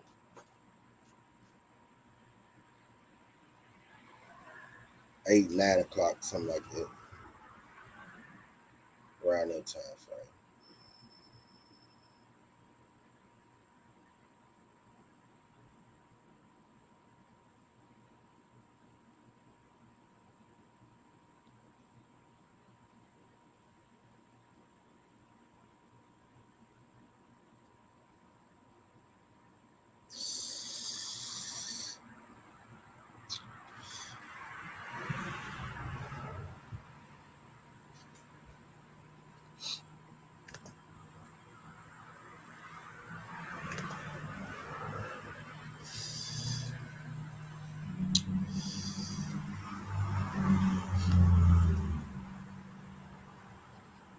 So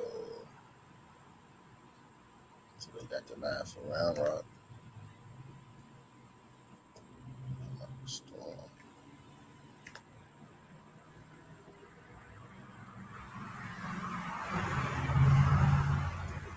Let me load this jump back up real quick. I bet y'all. I'm gambling, y'all. I appreciate y'all folks sliding through. If y'all could do your boy a favor, smash that like button for your boy as you roll on in. Whether you're here for a good time or a long time.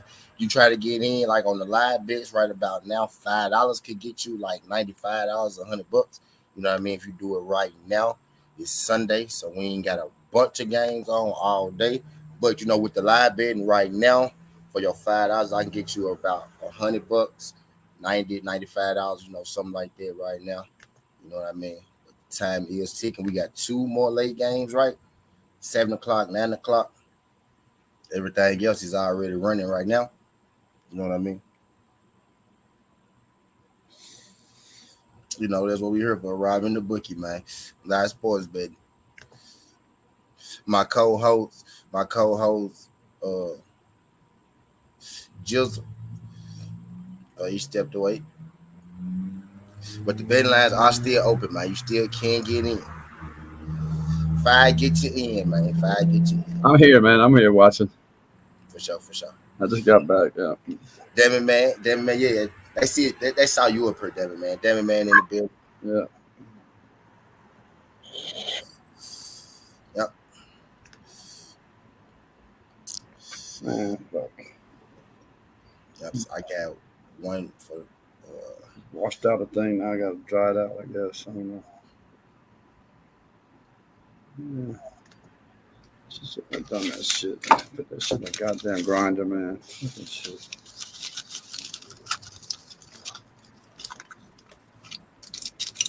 They do that shit, man. Everybody do that shit. Use them grinders, man.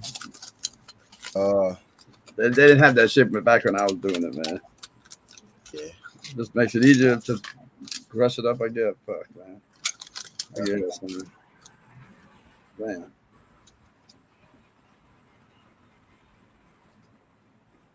Yeah, I kind of roll mine like in balls anyway, so. Yeah, I ain't got a wrap right now, but my daughter gave me a pipe to use right here. Yeah. I roll mine in nuggets, so I don't really need a grinder. Oh yeah, I know you don't need to grind that shit up. I place the nuggets and I just roll right over them hoes. Like this pipe, she grind all that shit down. I was like, man, that's no good for a pipe. Should have left it in big chunks. You just lay a bud on a pipe, then a fucking bunch of broke up shit. All right, I'm fixing to hit this pipe. Let me see. She called this pipe something. I don't know what the fuck she called it. I forgot what she called it.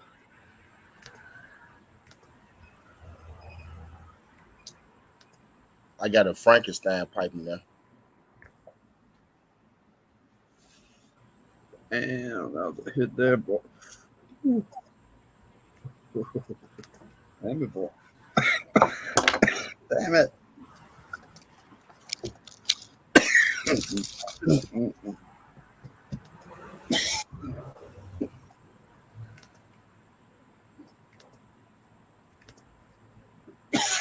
Try to hit that shit soft enough not to choke, man. God damn it.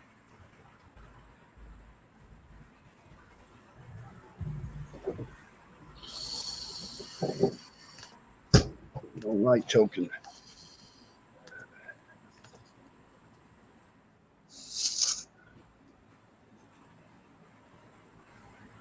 Ooh, son of a bitch.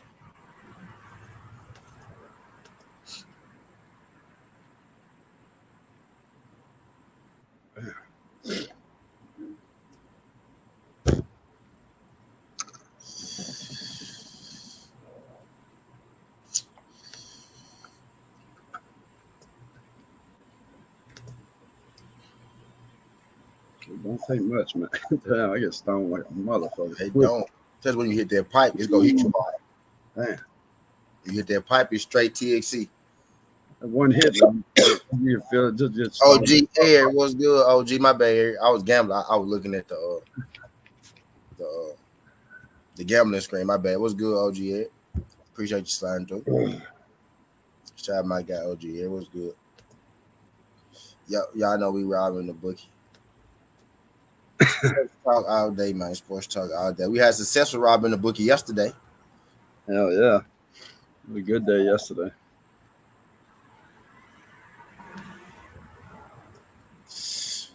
We robbed this motherfucking ass blind yesterday. Fuck is you saying? I'm excited because we got MMA Tuesday. Today? Tuesday. Damn. Tuesday. Yeah. The Contender Series. Oh, that's right. The Contender Series. I gotta stop this. Can't finna pass out, man. No, I ain't gonna pass out. That's it. Woo. Shit, I'm finna pass out. Damn it, man. Damn it, man. That's probably close.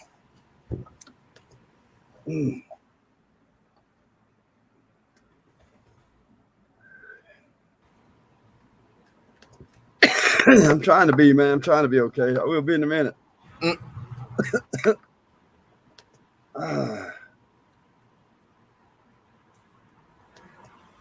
Well, you said choking shit no more, man. I gotta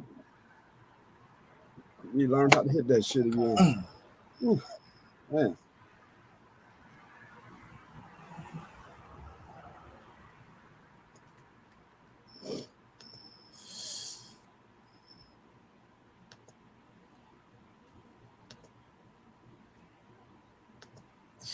I'm throwing little $50 parlays together right now.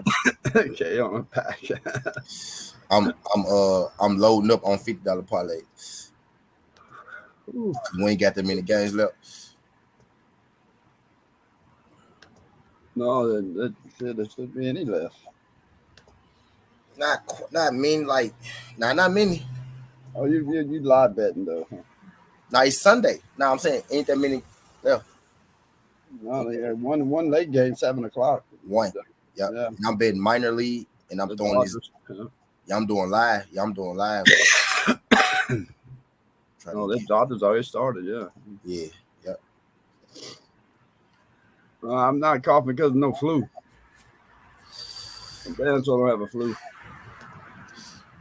That my man Chieftain over there. Yeah, count that. Lord have mercy.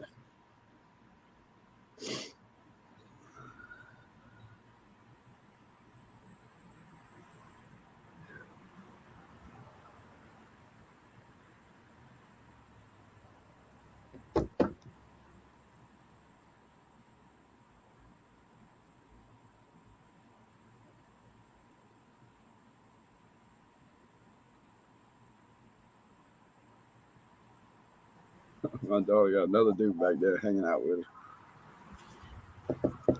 Another one I never met yet. Oh, back there, he's sitting there. She's standing up and fucking fixing my shit, man. I'm getting weed from her. Dude standing there looking at me. He's like, "That's your dad?" She was like, "Yeah, that's my dad." He's like, "Damn." Yeah, that's fucked up, man. When I gotta come to my daughter for my weed. Oh, you just got some? No, my daughter has some. Yeah, she's got it. I don't have it. And so I walked in the room, knocked on the door, and I opened the door to go in and get some from her. And this other guy was sitting in there with her, that I never seen before. And yeah, he tripping out on that shit. I was getting weed from her. Yeah, that would kind of trip you out. He's like, "That's your dad?" He was like, "Yeah."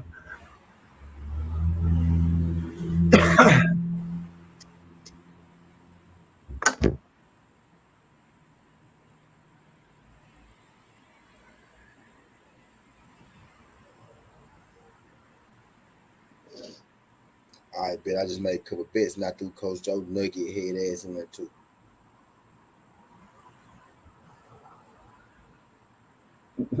BS, where's the lock when you need it? I just showed him.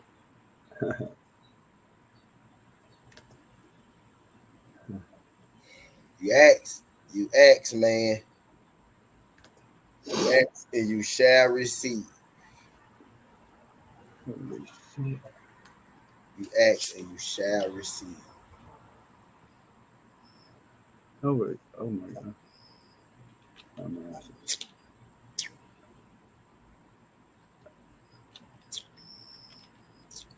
Dude, I'm watching those. I see a little clip on TV. That dude did like he was cutting trees, man. All the people working around him, standing around waiting on him.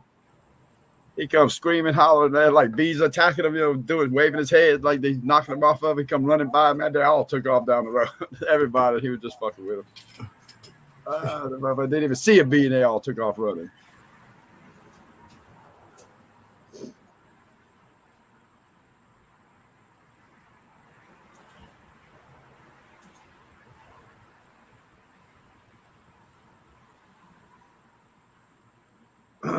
Shit. Gotta let my lungs recuperate for a minute, man, if I could hit that shit. Damn.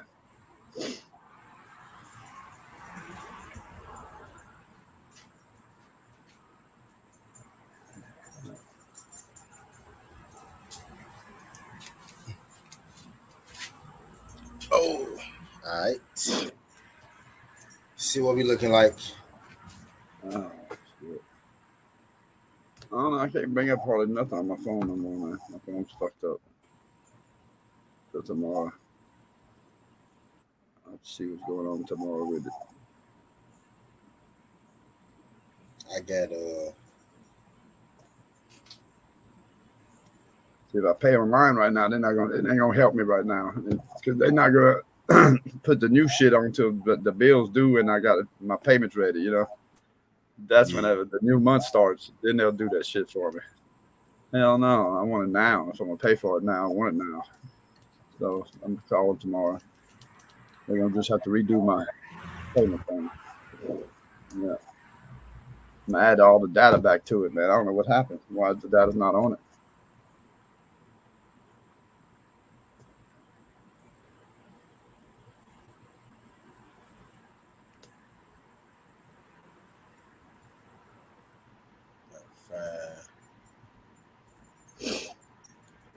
six. I got a 6 leg, a 5 leg, and a 7 leg. I got 3 for 54. I got $3 for 54 bucks on the 7 leg. I got $6 for 53 bucks on the 5 leg. And I got $4 for 53 bucks on the 6 leg. I just did all live bets. I took the teams that was up in the 2 games that ain't happened yet. Hell yeah. So I can win 150. And I got Coach Joe 50.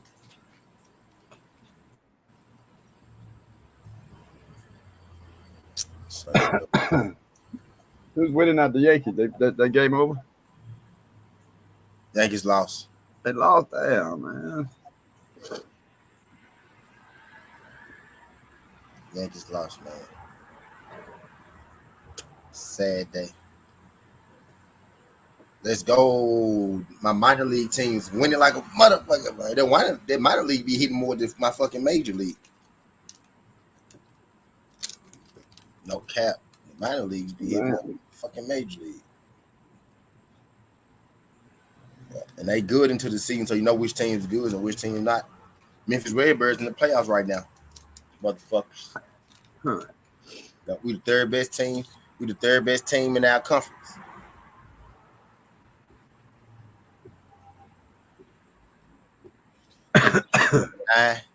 Number 9 in the minor league.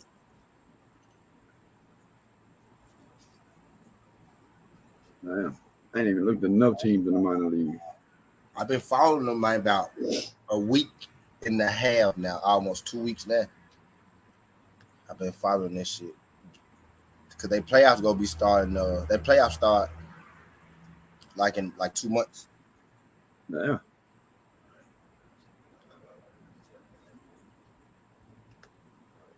I got what? 1, 2, 3, 4. I got 4 minor league games in the parlay right now. I got more minor league games in the parlay than I do major league. I got Mets, Dodgers. I got Mets and the Dodgers, and the rest of them are the minor league.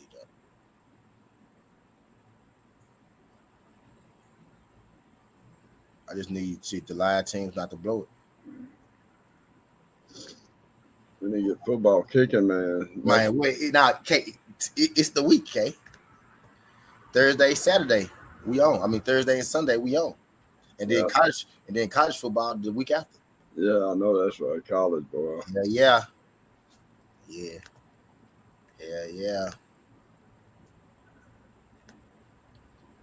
What I'm gonna do is every day I'm gonna make one parlay with everything for a buck.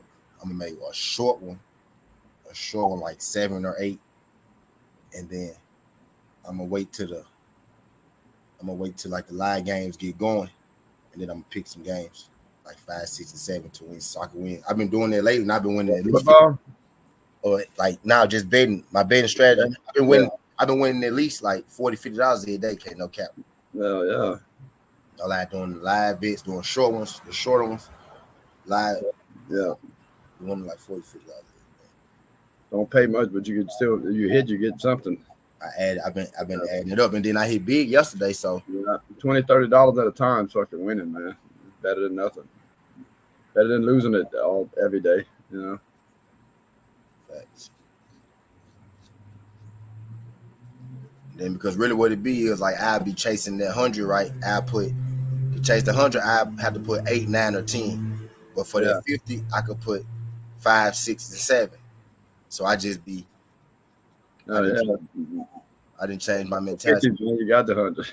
Yeah, you know what I'm saying. I hit a couple of 50s, which is what I've been doing. It's been adding up the same way. You know what I mean? Add up the same way, yeah. And the parlays be shorter, so they be trying to cash you out. Sometimes I might take 30 on this bet, let that bet play out. You know what I mean? I might hit, boom. Yeah. You know what I'm saying? I just, and if they lose, I got 30, right? I do like 3 of them. I do like 3 or 4 of them, 5 legs, right? I might not put $5 on each. I might put $3 here, $3 there, $3 there, $3 there. And then if the teams, like when the teams get up, you know what I'm saying? They be trying to ask you to cash out. Yeah. You start So they'll offer you like, they'll offer you $25, $30 if your shit 50. So they don't want to give you that extra, that extra money. Yeah. So sometimes I do take the 30s, you know what I mean, shit like that. Like if I have 3 live bets that all worth 50, I might take the 30 on one of them. So just in case they lose. Yeah. But then if they win, instead of getting, the 150, I gambling money, man, gambling cash, man. Yep. Facts. That's a good way of doing it right there. Sure. Yeah. One day I'm gonna just show y'all like all day, like what, like a whole, like I'm gonna show y'all every single bet I made, like the scramble bets, so y'all can see how often I be hitting and missing throughout the day, just trying to. Yeah, you do that shit all the time, you man. Yeah, you always got that shit kicking, man. You wait to the very end, man, to throw a different bet in. Hell yeah. I might triple and double up on the same bet. You know what I mean? Like in the end, if my team been winning in that bet, like live, and they still winning late in the game, I might go back, put them in another one.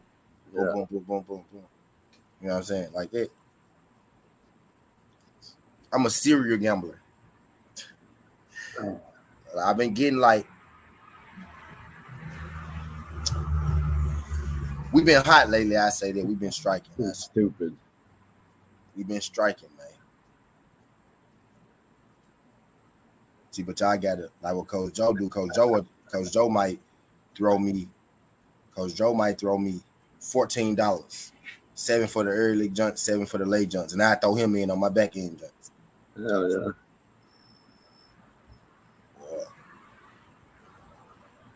But sometimes I might not use all that shit. Yeah. He be keeping like a goddamn, shit like you used to have, Katie. Goddamn fun.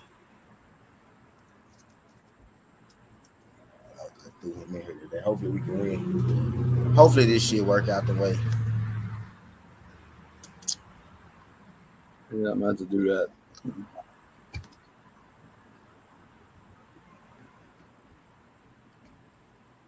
Hopefully this shit work out the way I need it to. That shit legalizing sports gambling over here, man. It made a big roar. Like it first was introduced into the House, the legislature over there. Now I don't hear shit about it. That shit done fucking tanked out in the House, man. Them motherfuckers ain't passed. This is the Bible Belt area over here. Shit, man. They ain't gonna legalize that shit over here. Marijuana or fucking gambling. Ain't no southern state legalized that shit yet, huh? Nope. Nah. We're gonna be the last to get them legalized too, man. I guarantee you. Mississippi, well, now it's not legal in Mississippi. They got that shit on their boat. Yeah, they got it down at the coast. Mm-hmm. Biloxi loaded with casinos now. But that's where I used to go before, or they made online legal in Tennessee. I used to go to Mississippi all the time. Yeah, Mississippi, they could have it on the coast though, on that waterway, because you know how it is whenever anything the federal government owns so much of that land, that borders you or comes out the water. D Free was good. TWT in the building. Shout out my guy D Free.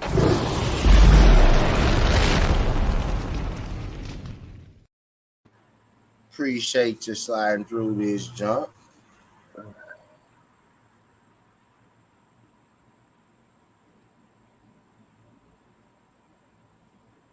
What's good, mate?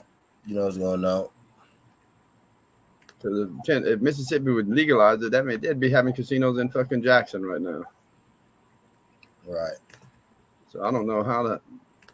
I don't understand how they do that in Biloxi then.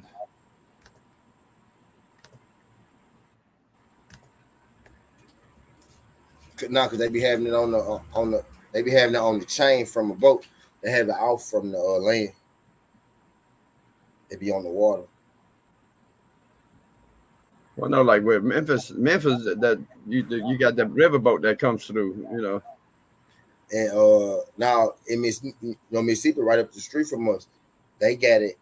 They got like but Biloxi's on the coast though.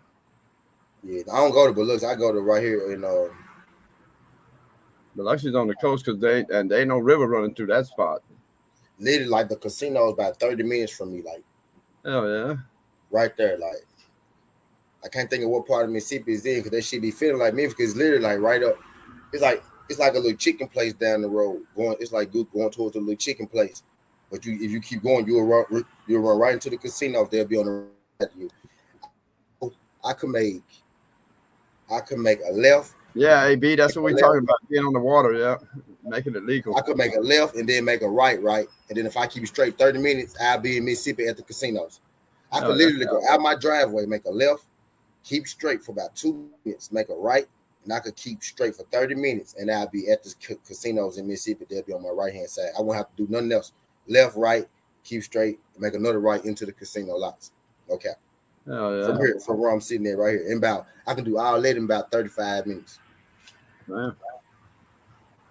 But them just sitting out they sitting out on chains from the land. The casinos is. Yeah, that's what it is, AB. They sit. Is it something? I don't think it's Sardis. I don't know, bro. I couldn't even tell you what part of Mississippi it is, bro. Because it's literally right now. I'm looking at Biloxi to see how they do that shit. The same street that I live off is the same street that them casinos is on. No cap. The street that I live off is the same street that all them casinos in Mississippi is on. One's called a Scarlet Pearl, man. I bet you that's a boat. Gotta be. Don't say it, but I bet it is. The Gold Strike. It's the Gold Strike right there. It's the motherfucking. I be going to the Gold Strike. It's like 3 more right in that same vicinity. Like within like 10 minutes from me, there's like 3 casinos. Boom, boom, boom. Actually, when you drive up, when you go on the Gold Strike, it's the Gold Strike, and it's another casino right next to Gold Strike. I forgot the name of it. And then there's one before you get to Gold Strike, like 5 minutes before Gold Strike. Then there's one like 8 minutes after the Gold Strike jump. But I'll be going to the Gold Strike jump. So yeah. Yeah, but I mean, Biloxi's got that little thing that sticks out, into the water, man. So you got it's almost like an island down there, but it's only 3-sided with water. That little peninsula they got sticking out, there's all kind of shit on there, all kind of damn. Y'all see how I be sitting here right now. They dock in the water. Yeah. I used to sit at the casinos in Mississippi and do this same shit, just be there eating all day, walking around, just y'all know. Just walking around there, motherfucker, gambling, waiting for my sports, watching my sports team, shit, eat, just going to the car, getting high, going back in. I used to sit at the casino. I used to have a home girl, my gal, I was with at the time. She'd be right with me sometimes. Sometimes she'd be right with me. We used to both do it. You know what I mean? Type shit. But I used to just sit at the casino. I need to start taking the show to the casino, don't it? Yeah, all the Biloxi casinos on the water, yeah. Yeah. D3 was good. Yeah. Why hadn't Florida done that? Tennessee did online shit, just got legal in Tennessee like not even a year ago. About when I started doing this, that's when that shit became legal there. And like Gulf Shores, Alabama and all that, why didn't they fucking put the casinos there? I let the boats come in over there. Florida ain't doing it, and fucking Alabama's not doing it, and we don't have no coast on the Gulf Coast, but Mississippi's the only one doing it. Louisiana's not doing it. Crazy. What y'all talking about? Texas not doing it. Having casinos off the coast. Oh, yeah, we all board the water too, man. Shit, that's fucked up. Having casinos off the coast.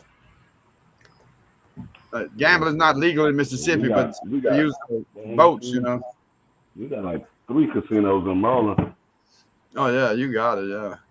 But Mississippi's the only one that's using their casinos, the waterway excuse, So Biloxi, Mississippi is booming because of the casinos industry, And yeah, they got all the casinos, they all on boats, out in the water. They don't move them. Them some don't move though. They're like fucking, they're there forever pretty much. They done built all around them motherfuckers, man. Shit.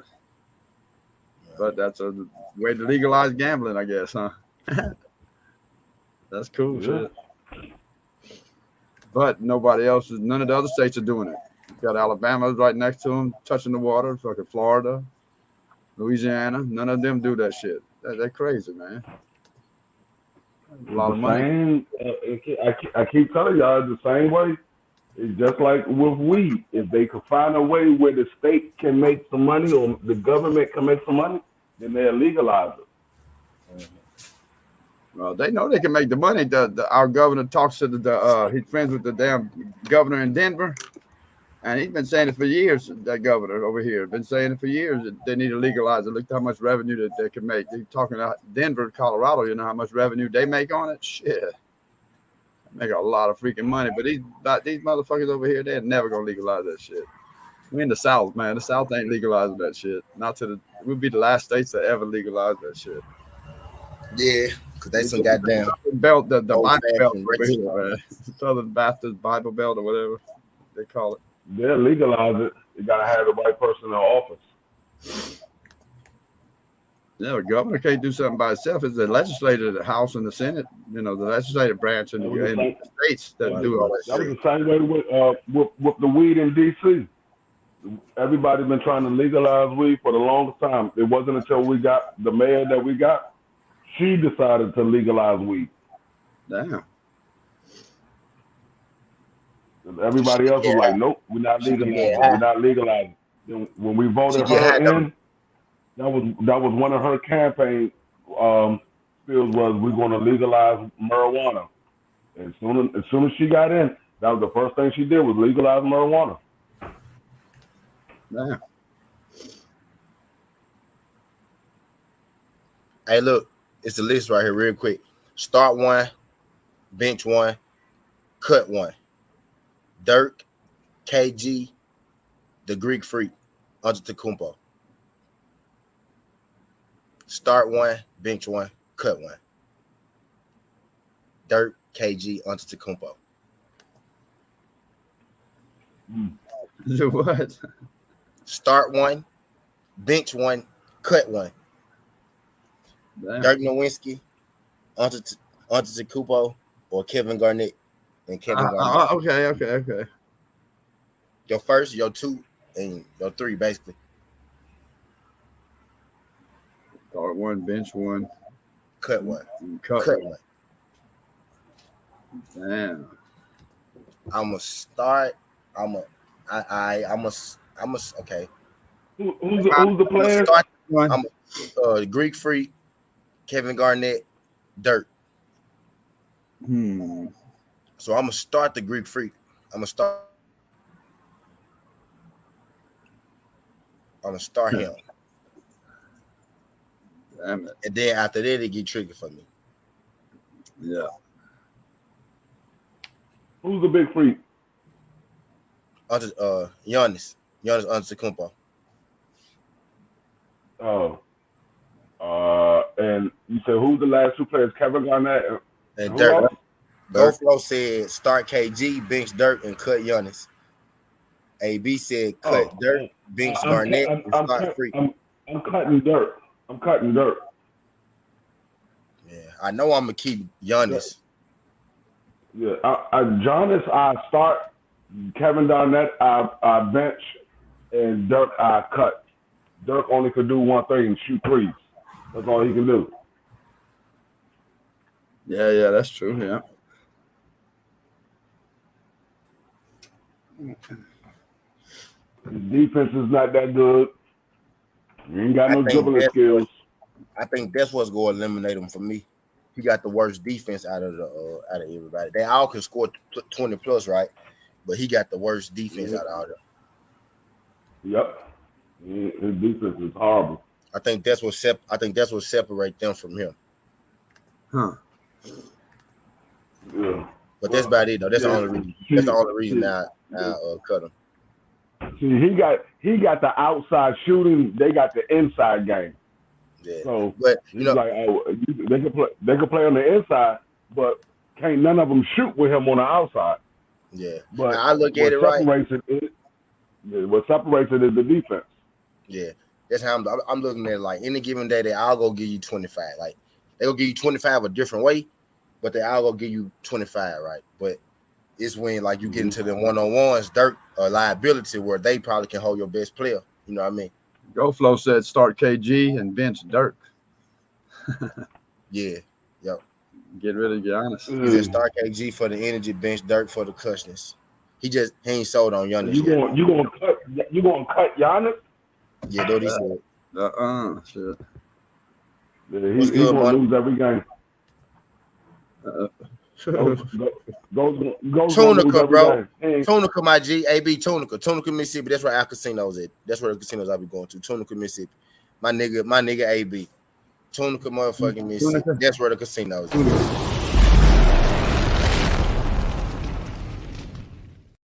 Motherfucking Tunica. Ghost gonna lose every game because soon as he brings Dirk in, he ain't got no defense. That's all your little cities along the Mississippi River, man. Facts. Out. It's like 4-5 casinos off in Tunica. Right? Tunica is like 30 minutes away from me. It's like 4-5 casinos right up in there. That's them the joints we used to have to go to gamble before they legalized online gambling in Tennessee. Yeah. But they need to at least do that here, man. I don't understand why they didn't go no further to this year. It just made sense for us, man. We right here next to Mississippi. You think everybody in Tennessee ain't gambling anyway? Man, let us gamble out this motherfucker. Y'all think we ain't gambling in the fucking way? This shit right next door. Stupid, man. Stupid. Let us gamble in this motherfucker. We literally can drive down the street and go to this shit. Let us in the motherfucking door. Well, no, Mississippi River Run. We got a casino in Arkansas. Y'all hear me? Everybody getting a casino but us. Now it's a casino in Arkansas, nigga. That casino close to the Johnson, Mississippi. That casino 15 minutes away. Yeah, that's right across the river. Who y'all think be in them motherfuckers all the time? It be us, Tennessee niggas. Them niggas don't even be in the casino as much as we do. It be Tennessee folks in them motherfuckers. The casino like the club down here. No cap. The bitch open 24/7. No cap. Tunica, yeah, facts too. Facts, AB. Yeah, yep. Facts, AB. Mm-hmm. Monica said, Dwayne, take that bullshit down. That bullcrap down. Dwayne, D3 got me saying avatar right there. That Washington. Monica said, take that shit down. I'm not. She said, Monica said, take that shit down. You're embarrassing me. Take your avatar down. You're embarrassing me.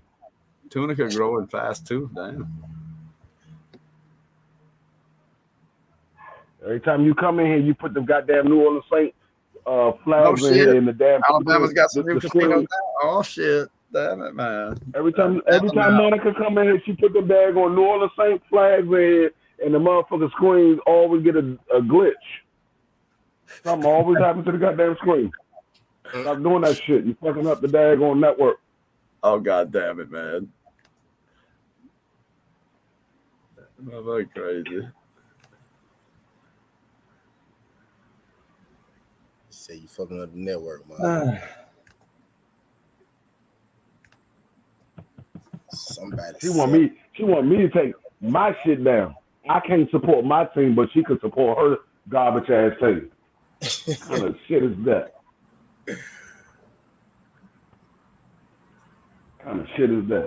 Motherfucker, that's what's wrong with these motherfuckers. That's what's wrong with these goddamn fans. We get them motherfuckers one Super Bowl now, they want to jump out the motherfucking window like they the greatest team on earth. Motherfucker won one Super Bowl in 30, 40, 50 years, and I haven't said, oh, we the best motherfucking team. Motherfucker, y'all ain't did shit. Y'all niggas can't even hold my motherfucking team's trophy stand, which y'all one trophy. Monica been waiting for football season all year. I know she has been. Well, I told her she better beat the goddamn Eagles. She better beat the goddamn Eagles. That's what she better do. They better beat the goddamn Eagles because they don't play nobody else in the NFC East except for the Eagles. So, y'all got one chance to prove that y'all better than our division. Y'all don't beat the Eagles, nigga. Y'all see y'all motherfuckers next year maybe. Yeah, I know y'all ain't making the playoffs, so it won't be till y'all there. I don't know, man. We don't wait and see, man. You can say you don't know all you want. Y'all ain't making the goddamn playoffs. I don't know about all that. Y'all not gonna have a better I record like than what I Tampa see. I Bay. like what I'm reading right now about the Saints everywhere. You can't read this shit, K. You know why you can't read that shit, K? I ain't say y'all ain't gonna make the playoffs because y'all got some weapons. Y'all just got to get a quarterback. Yeah, they're just talking about people that they brought in. You know why you can't read this shit? Because every year that shit tell you that the Titans gonna be trash. Every single year they tell you that we gonna be trash. I'm telling you, you gotta stop reading that shit, man. No, I'm just reading them on the players that we're getting in and all that. Okay, cool. We got, that's different. Yeah, that's different. People we getting, man. You don't listen when they tell you your team go do this, your team go do that, because you still got to go out there and play them games. Football. You know, it's a sport that you got to play. Like you got to play that shit. Like that ain't some. It ain't no sure things in that shit. Hey, I live in Atlanta, man. I'm from Louisiana, so to me, the best 2 games of the year is whenever the Saints could beat Atlanta Falcons twice in a year. To me, that's a good season. Right. Oh yeah, I love it, man. I love it when I'm over here, man. They play over here, especially when they play over here. Shit. Gotta go play them. On my New Orleans Saints games, man. Always. Gotta go play them games. What's good, Phil? G5, what's up, brother? What's up? Appreciate you sliding through this. G5. You can make it. Don't smoke the brothers.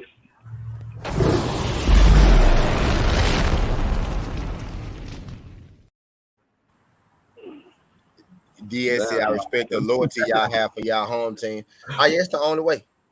And then like when you got to. Then when your team win, and then when your team win, it feel better because it's your home team. You know what I mean? It feel better because it's the home team. Yep. And with your home team, you ain't got to explain why you like them or dislike them, whether they good or sorry. It's my home team, bro. Leave me alone. It's that simple. Like the Titans was sorry for a long time. We was like Titans for it, bro, because it's my home team. Leave me alone. Now it's okay. It's cool. Now I can speak a little bit, but good or bad, it's your home team, so it really don't matter. You know what I mean? I've been in Atlanta for 35 years, man. 30-something years. People, they hated me at first, man, because I used to tell everybody, man. They said, "Well, who you pulling for?" I said, "I pull for every team playing against Atlanta." Dang, of course. I hated Atlanta.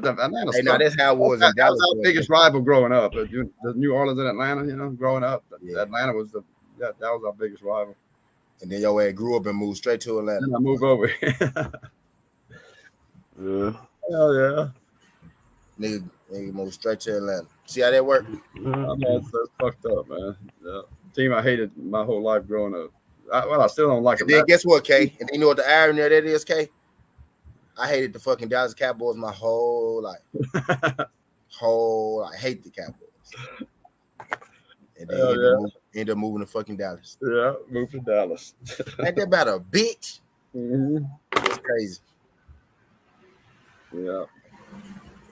I still hate the Cowboys. They just starting to get people from the city and shit, so I got to pay attention to them. Monica said she was 1 year old when we won the Super Bowl. Yeah. Smashed their ass in the playoffs. Yeah. Watch. You lucky. Yoda, what's good, Yoda? What's good, Crush? How many playoffs have y'all won since y'all Super Bowl? I don't know, really. I don't know. I don't know that.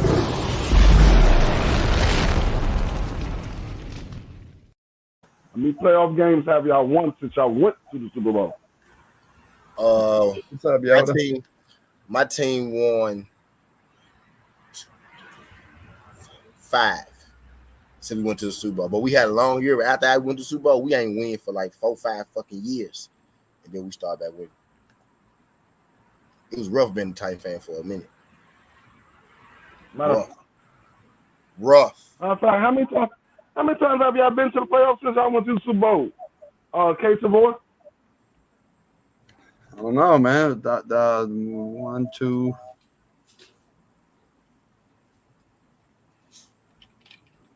I don't know. 1 or 2. Monica said y'all won the Super Bowl. Since y'all went to the Super Bowl, y'all only been to the playoffs 2 times since then? Yeah, 2. I guess, yeah. Monica, shut that shit up. It's all right. We'll be there next year, man. Last year we Since missed. y'all won the Super Bowl. Since y'all won the Super Bowl, we've been to the playoffs more times than y'all. What the fuck? Man, shut that shit up, Monica. Y'all can't get past fucking Tampa Bay and Carolina. And Atlanta.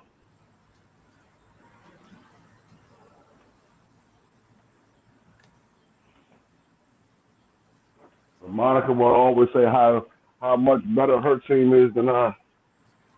Y'all motherfuckers. We'll get bombed this motherfuckers. We have been to the playoffs more times than y'all been to the playoffs since y'all won the Super Bowl. But our division's supposed to be trash, though.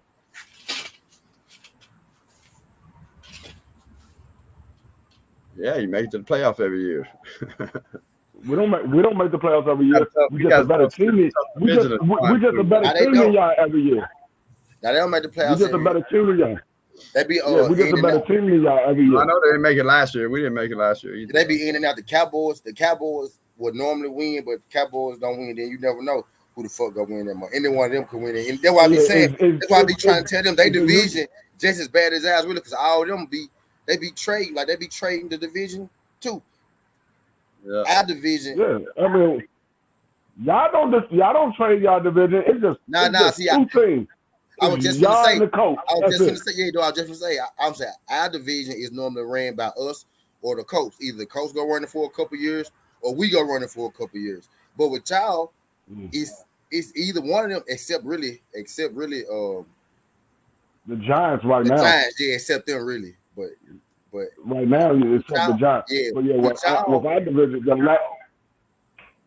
the last defending champion for our division was when Donovan McNabb played with the Eagles. That's the last time we had a repeating division champion. We always switch. It's never the same team every single year. See, with us, we either go have the coach running our shit or we go be running our shit. Right now, it's our turn to run shit. But the coach, the coach building back up, so they trying to get their shit back. Don't let me call man. I believe if the coach had kept Carson Wentz another year in that system, they damn near would have. Let me call my sources now. Damn it. Hey, man, I'm going off of one of your fans. I don't know. I don't keep up with y'all motherfucker how many times y'all been to the playoffs. Your fans said y'all been like twice. I know we've been to the playoffs more than twice since y'all won the Super Bowl. Let me see. I know that for a fact.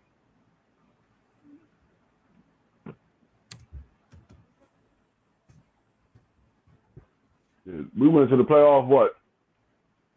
What year did y'all win the Super Bowl? Drew Brees them? Yeah, Drew Brees them. What year was that? That was Katrina year. That was like Katrina, yeah. So that's Katrina. That was like 2003, 4, 2006. When was Katrina?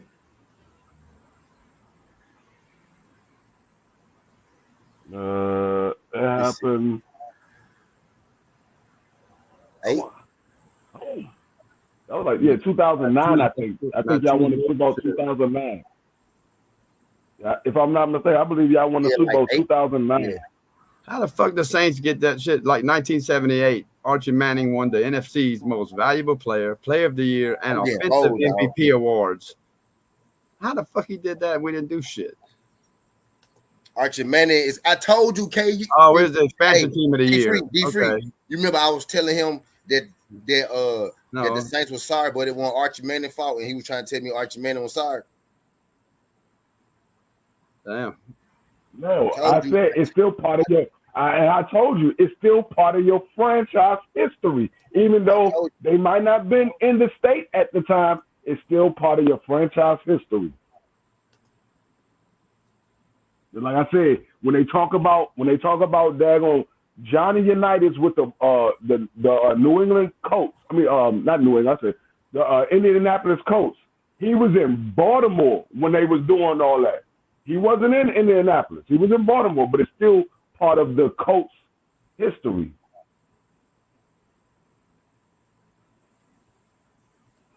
Technically, it is. It is. Like all that shit with the Cleveland Browns and all that shit, that's still part of the Baltimore Ravens history. All they did was change the name to the Baltimore Ravens. It's still the same franchise. They didn't change the franchise. Still the same owner. The old little white lady. Oh no, not the white lady. What's the nigga name? Pat. What's the nigga name? The damn dude. I forgot his name. The white lady is for St. Louis.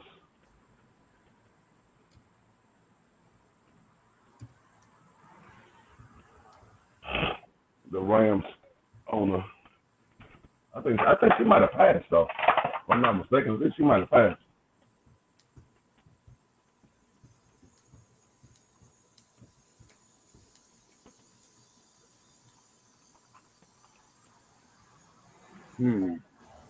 Saints ain't been to the playoffs many times ever, man. Huh? The Saints ain't made it to the playoffs, and I mean they ain't been to the playoffs that many times in their franchise. He said ever. New Orleans Saints had a run of 4 consecutive playoff appearances from 2017 to 2020. They won four years in a row. They went to the playoffs, and then the streak was broken in 2021. So they did it 4 years in a row. Went to the playoffs. I'm talking about since y'all won the Super Bowl. Yeah, well, that's before. That's since we won the Super Bowl right there. That's 4. It was four times. That's it. Since y'all won the Super Bowl, y'all won 4 times. Did they go any time before that? But like 4 consecutive times though after that. That's what I'm saying. Like after the Super Bowl, 4 consecutive years straight after the Super Bowl. Yeah. Okay. Yeah, so 4.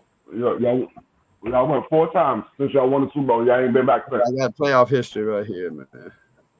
They ain't been back to the playoff in 5 years. Now they went to the playoffs for 4 straight years. Yeah, 4 straight years they went to the playoffs and they didn't go last year. Last year we missed. They made it in there in 2000. Y'all won the divisional round. Super Bowl win? Hold on, y'all won the Super Bowl win? I don't know. I'm trying to find it. That Katrina year.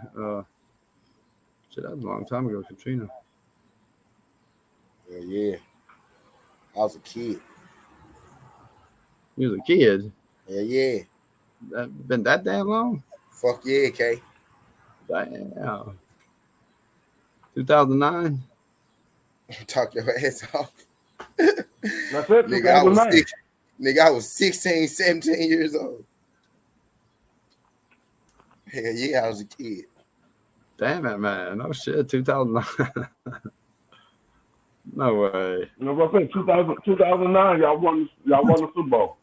Y'all went 4 consecutive years after that. Haven't been there yet since then. No, 4 consecutive years is just recently we did that.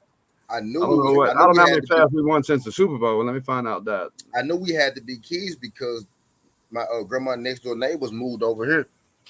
And that was about 15, 16 when they moved here. So I knew we was kids because we was all in school. That long ago. We was all in school. They still live next door to my grandma from New Orleans. When Katrina happened, they moved next door to my grandma's house. The little shotgun house next door to my grandma's house. No cap. No keysy, nigga. I knew we was kids.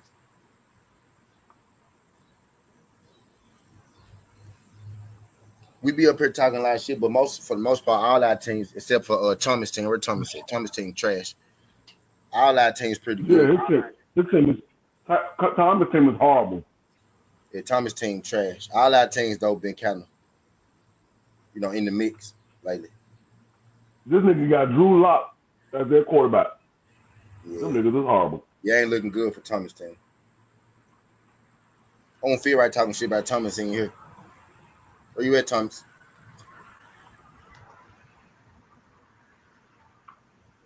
Yeah. He probably knew we was about to talk about this. That's why he disappeared. Who disappeared? No, we're talking about football. Thomas like that. See what I was saying? I said all our teams pretty decent actually, all of them be in the mix. Been in the mix lately, except for Thomas' team. I don't think his team made the playoffs in about what? Well, now Russell was there. Well, Russell got them in. They made the playoff. I think they made the playoff like the year after they won the Super Bowl, and maybe one more time after that, and they ain't made the playoff since because it's been San Francisco, Arizona, and the Rams that have been making the playoffs. Yeah. That was playing Geno Smith a couple years ago. Shit, I remember. Damn, 1987 we went to the playoffs, and we made our first playoff appearance in 1987, and we didn't go back into the 2000s. I told you, man, I went through a stretch growing up, dude, where we had paper bags over our heads at them games, man. I told you. That was a 10-year stretch. 12-year stretch. That was bad, man. That was 13. No, hold up. 2000, 87 to 2000. That was what? Until 2000. That was like 17 years. Like 17 years at least. Yeah, the whole time growing up, man. Me growing up was like that. Yeah. Saints trash, dude. I mean, we was trash, bro. Called the Aints, Oh, man. 13 years, something like that. It was one of the motherfuckers. But they nigga said we made our first playoff appearance in 1987, and we ain't been back until the 2000s. Yeah. That was our first playoff appearance was in 87, and we didn't go back to the playoffs till the 2000s. I don't know what year, but it's in the 2000s. She said Commandos go pick top 15 next year. That's a damn shame. Y'all had a drought that goddamn long since y'all made the playoffs. Yeah, man, it was bad. I told you it was bad, man. I mean, y'all could be bad, but y'all could at least make the playoffs. No, we was bad. No, we bad. Hey, 55 seasons. The New Orleans Saints been in season. We've been here 55 seasons. We made the playoffs 14 times, and we won one championship. 55 seasons. Nah, that's bad. That's bad. That's it. It is, brother. If you here that long, that is terrible. Y'all won one championship. Last And y'all 10 only been to the seasons, Super hey, Bowl one last time. 10 years, we've made the playoffs 5 times out of 10 years. In the last 10 years? Yeah, in the last 10 years. The last 10 years, y'all made it 5 times out of 10 years. That's good. Yeah, that's good. 50%. From 2012 to 2021. Don't tell nobody that 55 year stat though. Don't tell nobody else that 55 years. Yeah, don't say nothing about the 55 years though. Yeah, don't say that one. Just keep that one to yourself. Just tell people about the last 10. That's all right. That nigga said we've been to the playoffs 14 times in 55 years and only won one Super Bowl. Y'all only been to the Super Bowl one time. The one time y'all went, y'all did win. Yeah. It's all right, man. It's all right. We win. We played the fucking Rams. Fucking Rams. Yeah, I wouldn't say nothing about that 55 year shit. Yeah, don't say 55. we ain't got one though. But we ain't been around 55 years. We ain't been around 55 years. Hey, we've been around what, 80 years? Yeah. We got 3 Super Bowls. We've been there 5 times, but we've been to the playoff a rack of times. We've been to a playoff. I look like the oldest franchise, ain't it? Hey, since the Super Bowl now, to answer your question, how old the Raiders? How old the Raiders? Super Bowl, dude. We got 1, 2, 3, how old the Raiders? 4, 5, 6, 7. 7 times we've been to the playoffs, man, since the Super Bowl. It's us, 1, 2, Chicago, 3, 4, 5, Green 6, Bay. 9. It's Washington, Chicago, Green Bay. 1, 2, 3, 4. I believe Dallas is a bit up there. 12 years since the Super Bowl, we made it 7 times in the playoffs. Who else? So that's I know for sure Green Bay, Pittsburgh, Washington, Pittsburgh, Chicago. I think Dallas came a couple of years later after us. They came around a couple of years later. But yeah, we're one of the 4 oldest teams. Like I said, Green Bay, Chicago, Washington, and I think Dallas is up there somewhere. It's another team that I can't remember. We getting y'all ready for football season. That's all. It's around the corner. College football gonna pick up too. We gonna do the college shows too. We gonna run some shit off. But to answer Dwayne's question, we did the playoffs 7 times. We won the Super Bowl, man. Not 2, not 4. It's been 7 times since the Super Bowl. She said history. We only lost 5 times since then. Not made it 5 times since the Super Bowl. So we definitely better since the Super Bowl, man.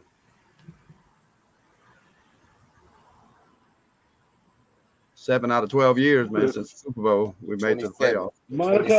Monica, y'all had a higher draft pick than we did this year.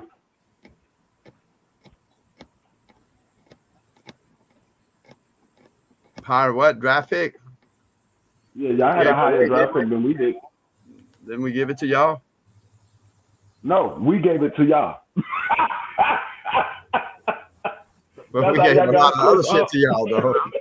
We fucked up. That's how y'all got Chris Overlay. Yeah. If it wasn't for us, y'all would have never had Chris Overlay.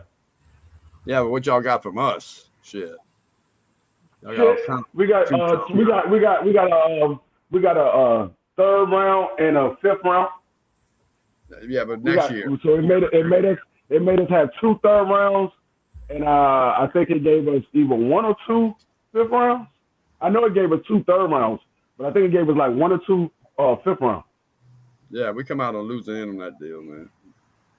Yeah, I came out on losing. We came out on the winning end. That's how they do because this. We're smarter franchise.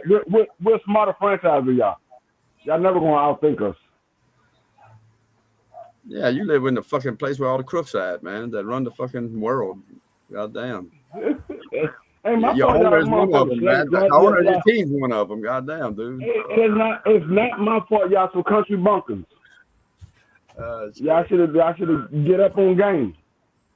Y'all got to be quick with this. It's the land of the hustle. You got to be quick with this shit. you either stay on your toes or you get burnt. Come on, you got to be quick. Oh yeah, we get robbed like a motherfucker from y'all motherfuckers. Robbers in plain sight, man. Fucking hell yeah. They be fast talking, man, like politicians do, you know. They fast talkers, man. They fucking make you think you get the good deal, and you're really not. You're really getting fucked up. Y'all don't even have a logo. Oh, we do, man. We gotta have a logo, dude. No, y'all don't. Y'all do not have a logo. I'm looking right now and see if we got y'all logo is the the city of New Orleans. That's y'all logo. Y'all don't have your own fucking logo. Y'all the only team that don't have their own fucking logo. Let me see, man. Y'all logo is y'all daggone city. Y'all don't have a logo. Y'all not smart enough to come up with a damn logo. We got a logo, bitch. No, you don't. City ain't on our. You don't have a logo. Show me your logo. Show me the New Orleans Saints logo. It says New Orleans Saints. Yeah. Show me the New Orleans Saints logo. Hang on, man. And then show me the New Orleans logo of the city. It's the same shit. Yes, it's that thing. Yeah, it's the New Orleans Saints. It's the same shit. It's the same thing of the city. It's the same logo of the city. The city been around before the Saints been around. No, Saints. No, city's been around longer than the fucking Saints. Good Lord. That's what I said. I said, and that's the logo of the city. Yes, that right there that Monica just put in it. That's the logo of the city. Y'all don't have your own logo. That logo's been around before the New Orleans Saints was in existence.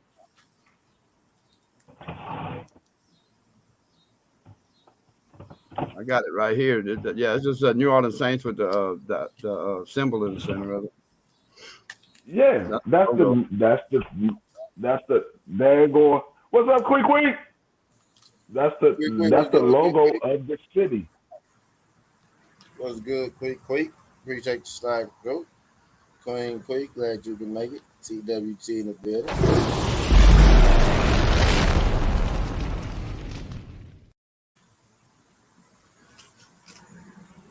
Getting in work. I mean, yeah.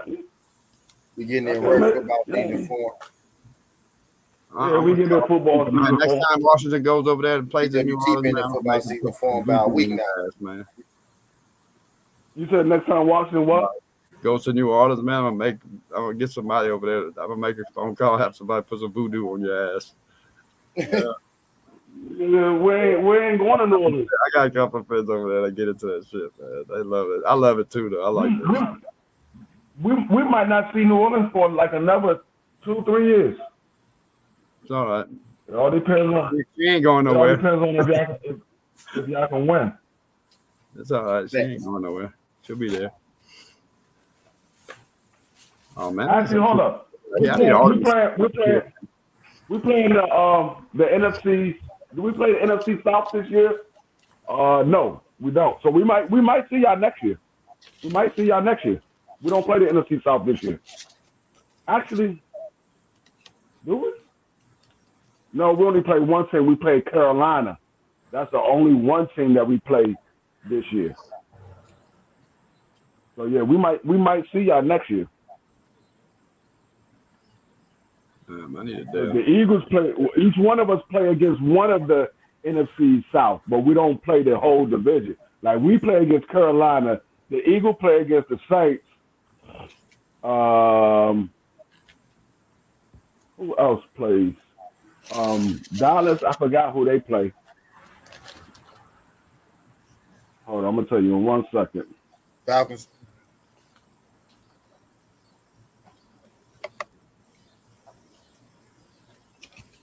You know about stuff.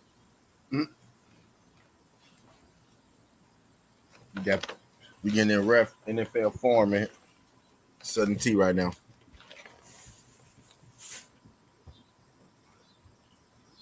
Let me see if I can find this shit. Open the file, bitch. We play the Falcons. Yeah. I'm gonna send you a picture. Dallas probably play Carolina, and Giants probably play. Dallas play against Tampa Bay. That's why they got Tampa Bay the first game of the season. That's why. So Giants probably play Carolina. Because I know the Eagles play the Saints. We play Atlanta. Dallas play Tampa Bay. So Giants probably play. Yeah, second year in a row they play Tampa Bay the first game of the season. That's murder. So the Giants probably got Carolina. So yeah, we probably see y'all next year because we don't play the division of the South this year. Dwayne, what's your email, Dwayne? What's your email, Dwayne? Huh? What's your email? What's my email? Yeah. I'm gonna put it in private chat. You can see their logo. No. I want to get them to make me a logo with this picture right here. I can't get in private chat now. Let me see. I'm way over here. Just give me a first letter because it's stored in my shit. Your email already. What's the first letter? D, as in Dwayne. Duh. Yeah. D. I got it already, man. D is Dwayne Freeman 39 at gmail.com. I got it already. I got it. I'm sending it to you already. You sent me stuff on my email, so I knew I just hit the first letter, it'd pop it up. Yeah. Oh, yeah.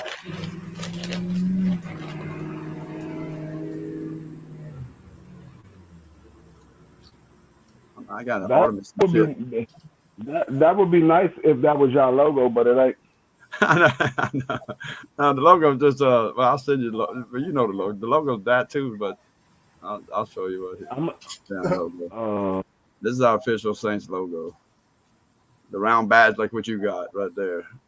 But all it says is New Orleans Saints, and they got the Saints symbol in the center of it. That's all it is. Yeah. It don't say no year, no dates, none of that shit on it. No. Can't let him talk about y'all logo like that. I know how, man, but I'm about to call the governor, man, so I can find out what the hell deals with that shit. You might take my call, man.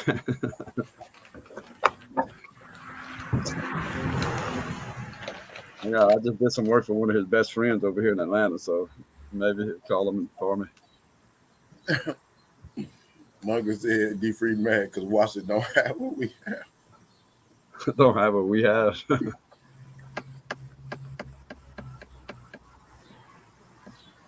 You see it? You see? Yeah, you got that symbol, huh? You see it? Yeah. Make me an avatar with it, man. We put that man under it, like you did that brick wall. He said no. He said no New Orleans Saints avatars. God damn, where'd they be at, man? You guys hook me up. There should be no New Orleans Saints. I'm gonna have to start ordering my shit. New Orleans Saints shit, man. When I go live, I'll have that shit all over the place. I'm ready for these drafts. Case of war, I would like to do that for you, but my motherfucking laptop might blow up if I put that down. Oh God damn it, man! Shit. No, it will not.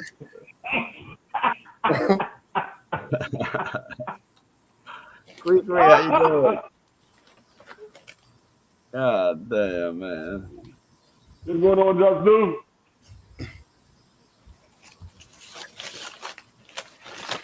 Cowboys are always in a discussion, man, with everybody, man. The Cowboys. Yeah, I don't see no commanders walking around DC area. That's because Monica, you ain't in DC.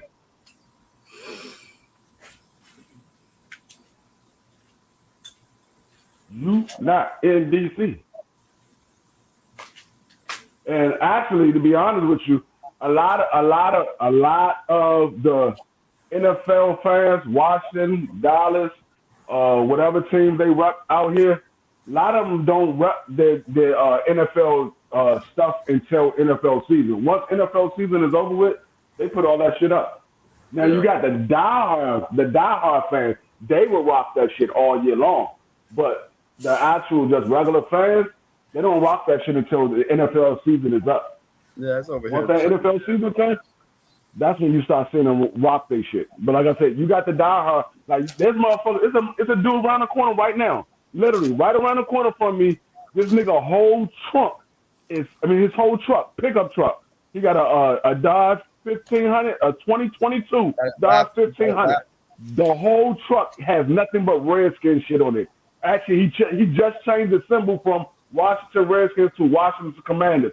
He got the big W on it. He got Sean Taylor on it, Clinton Portis, John Riggins, Joe Theismann, Darrell Grant, all of the Washington greats. He got them painted on his truck, somewhere on his truck. This whole fucking truck. There's a lot of them like that. It's a white guy that's down here. He literally has all of the Hall of Fame players of Washington on his goddamn back, tattooed on his back. Every last player. I was like, nigga, you literally got the whole fucking joint tattooed on your back? I was like, so every year when we get a new person put in the Hall of Fame, you put a new name on your back. He was like, yeah. I was like, nigga, you crazy as hell. I'm not doing that dumbass shit. Hell no. I'm a diehard fan, but I ain't doing no dumb shit like that. Fuck no. I might get the symbol put on me or some shit like that. I'm not putting no goddamn a whole bunch of nigga names that I don't know on a personal basis.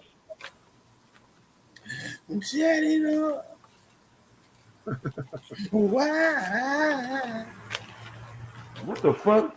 What the fuck? Yeah, that shit breaks. That nigga teeth sound like a frog inside of a daggone pool of water. Oh, damn it. I have a hard time. None of these motherfuckers don't know on me anyway. None of these motherfuckers rock their motherfucking teams like that. Cause we got a lot of Dallas fans in DC. Got a lot of Dallas fans in DC, but none of them really rock their teams. Certain words don't trigger songs for y'all in y'all head. Like certain words or phrases you hear don't trigger songs for y'all sometimes. It's just certain words trigger songs. When he said "tatted up," and I swear that's all I thought of was that "tatted up" song. Certain words or phrases just trigger songs for me for some reason.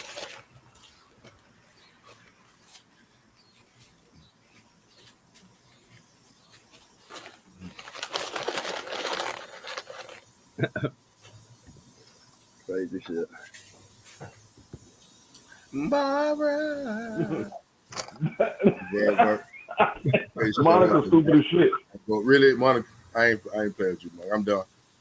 She's stupid. She said working D and shut D free. She mad because she ain't got no goddamn motherfucking diehard fans where she at. Yeah, that's good. Something wrong, man. She the only diehard fan in the city of New Orleans.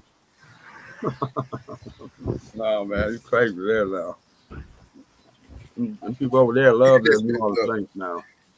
I don't know when this Washington New Orleans rivalry started on Sunday. Bad. I don't know when this Washington. I didn't even start on y'all. It's always Monica starting on my shit. It's either Monica or K Savoy always starting, and then I gotta go ahead and shut their shit down. And then they get mad. Man, you had to get on each other right away when I first met you. Then they get mad because their team ain't shit, and I proved to them that their team ain't shit. And then they get mad. And Monica mad. I'll be back later. God damn. I don't never stop. They always stop with me. But see, I'm the type of motherfucker. I don't let up. Who came in here and said something today? It's so bad. Hold on. Hey, some more. Out of here. Who came in here and said, who started it today? Oh, I don't know who started it today. Monica started. She said, Dwayne, take that piece of shit down. I ain't start shit. Like I said, y'all always started with me. And I'm the type of motherfucker, I don't let up. Y'all be like, all right, you got it. I'm going to keep going. Because your team ain't shit. You ain't got no quarterback. You ain't got no coach. You ain't got no defensive coordinator. Your offensive line is horrible. Your wide receiver, he don't know if he want to play or not. The motherfucking running back, he going to quit at the middle of the year. Hold on. Your motherfucker tight end, that nigga never showed up to practice. That nigga been at home the whole training camp. He still ain't at practice. The motherfucking your cornerback, that motherfucker, he in the back room smoking weed right now with T. Hey, man, he ain't that's why T ain't got a camera. Shit about our team. How come you know about every fucking player on the team? That means you doing your fucking research, man. Don't get out of here, man. I do research about everybody's team because it's fantasy time. It's fantasy time. I do research about everybody's team. Yeah, I gotta do my fantasy squad. Okay, I got you.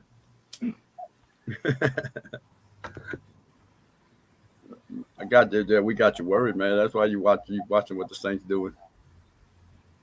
You keeping up. I'm keeping up with Washington too a little bit. Oh, that sucks.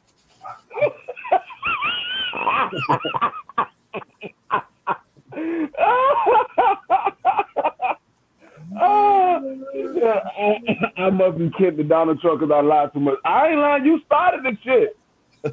I ain't start nothing. I ain't start a motherfucking thing. How to get my dog get out? Get my dog out.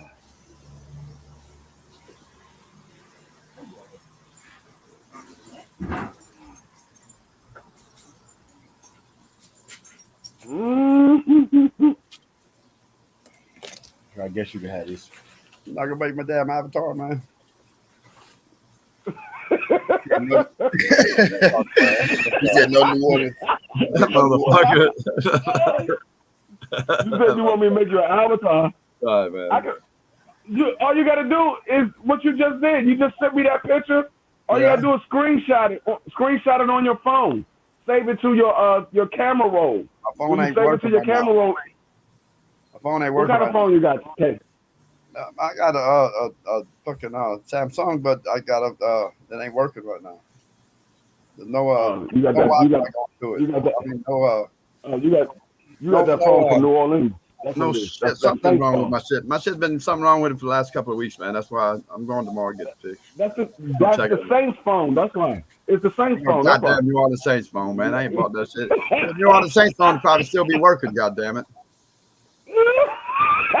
This Atlanta phone, man. This shit ain't working on. See, I told you. Every time I keep going, Monica always say, "You know what? I'm done. I'm done with you, Dwayne." I told you.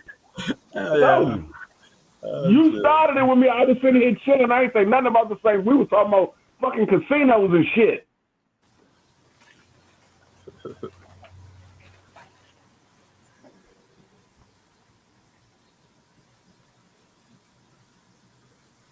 That's why my sister and them they don't like being in a roaster session with me because I don't never stop. I just keep going. They're like, all right, the roaster session is over with. I say it's over with for y'all. It ain't over with for me. Right. Every time I think of something, I'm gonna let that motherfucker. Every time I think of something, I'm gonna let that motherfucker off. Right. I don't stop until I feel like stopping. You're not gonna tell me that it's over with. I got something better to do with my life. Hell no.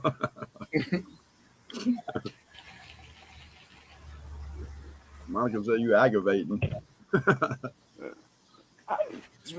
I'm aggravating, but you started with me.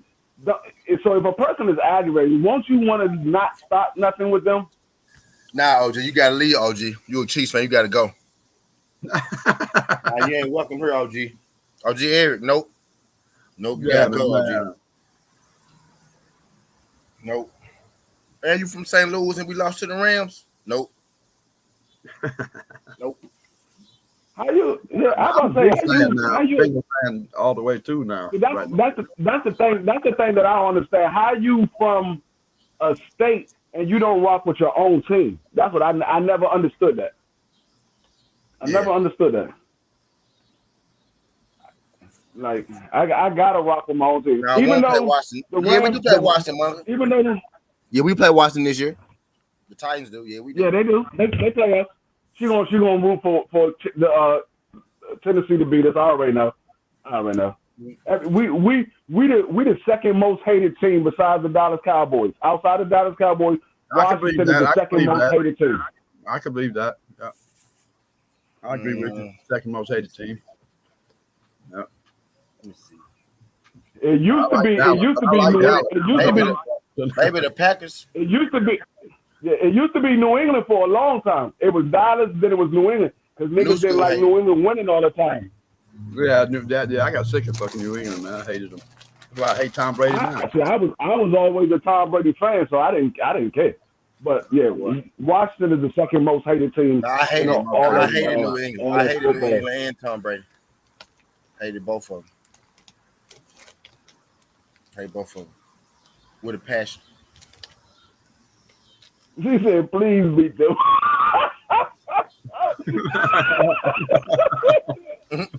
I'm not fucking with Monica. I'm not fucking with Monica no more. We got you, man. We gonna tell you week 4. Tannehill, week 4 around when Tannehill, like early season when Tannehill be stinking it up. So we gonna try our best. Tannehill be stinking it up early in the year, so we go. Maybe if we run Derrick Henry into the ground, but it take Tannehill like 8 weeks and shit to get going for whatever reason every year. So, Monica, you have a better chance of your New Orleans basketball team beating us than you do with your actually New Orleans Saints beating us. I'm gonna clown Dwayne about beating him on in my fantasy league. That's what I'm gonna clown him about, Monica. I won't cry about that. Yeah, Monica, you can join the fantasy team, and you can beat me in the fantasy team. Join the fantasy team, you can beat me in the fantasy team. I expect my football team to win. I don't brag about my football team until it's the playoffs. I expect us to win every week anyway. At this point.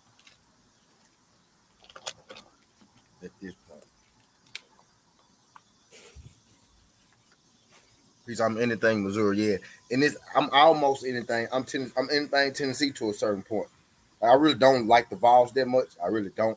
I got a little hate with the Vols. Hey, Missouri was good, man, in college, man, until they moved to the SEC division. Then y'all started playing against real people all the time. Nigga said real people. The SEC, man. Ain't nobody in the fucking SEC.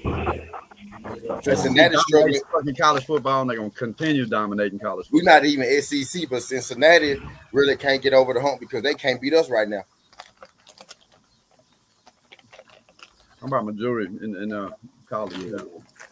I'm talking about they were good until they moved to the SEC. Ohio in the ACC with us in the ACC. Oh, really? Yeah, AAC. My bad. American Athletic, the new conference. The new conference they just started. And Ohio's in there with y'all? No, Cincinnati. Oh, Cincinnati. The Bearcats. Yeah, okay. Yeah, they in there with us. They good, but they can't get past us. I hate fucking Tom Brady, though. I hate him. I hate all AFC teams, really. I hate all this year, man. I hate Tom Brady. Because he played for the fucking Patriots. We put it all out on this year, man. I know, but I'm saying I understand you hate the Patriots, but how you want to hate Tom Brady? Because he the Patriots. Yeah. No, he's not. Yeah, I hate him. He the Patriots. I hate him. What the Patriots do since he left? What the Patriots do? When I see Tom Brady's face, I see a Patriot. Fuck him. I hate Tampa Bay now too by affiliation. I hate Tampa Bay always. I hate Tampa Bay by affiliation. I really hate him right now with Tom Brady's ass. I know he the GOAT. I ain't never say he wasn't good. He wasn't great. You know, last year you would hate his ass. You would hate his ass if he was in Tennessee. Fuck no, it'd be a whole different story. Then I'd be my favorite motherfucking quarterback play for me. He free. I be niggas here every day. I be you niggas here every day. Y'all the GOAT Carl, GOAT Brady. Yeah, no, I ain't gonna hate him in Tennessee. I love his ass. You're like, I can't stand that motherfucker, man. I hope that motherfucker break his motherfucking leg every season. Damn it, man. There you go, Monica. There you go, Monica. There you go, Monica. Observe. That's how long I had this hat, Monica. Yep. Since LeBron played for the fucking Heat. Shout out my girl, Monica. I don't know if he played for Shout out my girl, Monica.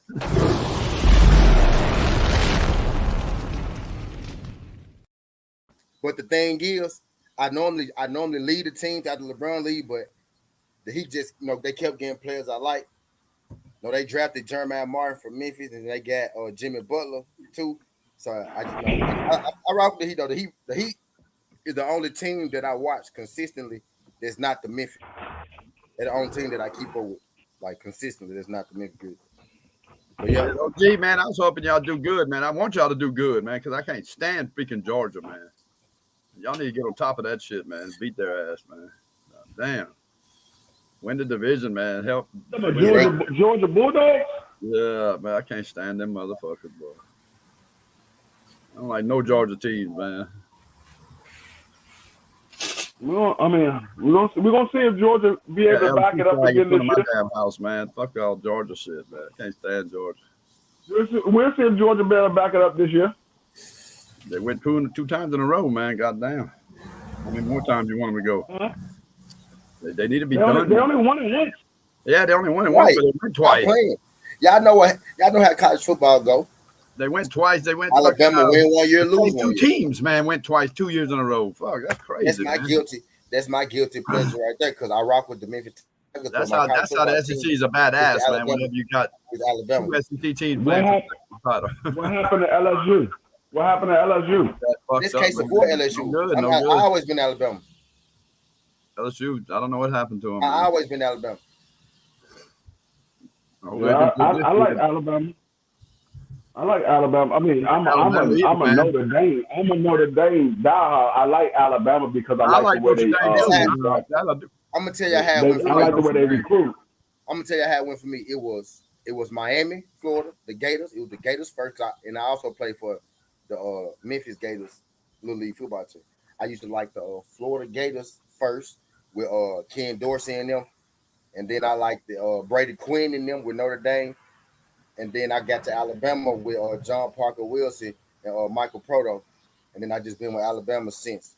I never left Alabama, but it was Brady Quinn for me, and it was Ken Dorsey, Antrell Rowe, Willis Frank Gore, Sean Taylor, all them. That Miami team was the first college football team that I like. And then they went to Notre Dame with Brady Quinn, number 10. That buff ass white boy. He used to be running. I like him because I like to run the quarterback. And Brady Quinn was like one of the only white dudes back then who could run. And he used to be toting that motherfucker. So I used to like Brady Quinn. And then I started liking Alabama when I had John Parker Wilson because he could throw and run that motherfucker too. And I kind of just stuck with Alabama. Mm-hmm. So that coach retired in Alabama, y'all gonna keep winning championships and fucking playoffs. They'll make it every year. Yeah. Alabama for some That's reason. what I'm saying. I was trying to figure out what happened to LSU. LSU used to be right there. Yeah. That coach, it was Alabama, LSU, Georgia, Auburn, and Auburn, Florida State. I mean, Florida, Auburn, LSU, Georgia. Georgia never hardly ever made it. Georgia, they have good seasons, but they would never make it to the playoffs. Mm-hmm. But I don't know what's gonna happen with LSU right now. I ain't been following them yet. Picking up. I know about them Green Wave money. Now that's where you become the odd when you get to the Green Wave. That's where you become the odd when you get to the Green Wave money. Yeah. Green Wave, y'all got two boys from Memphis too. Y'all got the twins from Memphis. The point guard that just got drafted to the Grizzlies. Y'all got his two older brothers at Tulane. Y'all got his two older brothers at Tulane. Always good, man. Tulane be recruiting. There's some good players that come through Southern, man. A lot of good players. Southern, yeah. Yeah. I had a homie play for Southern, Russell Hill. He played basketball down there in 2009, 2008, 2009, 2010, 2011. He played down there. Now it was 2009, 10, 11. Played for the Jaguars. He used to put up buckets for y'all too. Google Russell Hill, Southern University. He used to put up buckets for y'all too. Whose son just signed and said he was going to play? He committed to play. Oh, Shaq's son, yeah. Back, he got big in LSU. Oh, for the Lakers. What the hell is Green Wave? Monica said she holding her team down for her state. Tulane. Said, Tulane. I never heard that name before. You heard of Green, right? The Tulane, man. Yeah, Tulane.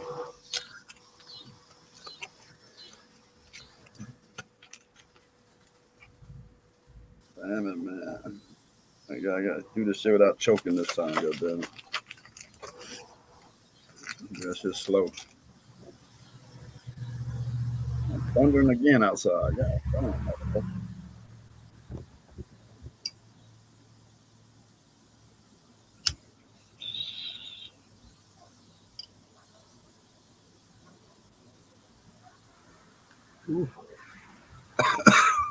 damn it, man. I would say the same thing, Monica, but we got way too many teams in DC. There's too many fucking teams. I got Howard University. I got Georgetown. I got fucking Maryland University. I got Bowie State. There's a lot of teams here. American University, George Mason. That's all the DMV. George Mason, George Washington. There's a lot of fucking teams. Yeah, I do. I got a lot of stuff. What we got? We got two of the best over here in Atlanta, though. We got Tigers. We got UT Knox. We got MT, TSU, East Tennessee. Sorry ass Bethel. But Bethel make the tournament sometimes, though. Bethel or the basketball team decent. We got Bethel. We got Tennessee Tech. They suck, though. That's about it. We ain't got, well, we do got a lot. They just ain't that good. We got like 4 of them that's pretty decent. MT, TSU, Memphis, and Tennessee. Them pretty decent. The rest of them, garbage. All university, man. Oh. Tulane, one of the best medical schools. Tennessee got a good medical too. But we talking about sports, Monica. We don't care about no. We got Morehouse College over here. That's all medical. Howard University is one of the Howard University, and Howard University is one of the good medical universities down here. And I would say Merlin University at Baltimore, but I don't really like them like that. But never got a chance to attend one, Monica. Battle of the Bayou, nope, never got one to attend one. I used to go to the Southern Heritage Classic, though. You know, the TSU Howard University in Washington. That's your TSU, JSU. Medical University. Yeah, that's a good medical Y'all's Battle of the Bayou. Ours, the Southern Heritage Classic. It's where we play Jackson. Now we got Eddie George versus Dion. So now they jump even more turned up. They jump be even more turned now. They had stopped it because it'd be a lot of killers and shit. But Dion and Eddie George gonna bring it back. Yeah. They do it at the top four is Howard, Charles Drew University, McMary Medical College, and Morehouse College.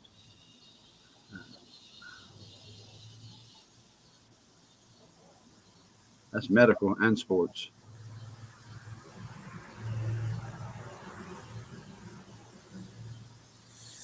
Top sports. Everybody down here, they want to be a doctor or something like that. They go to Howard University. If they want to be a lawyer or something like that, they go to Georgetown. Definitely Howard, for sure. Georgetown, man. Georgetown, that's what we did with a lot of the lawyers and shit. Howard is a lot of people that's going into the medical field. But the one thing about Howard, it's an all-black college. We got Spelman over here that's all black too, though. Morehouse and Spelman. Yeah. My son goes to all black college. My son goes to all black University. That's another black community college. Bowie State is an all black college. We got more. I didn't even know Bowie State was all black until I took him in for his orientation. I'm like, is this an all black college? Georgia State University is almost all black. It's pretty much all black.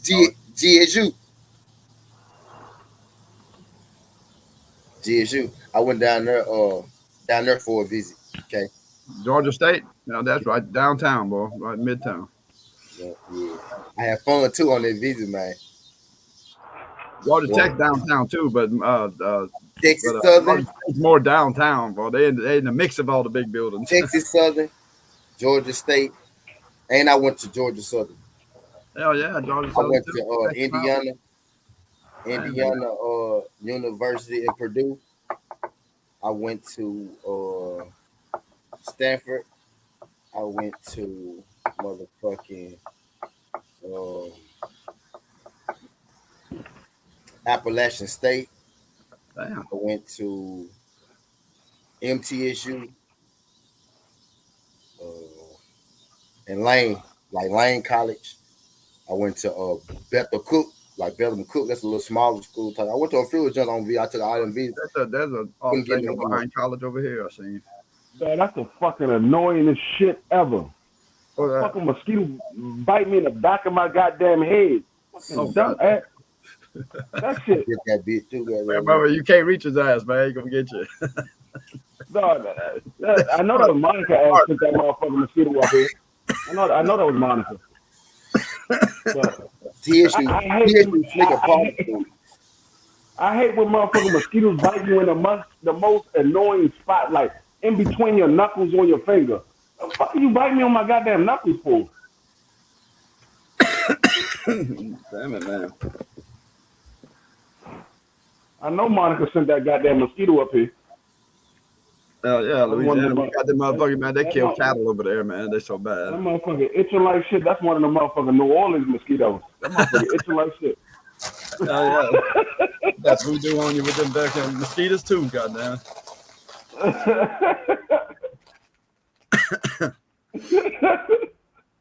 Motherfucker itching like shit.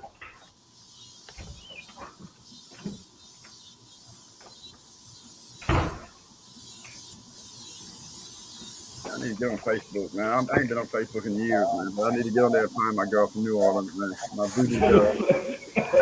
She gonna say buzz.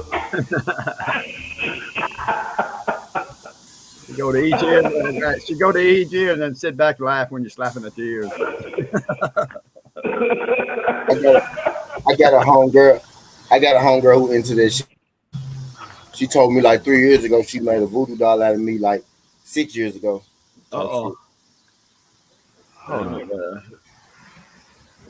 my goddamn charger in the car, in the house. If you really get into it, man, I believe a lot of it, but I don't believe the doll part. That part I don't believe in. Do it again. What, voodoo? Yeah. I don't believe in none of that shit. Believe in some of it, man. Some of it's pretty awesome shit, man. I believe in Jesus Christ. That's what I believe in. I grew up in it, so I definitely believe some of it. I believe in Jesus Christ. I don't believe in no goddamn voodoo. Nah, I know a lot of niggas study that shit heavy. I knew this one girl, she was Haitian. This one girl I used to date, she was Haitian. She studied that shit heavy. Oh, hell yeah. From over there, yeah. She had the little voodoo dolls and everything. I was like, okay, time for me. We're not moving in together. But I mean, no the fuck I can't. Hell yeah, be stashing shit off. No the fuck. She told me she had the doll like 3 years ago, but she said she made that jump like a while ago. She still got that motherfucker. Just in case. She still got that motherfucker. Made that shit just in case. Nope. I said you be sticking it. She was like, no, I just got it. I said, no, what the fuck? I didn't believe in most of it till I went and I hung out over there one day with her. Fucking, I was younger and I was shit. She was old then, you know. She's real old now, but I hung out over there about 5-6 hours, I guess, man. And that she was showing me some shit, man. It blew my mind, man. That shit, it's like a motherfucker, boy. It's not all physical appearances either. It's a lot of mental shit that they get to you. Yeah. Not what you can see is what you can't see. That's what they get you to believe in, man. It's not what you can see is what you can't see.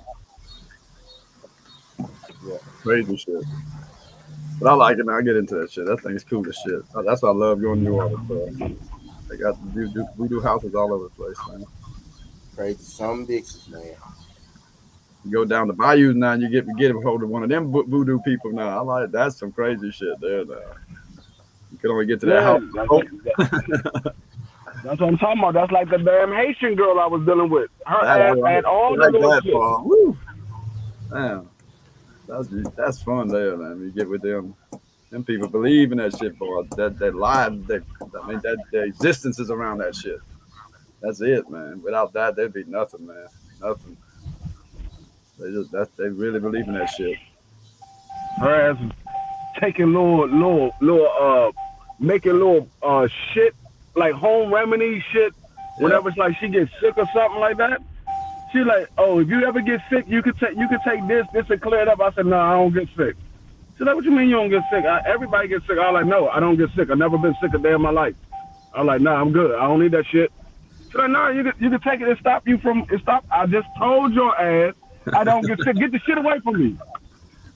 Hell no, that shit'll get you sick. Right. That shit fucking when I had my ass drugged up.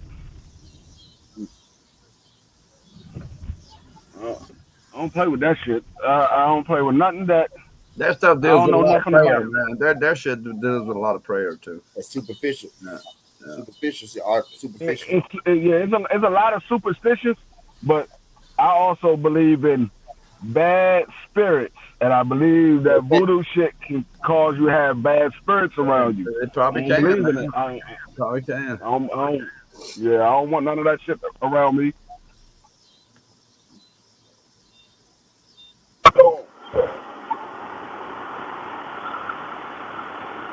Shut the hell up, Monica. See what I'm saying?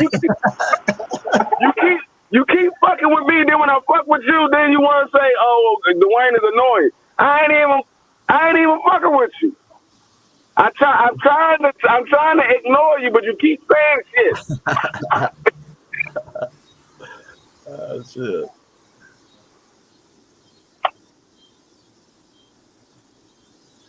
I'm stoned like a motherfucker right now.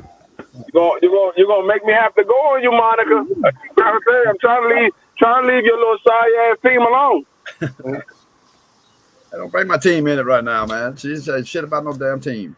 I'm talking about your team because I respect Monica. I'm not gonna talk about Monica like that, but I'm gonna talk about her sorry ass team though. I ain't gonna talk about Monica herself. I don't know her personally, so I can't talk about her personally. But I can talk about that sorry ass thing she got. Damn it, man.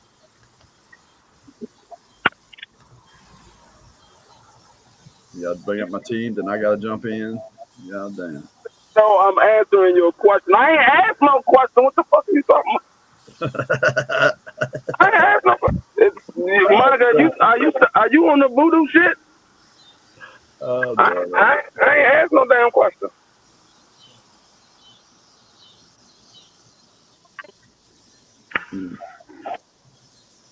Monica might be on that voodoo shit.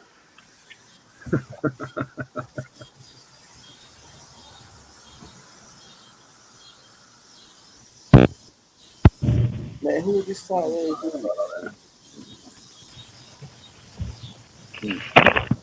I'm gonna make it run to the store and put it closed. But it's 9 o'clock over here.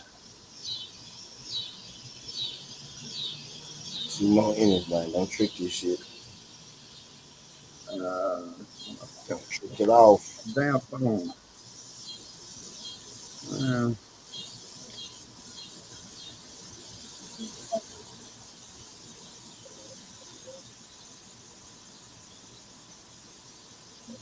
Yeah, new phone, man.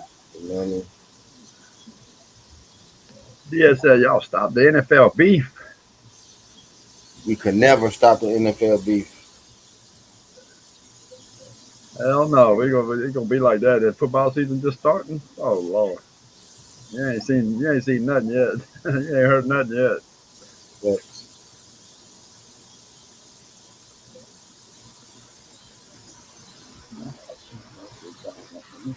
Bitch.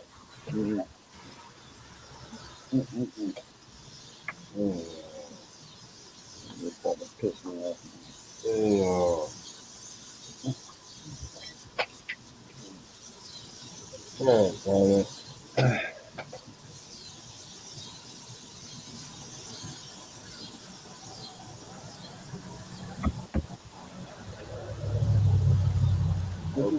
What team you watching?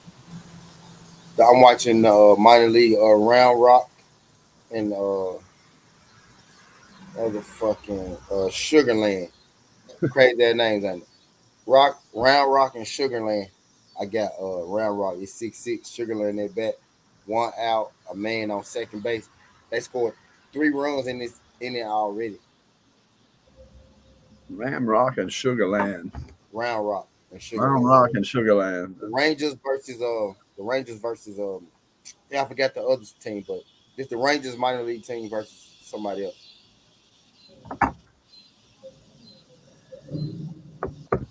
It's the Rangers versus the Rockies, if I'm mistaken. Rangers versus the Rockies.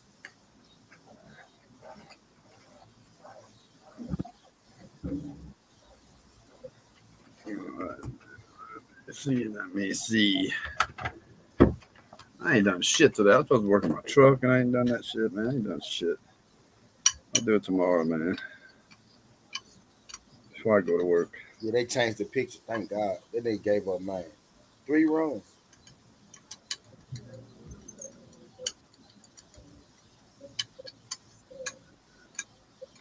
Get his ass up out of there.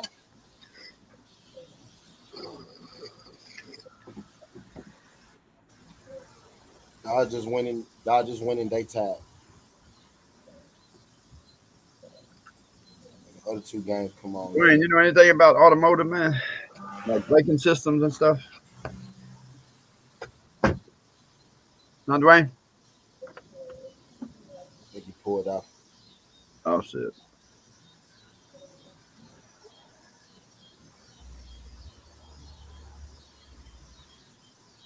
I'm good at what I do, and I can't figure the shit out, man. What the fuck? Been fighting with that shit since the truck was new. Son of a bitch, man. Bet you I bought more brake pads than anybody else that I know. Anybody I know for sure.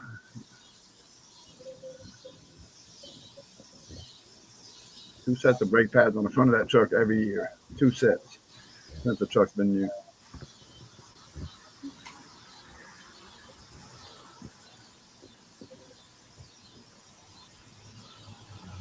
You gotta let this man tie the fucking game, then want to take him out.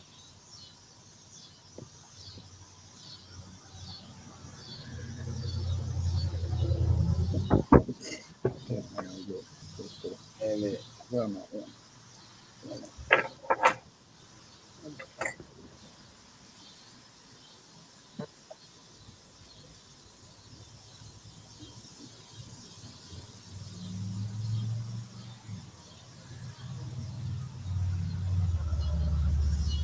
And in the new picture, come out and throw 2 balls off the wall. Some bitch.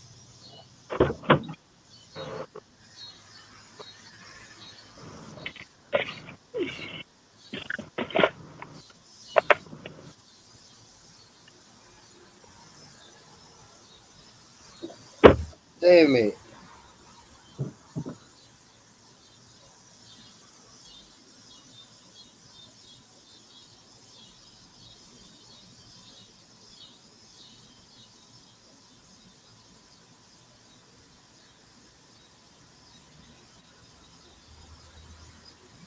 Tell Dwayne, man, don't fucking do that shit to that car he's talking about doing. To his new car. Don't know. Everybody gonna know it, man. Dog yell on it. What are you talking about doing? This car turning into a Hellcat. Make it a Hellcat. Oh, yeah. They do that stuff, dude. It don't work that way. Hellcat's a different car, man. Different car all the ways around. Built different. Suspension, frame, everything's different.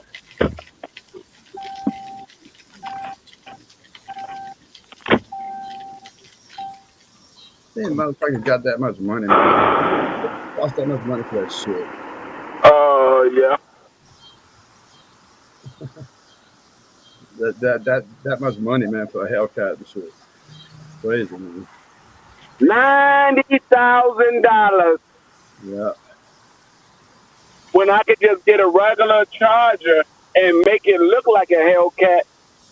And Yeah, I could turn like it a into Hellcat. It's not gonna be a Hellcat, man. It's just looking like a Hellcat. I could turn it into a Hellcat without having to pay $90,000. It costs you damn. It costs you a lot though to change it into a true Hellcat.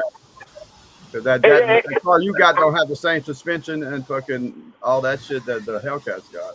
That's what I'm trying to tell you. I can get all that. It won't cost me $90,000. Oh no, you probably spend about 20. That's what I'm saying. Yeah, I paid 15 for my Charger I got right now. I can change it. I can change it into a Hellcat. It will only cost me maybe another $15,000-$20,000. Yeah, you have about 50 in it invested into a $100,000 car. Then, yeah, hell yeah. It would be the exact same fucking car without having to pay $90,000. Same engine and everything. Yeah.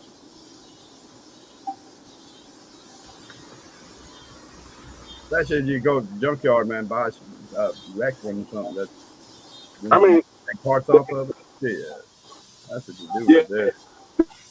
To be honest with you, it's really no purpose in getting a Hellcat unless you plan on racing your car. Yeah, that's true. Yeah, I mean that's stupid. That really they bitching about all these fucking people going that fast and all these street races now. But look what they're building now and letting us take off the showroom floor with them. You know, the car lots with them going that fast, man. God damn, 210 miles an hour, man. Fuck. Should they be selling the cars for? Yeah, Hellcat. Hellcat.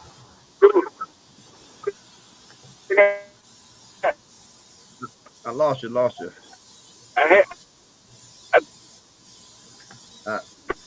Still lost you. Hellcat do like 180. Lost you. Yeah, I've seen him go as fast as 210. 180, something like that. Like a Hellcat. Yeah, if you chip a Hellcat, you get 210 out of it easy. That's fucking fast, dude. That's crazy, man. Yeah, it is. It is. Like I said, stock is going like 180. If you get it straight off the lot with no upgrades or nothing like that, it's like 180. Yeah. But then you look at a Corvette. A Corvette stock coming off the lot without doing any upgrades to it. A Corvette stock is coming off the lot at 200 miles per hour. Yeah. And then if you soup the motherfucker up, you can get it to go like 260, 270. Yeah. I'm like, damn, I don't need to do shit to a motherfucker. 200 miles. I'm never going to go 200 miles per hour. One of them places, man, is Arizona, man. Them police over there, the state police over there, they got cars that'll run that fast too, man. That's about the only state that I see that cars will run that fast, cop cars. Yeah. Nah, don't sleep on Texas. Don't sleep on Texas. Texas got some motherfuckers, state troopers that will walk your ass down. No shit, they got something that's fast over there too, but they take that Arkansas. Hell yeah, them motherfuckers, they got their mile per hour on the highway is like 75, so you gotta have a fast car. Yeah. Their regular highway miles like 75. You watch some of them police chases, man. Them Arkansas cops, man, they run them cars, man, over 150, man, to catch somebody, man, and that's pretty cool because not many cop cars will do 150, man. Even with the police interceptors, most of them don't do 150.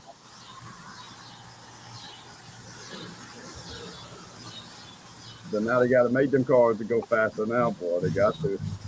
They're selling all these cars, Mustangs, all that shit, 500 horsepower, 700 horsepower, man. God damn it, boy.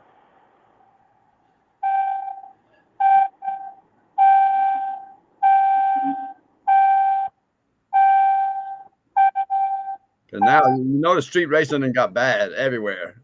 I mean, it's bad over here, man. Good God, man. These motherfuckers, it's not street racers, I guess, not like what you see on TV, but, you know, kids with the fucking cars like that, you know, coming out playing like that. You know, they doing donuts, man, stopping intersections, stopping parking lots, man, stopping the interstate. That's fucking crazy, man.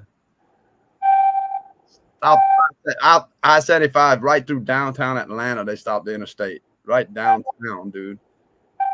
Come to complete stockers, they out there doing fucking with them damn chargers and challengers. Man, they're doing donuts in the middle of the interstate, man. Son of a bitch. Muscle man, DS, they don't have that much of a place no more. You don't see muscle cars running around no more, them old muscle cars.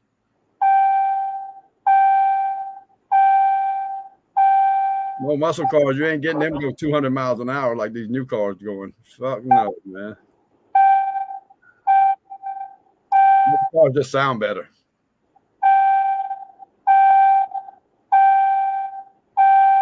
Now it's all about fucking chips and fucking computers and fucking turbos, man. That's what makes these cars go so fast nowadays.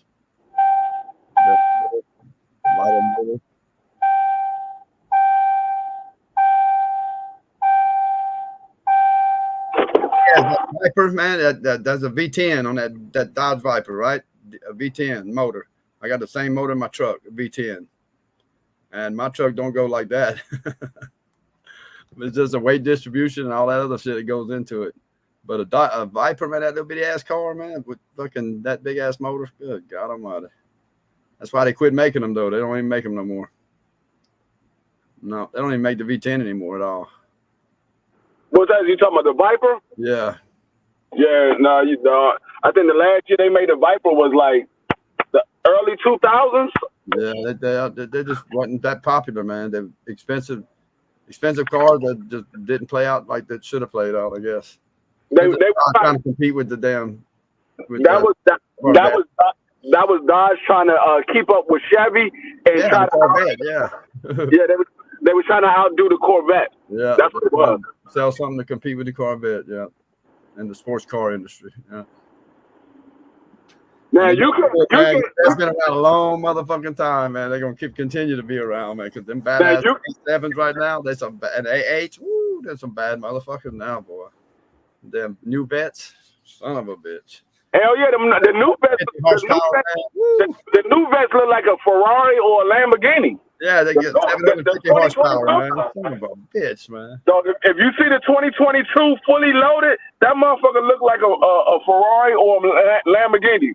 Yeah, they're building more and more like a supercar. Yeah, they're getting it, boy. All you got to do is just throw the motherfucker the doors, put the new hinges on it, and have it open up like a Lamborghini or a Ferrari. Yeah, you wouldn't really be able to tell the difference unless you know the motherfucking cars. Yeah. That shit fly past you like, was that a Ferrari or a Lambo? I'm like, nah, that was a vet. Well, the vet you could tell by the rear end, the rear part of the vet. That's one thing they ain't changed. The back end. But look up at least when I'm going down the road and see it from behind. What I don't like about the motherfucker, is it the Ferrari? I think it's the Ferrari. Might be the Lambo too and the Ferrari. I don't like the fact that they put the engine in the back of that bitch. Yeah. I don't like that shit. Your ass get rear-ended. Ain't no room. No, they got to keep that front light enough to go and cut that aerodynamics on it. Can't put that big ass engine back there. God damn! Look at this shit. Look at this shit, Casey boy. On my way to work. I got this shit already. I'm not. They better not call me for shit. What's going on? Oh shit! Damn, what's happening over there? Bad ass accident. Oh, good lord. This in Maryland, so I ain't gotta worry about it. But they got DC police on the other side. This is shit. Damn. Yeah, this shit bad as shit. Yeah, somebody look like they might not made it. They got the yellow tape up. It look like somebody didn't make it. Yeah, they got every police out there. They got motherfucking DC, PG, Metro, all the motherfuckers out there. But they got the yellow tape up. It look like somebody didn't make it. Damn it. Not good. No, that's not good at all. But right there on Central Avenue, every year we have like 3 or 4 deaths. It's somebody always getting hit by a car or a motherfucker drunk driver, always, because you're coming right there from DC, right there on Central Avenue. At that point, right across the street from where I was coming up at is DC. Literally, right across the street is DC. So you got people coming from the city that's coming from nightclubs and shit. They be drunk. They be flying down Central Avenue. It's always an accident on Central Avenue. Literally 3 times a month, there's a major accident on Central Avenue. Y'all seen that clip on YouTube where that lady ran through that fucking 100 miles an hour through that fucking red light and killed them people, man? Yeah, I saw that shit. That's fucking crazy, man. That was crazy right there. She's trying to kill herself. I don't know what the hell she was trying to do, man. Not to touch the brakes or nothing, man. Wow. That's what happened the other day. It was early in the morning. Luckily, I was looking down on the floor. So when the light turned green, because normally when the light turned green, I step on the gas. But luckily this time I was looking down on the floor, and when I looked up, it was a motherfucking big ass motherfucking Dodge Ram flying through the motherfucking red light. I said, if I would have been on my normal shit, that motherfucker would have ran right into the side of me. Damn. Yeah, you never think. Like them people though, they were in the middle of the red light, the green light. You know, there was a shitload of cars that went already, and they were coming through too. It was packed, man. And that woman just doing 100 miles an hour, man, and just run right through them motherfuckers and hit them like that. Damn. I told you right there, you just never know, huh? Yeah. Bitch. Ain't nothing you can do about it. Yeah, nothing you can do about it. You know. That's why a lot of times when I see a light green, especially when I'm in DC. When I'm in DC, I see a light green. I always hesitate before I go through that motherfucker. I gotta look around because these motherfuckers be running red light like it's a cool thing to do. But these people didn't have a choice. I mean, they got, they sit at a red light. They got all the people in front of you, behind you, and all that, and the whole pack starts moving. You just going with the flow, going through the intersection. Mm-hmm. With all these other cars packed around you going through, and then somebody comes from the opposite way and hit y'all. At 100 miles, I killed her kids, killed 6 people. I throw my lights on. As soon as I see a motherfucker run a red light, like it be a car in front of me, he gets tired of waiting for the red light, and he'll run. I throw my motherfucking lights on quick as shit and get right behind his ass. That nigga pull over. I'm like, dog, what the fuck was you thinking? What the fuck was you thinking? Oh, the light was taking too long. So what, nigga? You ain't going nowhere that important that you got to run a light. Yep. You was just sitting there waiting the whole time. So you ain't going nowhere that important that you got to run a light. Now take this $250 ticket, and I'll see you in court. They're like $250. I ran a red light through the intersection just like that lady did. I was doing like 60. Just thank God nobody come through, man. That nigga said $250. I said, yeah. He said, running a red light ain't a $250 ticket. I said, it is for me. Because now I got you for running a red light. I got you for reckless driving, and I got you for what the other shit I put it down for? I forgot what I put something else down on there, and that nigga was mad as shit. He's like, man, that's fucked up. You give me a 200. I said, it's fucked up. You ran a red light. Yeah, kill somebody doing that shit, man. No, when I did it scared me, man. No, I didn't come close to hitting nobody. Nobody was coming or nothing, so I went right through it. But when I noticed I was going through it, and I caught myself, I was like, what the fuck, man? This could have ended bad for anybody, for everybody. Yeah, I've done that shit. I've done that shit a couple of times, my damn self. Not paying attention. And look, like I be sitting there driving, and I end up start daydreaming, and I'm paying attention to the car in front of me, and I end up going through the goddamn red light. I'm like, oh, shit. I know I got a ticket coming in the mail today. Yeah, thank God there was no camera at that intersection, but I've gotten 2 of them mailed in tickets already. Yeah. Yeah. Anybody, like if I'm on my way to work or I'm leaving work and I stop somebody, it's automatically gonna be like a $250 ticket if I stop somebody. Automatic. They won't do that shit again around me. Yeah, I couldn't be a cop, man. I'd be crooked as a motherfucker, man. I'd be driving me a real Hellcat by now. Shit. I mean, it's temptations out here to be crooked. I bet it is, dude. I bet it is, man. It's a lot of temptations to be crooked, but then when you hear the consequences of being crooked, you're like, shit, I'm not doing that shit. You talking about like us doing illegal shit though? The consequences, you got to weigh the good or the bad. It's all bad. There ain't nothing good about it, but I mean, it's good. What I don't know. These motherfuckers talking about ruin your life forever. Yeah, cop doing that. Yeah. The consequences, you ruin your life forever. It's almost like leaving the military on a dishonorable discharge. Yeah. You ruin your life forever. Yeah. It's hard to get a job anywhere if you're a dirty cop, man. Yeah, prove that you're dirty for some reason. Yeah, you showing for the rest of the world, the rest of your lifetime, with that name. That's why I'm not a cop. I'd be in prison. You risk the fact of going in jail and being in jail with all the motherfuckers that you locked up. Yeah. Oh yeah, no shit. Yeah. You know they're gonna be ready to whoop your ass when you walk up in there. I be telling my little local drug dealers, man, hey man, I want $5,000 a week or $2,000 a week, man. Or then I'll leave y'all alone. I leave them motherfuckers alone. I just let them motherfuckers know, look, I understand what y'all out here doing. I was out here one time myself. Just when I come around, y'all just walk off. When I leave, y'all go back doing whatever the fuck y'all doing. I'm not stopping nobody hustle. I'm not. But if your ass still sitting here when I pull up, it is what it is.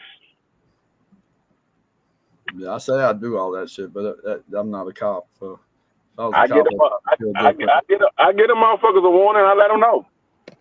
So when I come through here, just walk off. I'm not here to fuck with nobody or none of that shit. I'm only out here because I got called. You tell one of the motherfuckers over here that shit, man. Shit, they'll get your ass for the cop will get his ass next time for resisting. He said, "Man, you walked off when I pulled up on you." Man. That's a give a reason to chase your ass, man.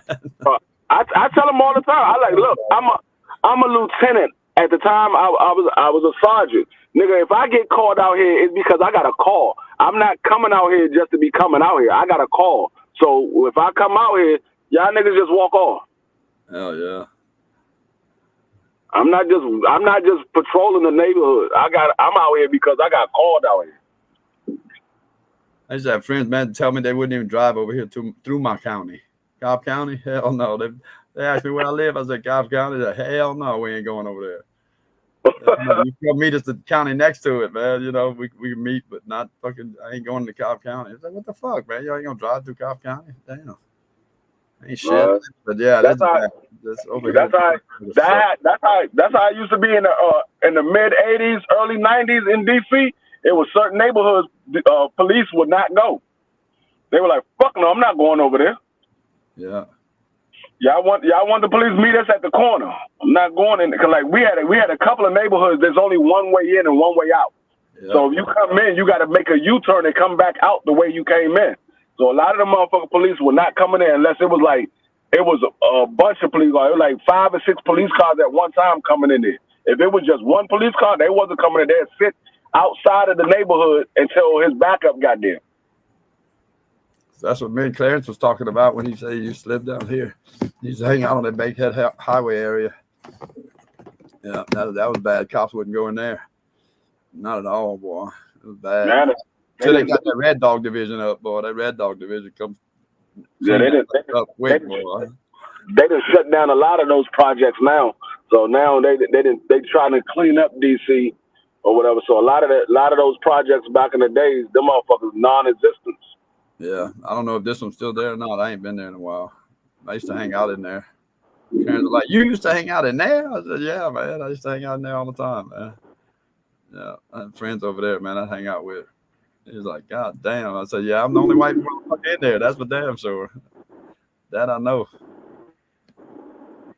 But I had the right friends, man, that was over there, man. The right ones. Nobody fucked with me over there. Yeah. I mean, there's a lot of neighborhoods. Well, not now, but before they started cleaning up DC, there was a lot of neighborhoods I can go into. Like certain neighborhoods you're not supposed to go there unless you know somebody. But a lot of those neighborhoods, I knew motherfuckers in those neighborhoods. Either I knew them from my own murder, or I knew them because of my father. So it was a lot of neighborhoods that I would just go in. They were like, "Nigga, you going over there?" Yeah. Like, nigga, you know that? I said, "Man, I know people over there. I got people over there." I would go out. It wasn't too many neighborhoods in DC that I wasn't able to go to. There's a few of them that I wasn't able to go to, but it wasn't a lot. It was like maybe a handful of neighborhoods I wasn't able to go to because I didn't know nobody over there. But majority of the neighborhoods, especially uptown, there was no neighborhood uptown that I couldn't go. I knew everybody uptown. That was before you become a cop? That was way before I became a cop. That was way before. This was like the 90s. This was like the 90s, the early 2000s.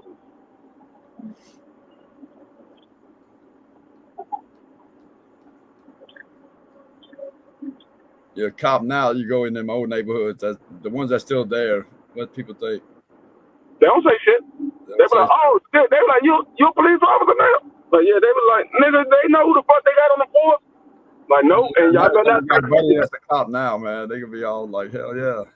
They don't know, and you better not say shit.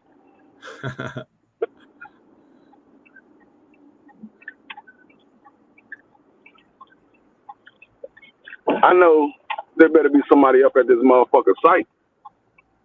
I'm not gonna be at this motherfucker. My grandfather was a sheriff. I got 2 uncles that's cops, man. And I never thought about it. I went the way with the life of the crime instead.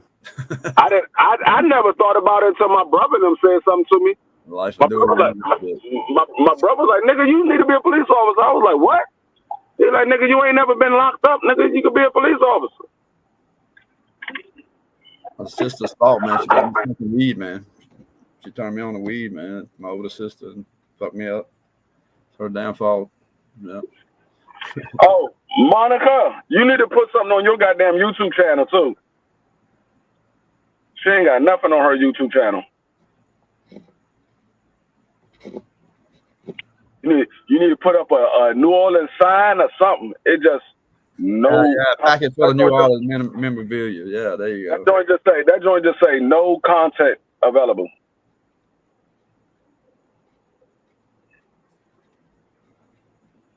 All y'all niggas got the YouTube channels and y'all don't even know. Yeah, I don't care about mine. You should, nigga. I keep telling you. I'm working on it, man, a little bit. I'm working on it a little bit. Man. I'm gonna figure something. You wouldn't even be doing construction work right now. As many motherfuckers you would have subscribed to your ass, you wouldn't even be doing construction work. You'd be like, you know what? I ain't even gotta do this shit. I went back and I was looking at some people doing some remodeling and shit, man, checking out how many people they got subscribed, man. They got shit 10 million, 20 million. 27 million. Anything they got to do with man doing construction work. I'm like, what? Anything they got to do with home improvement or auto mechanic work, them motherfuckers they get views like a motherfucker. And I do both of them, so I need to do something like that. Put out a video doing something. Yeah, that's what I'm saying. It ain't got to be nothing major. It could be something small. You could do how to fix a door hinge or some shit like that, or how to unstop a toilet or some shit. It could be something small, and I guarantee you're gonna get a lot of views just because motherfuckers look up shit like that.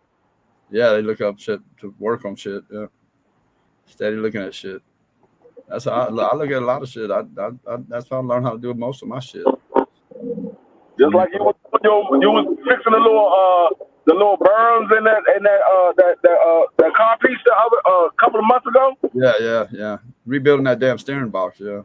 Yeah. If you'd have had your camera on videotaping you as you was doing it and just explaining that shit what you was doing. Yeah. That shit would probably have about. Every video I seen of doing that shit, it was a different unit than what I had, and so I should have did mine that way because mine had 24 ball bearings, but they were different color. They was all the same size, the same color. Everyone I'd seen on YouTube, they give you 12 and 12 of one size, 12 of another side. They're different colors. Mine was the same, man. So that shit was fucking me all up. Trying to figure that out.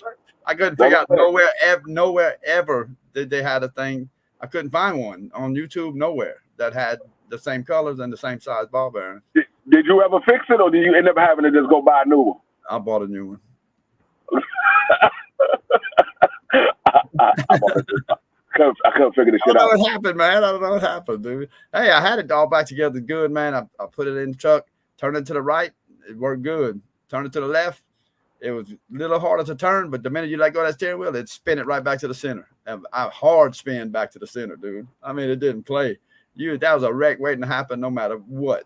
Pulling out your driveway, you're gonna total that shit out. You let go of that steering wheel, that motherfucker spin back to the front. Fuck.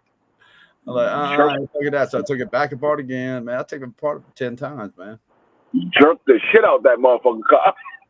I did, man. That tripped me out, boy. That motherfucker took it out my hand, man. Took that steering wheel out my hand, spun that shit back to the center, man. I'm like, what the fuck? I thought I was on something and just kicked my tire around or something, man. No, it wasn't that shit. Well, we got roughly 3 more weeks, and it will not be no more boring Sundays. No. Then we can officially be talking shit. I've been paying attention. I've been watching a lot of shit on it, boy. I'm writing shit down, paying attention, man. I'm learning it. Hours last night, hours today. Yeah, watching that shit. Y'all gonna trip out on shit I picked now, man. Now I'm learning a little bit more shit. Watch. At first, man, I was going after all the best players I could pick. You know, right now the top players. You know, and go after them every pick I get. You know, one of them. Yeah, I mean it's good. It's good to get the best players, but it's a little more to it. Like I say, it's got to be a lot more to it. Yeah, you gotta know when to switch your teams up and stuff like that, because I'm learning there's a lot more to it than just picking a good player. You can have the same players on the field every single day. I mean every single week, but if you look at your prediction of your fantasy points, you're going to see that those fantasy points going to change from week to week because depending on what teams they play. Yeah. So that's what I said. You gotta pay attention to your fantasy team, because you can have all of the best players, but that doesn't mean they're gonna get all of the best fantasy points, because it changes from week to week. Because you might get a motherfucker that's sitting on your bench that might score like 30, 40 points, and you be like, damn, I should have put his ass in. Yeah. But it's too late now, because you had him sitting on the bench and he already played. Yeah, the points that they scored don't count for shit. Yeah, I'd have had it a couple of times. Like I had quarterbacks that were sitting on the bench, and these motherfuckers end up throwing for like 400 yards and like 4 touchdowns. I was like, man, are you fucking serious? And I have like Lamar Jackson playing. I was like, I know Lamar Jackson gonna get me close to like 25, 30 points. And then I had somebody on the bench that scored like 40. Damn. I'm like, fuck. Yeah, it's a lot to learn. A lot to learn about that shit, man. It's a lot. It's not easy as you think, jumping into it. Yeah, that's what I'm saying. When you're doing fantasy, it makes you pay attention to everybody's team. It's not just paying attention to your team. You got to pay attention to everybody's team, because especially your players that you playing with. You're gonna pay attention to all your players, but you got to also pay attention to all the teams that they playing against. Yeah. There's a lot of shit, man. There's a lot of shit. But it's making me think about picking who to pick now, though. Make smarter picks. Yeah, that's for sure. What I normally do, I do a lot of like I said, I do a lot of fantasy teams. I do a lot of mock draft and a lot of fantasy teams on ESPN and NFL Network. Yeah. And that's what ended up making my fantasy, the players that I pick on the mock draft and my other fantasy teams, that lets me know who I want to pick on my actual fantasy that I'm playing against real people that I know. Yeah. Like I might do like another 8 or 9 teams on ESPN that I'm not doing with y'all. Y'all be my main team that I'm focused on, but I have like 8 or 9 teams that I will be doing on ESPN. And I'll get your best player in the 3rd round or something. The best players on the team. Yeah, that's why. Like sometimes I win like 2 or 3 leagues. I win like 2 or 3 leagues because I have so many teams I'm playing with, and I'm constantly rotating my players. A lot of people don't pay attention to it. If they got a lot of teams, sometimes they'll forget to pay attention to one of the teams that they're playing with, and they'll let somebody sit on the bench. I mean, somebody in their lineup that's actually got a bye week. I done won a couple of games like that. People forgot they had somebody on a bye week, and they got 0 points for that person. Yeah. And I might only beat them by like 1 point. If they would have had somebody else in there, they would have beat me. All right, I gotta run to the store before they close on my motherfucking ass. I ain't left yet. God damn it. What the fuck this nigga T doing? I don't know.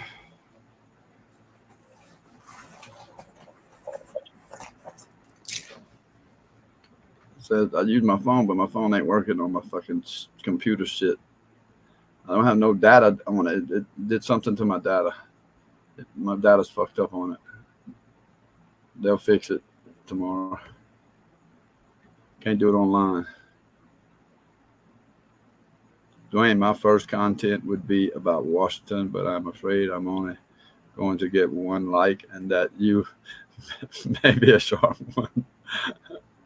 Yeah, man. Talking about putting shit on her page. Yeah, man. She put something about Washington on her content. Crazy girl, crazy.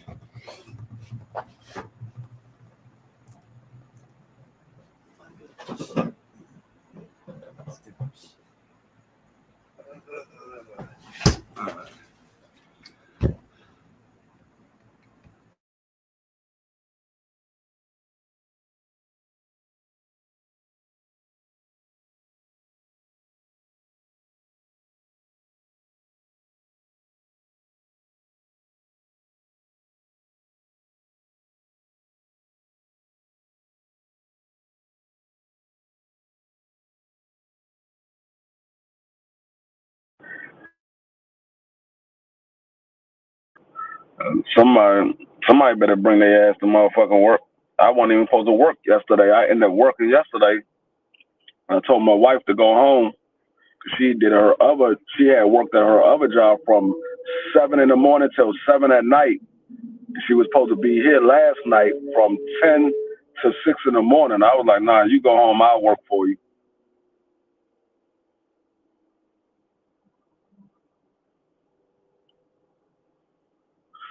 Take your ass home.